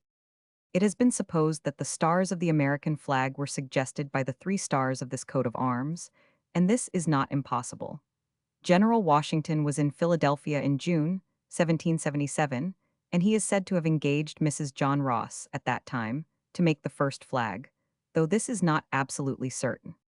However this may be, it is known that the American flag of 13 stars and of 13 stripes was displayed at the siege of Fort Stanwix in August, 1777, at the Battle of Brandywine on September 11, at Germantown on the 4th of October, at the surrender of the British under General Bergen on October 17. The flag had been adopted in June of the same year. The vessels of the American Navy flew this flag on the high seas, and their victories made it respected everywhere. The Treaty of Peace between England and the United States was signed at Paris, France, on September 3, 1783. This was the acknowledgement of Great Britain of the independence of her former colonies, and the other nations of Europe stood by consenting. Our flag was admitted at that time, on equal terms with the standards of ancient kingdoms and states, to the company of the banners of the world. In April 1818, the Congress passed an act to establish the flag of the United States. Section 1. Be it enacted, etc., that from and after the 4th day of July next, the flag of the United States be 13 horizontal stripes, alternate red and white, that the Union have 20 stars, white in a blue field. Section 2. And be it further enacted that on the admission of every new state into the Union, 1 star be added to the union of the flag, and that such addition shall take effect on the 4th of July next succeeding such admission. Approved, April 4, 1818. No changes, other than the addition of new stars, have been made in the national flag since 1818. The stars have been added, one by one, until in 1898 there are 45 in all. Every state has its star. Each of the original 13 states has its stripe. So long as the United States exists, the flag will remain in its present form, except that new stars will be displayed as the new states come in. It will forever exhibit the origin of the nation from the 13 colonies and its growth into a union of sovereign states. Edward S. Holden, Makers of the Flag. This morning, as I passed into the land office, the flag dropped me a most cordial salutation, and from its rippling folds I heard it say, "Good morning, Mr. Flagmaker." "I beg your pardon, Old Glory," I said. "Aren't you mistaken? I am not the President of the United States, nor a member of Congress, nor even a general in the army. I am only a government clerk." "I greet you again, Mr. Flagmaker," replied the gay voice. "I know you well. You are the man who worked in the swelter of yesterday, straightening out the tangle of that farmer's homestead in Idaho. Or perhaps you found the mistake in that Indian contract in Oklahoma, or helped to clear that patent for the hopeful inventor in New York, or pushed the opening of that new ditch in Colorado, or made that mine in Illinois more safe, or brought relief to the old soldier in Wyoming. No matter, whichever one of these beneficent individuals you may happen to be, I give you greeting, Mr. Flagmaker." I was about to pass on, when the flag stopped me with these words. Yesterday the President spoke a word that made happier the future of 10 million peons in Mexico. But that act looms no larger on the flag than the struggle which the boy in Georgia is making to win the Corn Club prize this summer. Yesterday the Congress spoke a word which will open the door of Alaska, but a mother in Michigan worked from sunrise until far into the night to give her boy an education. She, too, is making the flag. Yesterday we made a new law to prevent financial panics. And yesterday, maybe, a school teacher in Ohio taught his first letters to a boy who will one day write a song that will give cheer to the millions of our race. We are all making the flag. But, I said impatiently, these people were only working. Then came a great shout from the flag. The work that we do is the making of the flag. I am not the flag, not at all. I am but its shadow. I am whatever you make me, nothing more. I am your belief in yourself, your dream of what a people may become. I live a changing life, a life of moods and passions, of heartbreaks and tired muscles. Sometimes I am strong with pride, when men do an honest work, fitting the rails together truly. Sometimes I droop, for then purpose has gone from me, and cynically I play the coward. Sometimes I am loud, garish, and full of that ego that blasts judgment. But always I am all that you hope to be, and have the courage to try for. I am song and fear, struggle and panic, and ennobling hope. I am the day's work of the weakest man, and the largest dream of the most daring. I am the Constitution and the courts, statutes and the statute makers, soldier and dreadnought, drayman and street sweep, cook, counselor and clerk. I am the battle of yesterday and the mistake of tomorrow. I am the mystery of the men who do without knowing why. I am the clutch of an idea and the reasoned purpose of resolution. I am no more than what you believe me to be, and I am all that you believe I can be. I am what you make me, nothing more. I swing before your eyes as a bright gleam of color, a symbol of yourself, the pictured suggestion of that big thing which makes this nation. My stars and my stripes are your dream and your labors. They are bright with cheer, brilliant with courage, firm with faith, because you have made them so out of your hearts. For you are the makers of the flag, and it is well that you glory in the making. Franklin K. Lane. The Name of Old Glory. I from the biographical edition of the complete works of James Whitcomb Riley, copyright 1913. Used by special permission of the publishers, the Bobbs-Merrill Company. Old Glory say who? By the ships and the crew, and the long, blended ranks of the gray and the blue. Who gave you, Old Glory, the name that you bear, with such pride everywhere, as you cast yourself free to the rapturous air, and leap out full length as we're wanting you to. Who gave you that name with the ring of the same, and the honor and fame so becoming to you.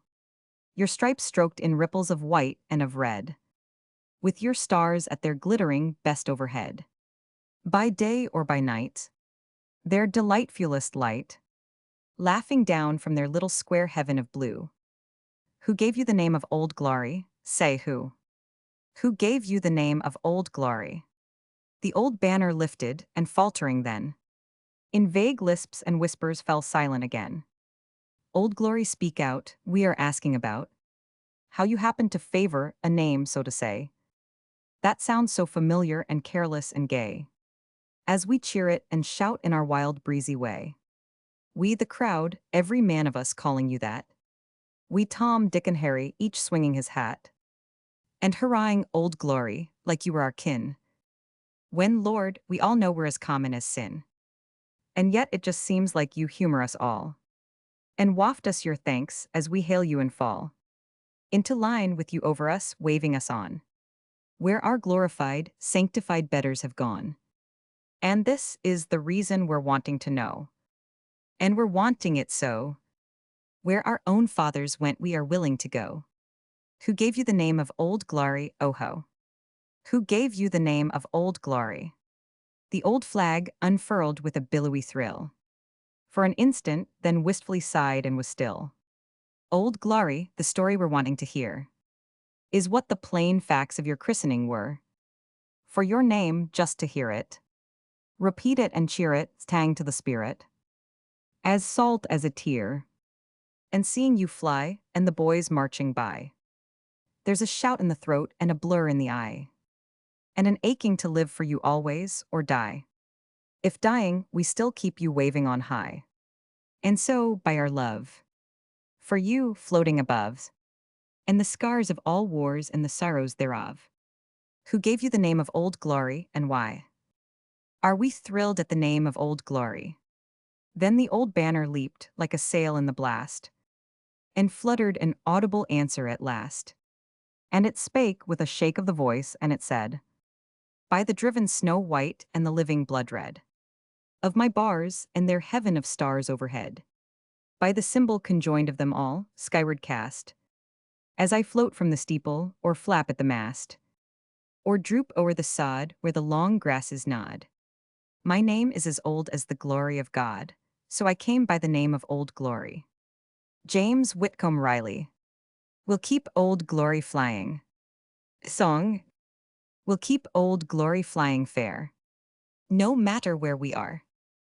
We'll let the breeze caress each stripe, and proudly kiss each star.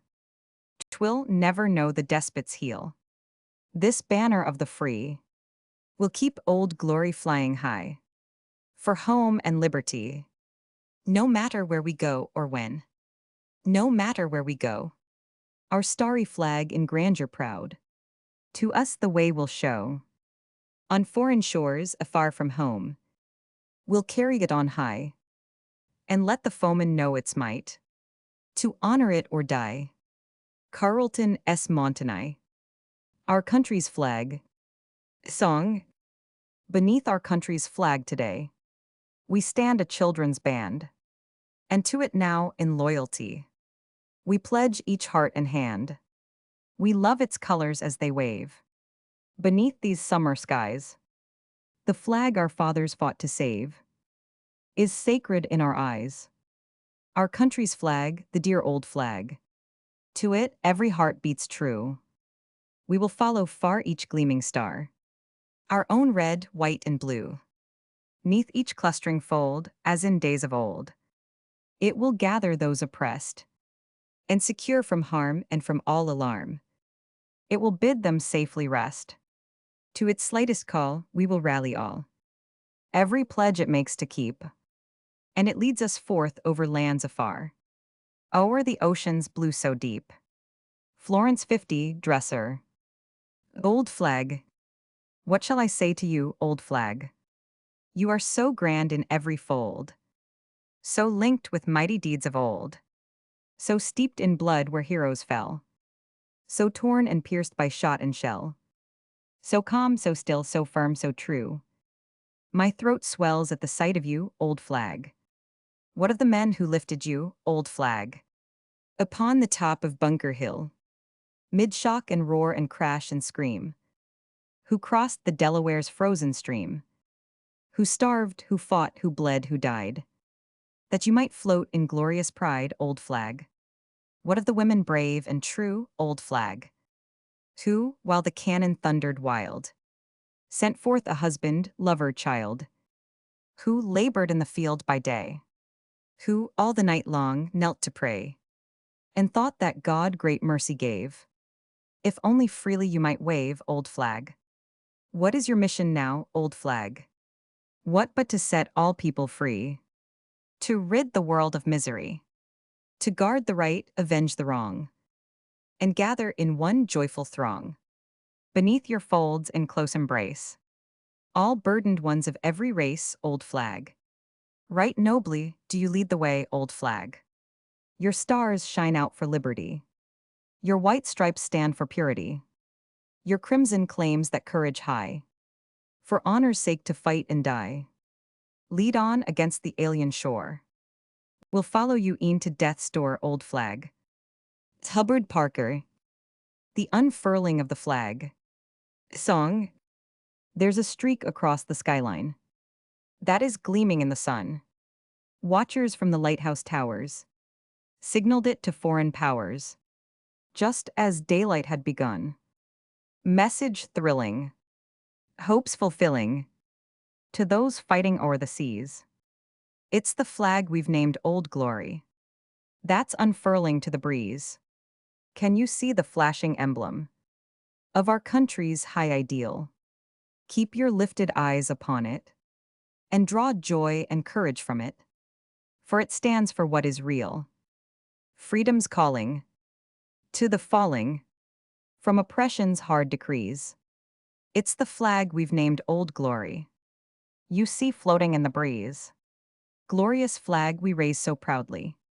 Stars and stripes, red, white, and blue. You have been the inspiration of an ever-growing nation, such as this world never knew. Peace and justice, freedom, progress, are the blessings we can seize when the flag we call Old Glory is unfurling to the breeze, when the cry of battling nations reaches us across the space of the wild, tumultuous ocean. Hearts are stirred with deep emotion for the saving of the race, peace foregoing, aid bestowing. First we drop on bended knees, then with shouts our grand Old Glory we set flaunting to the breeze. Clara and Dicot Sears, your flag and my flag, your flag and my flag, and how it flies today, in your land and my land, and half a world away. Rose red and blood red, the stripes forever gleam, snow white and soul white, the good forefathers' dream. Sky blue and true blue, with stars to gleam aright, the gloried guidon of the day, a shelter through the night. Your flag and my flag, and oh, how much it holds. Your land and my land, secure within its folds. Your heart and my heart, beat quicker at the sight. Sun-kissed and wind-tossed, red and blue and white. The one flag, the great flag, the flag for me and you. Glorified all else beside, the red and white and blue. Your flag and my flag, to every star and stripe. The drums beat as hearts beat, and fifers shrilly pipe. Your flag and my flag, a blessing in the sky. Your hope and my hope, it never hid a lie. Homeland and far land and half the world around. Old Glory hears our glad salute and ripples to the sound. Wilbur 500, Nesbitt. Our flag. There are many flags in many lands. There are flags of every hue. but there is no flag in any land like our own red, white, and blue. Then hurrah for the flag, our country's flag. Its stripes and white stars, too. There is no flag in any land like our own red, white, and blue. Mary Howlester.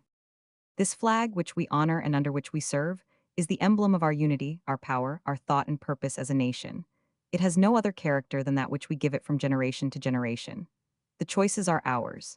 It floats in majestic silence above the hosts that execute those choices, whether in peace or in war. And yet, though silent, it speaks to us of the past, of the men and women who went before us, and of the records they wrote upon it. We celebrate the day of its birth, and from its birth until now it has witnessed a great history, has floated on high the symbol of great events, of a great plan of life worked out by a great people.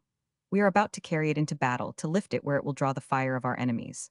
We are about to bid thousands, hundreds of thousands, it may be millions of our men, the young, the strong, the capable men of the nation, to go forth and die beneath it on fields of blood far away. Woe be to the man, or group of men, that seeks to stand in our way in this day of high resolution, when every principle we hold dearest is to be vindicated and made secure for the salvation of the nations. We are ready to plead at the bar of history, and our flag shall wear a new luster. Once more we shall make good with our lives and fortunes the great faith to which we were born, and a new glory shall shine in the face of our people. Woodrow Wilson. From Flag Day Address, June 14, 1917. Story of the Star-Spangled Banner. In the War of 1812, when an attack was being made upon Fort McHenry, Mr. Key and his friend were on board an American vessel just in sight of the enemy's fleet and the flag of Fort McHenry. They remained on board all through the night, holding their breath at every shell that went careering over among their countrymen in the fort, and every moment expecting an explosion. Suddenly the firing ceased, and as they had no connection with the enemy's ships, they could not find out whether the fort had been abandoned or the siege given up. For the remainder of the night they paced to and fro upon the deck in terrible anxiety, longing for the return of the day, and looking every few moments at their watches to see how long they must wait for it. Light came at last, and they could see that our flag was still there.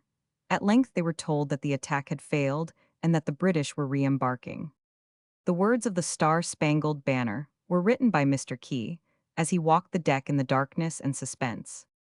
In less than an hour after it went into the printer's hands, it was all over town, was hailed with joy, and at once took its place among our national pieces. Ferdinand Durag, an actor, saw it, and catching up a volume of flute music, he whistled tune after tune.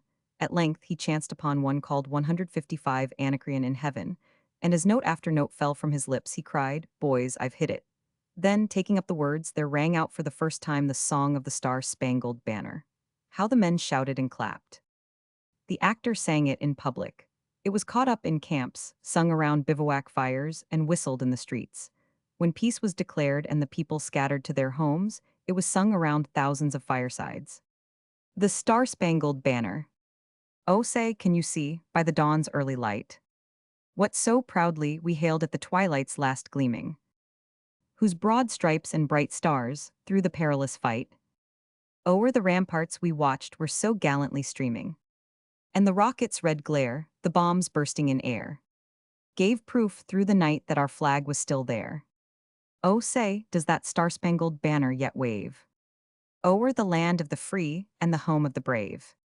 On the shore, dimly seen through the mists of the deep, where the foe's haughty host in dread silence reposes, what is that which the breeze, o'er the towering steep, as it fitfully blows, half conceals, half discloses? Now it catches the gleam of the morning's first beam. In full glory reflected, now shines on the stream.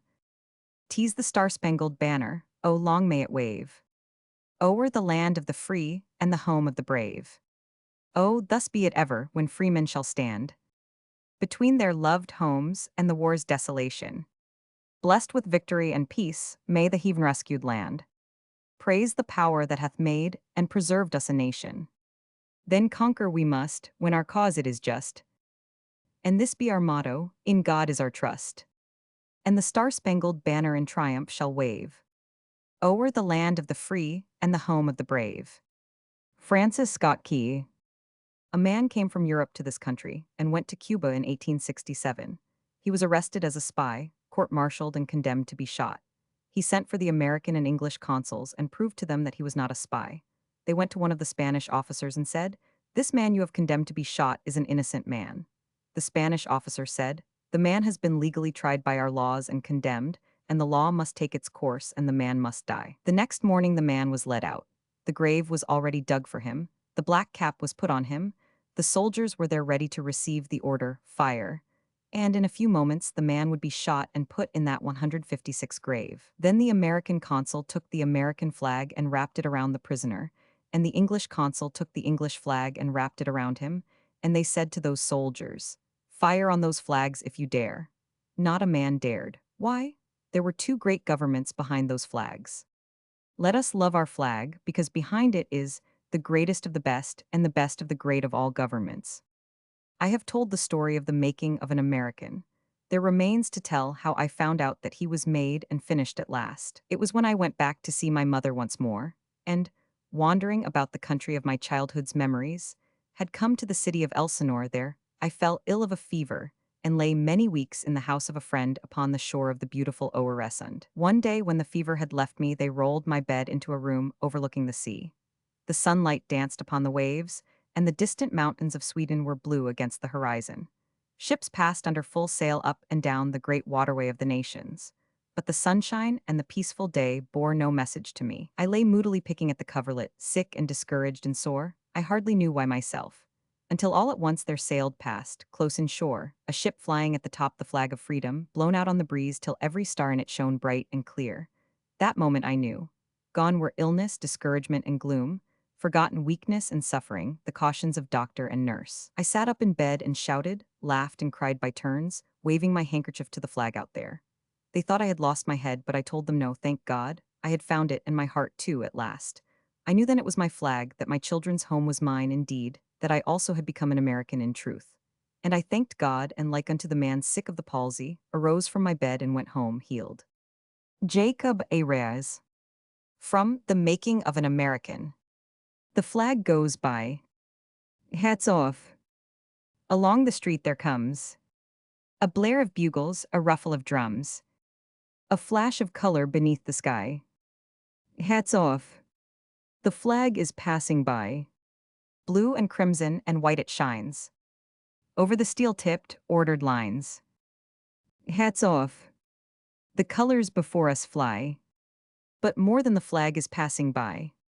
Sea fights and land fights, grim and great, fought to make and to save the state. Weary marches and sinking ships. Cheers of victory on dying lips. Days of plenty and years of peace. March of a strong land's swift increase. Equal justice, right and law. Stately honor and reverend awe. Sign of a nation, great and strong. To ward her people from foreign wrong. Pride and glory and honor, all.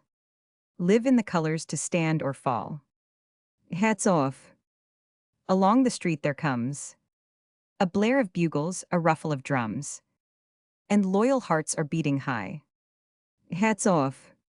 The flag is passing by. Henry Holcomb Bennett.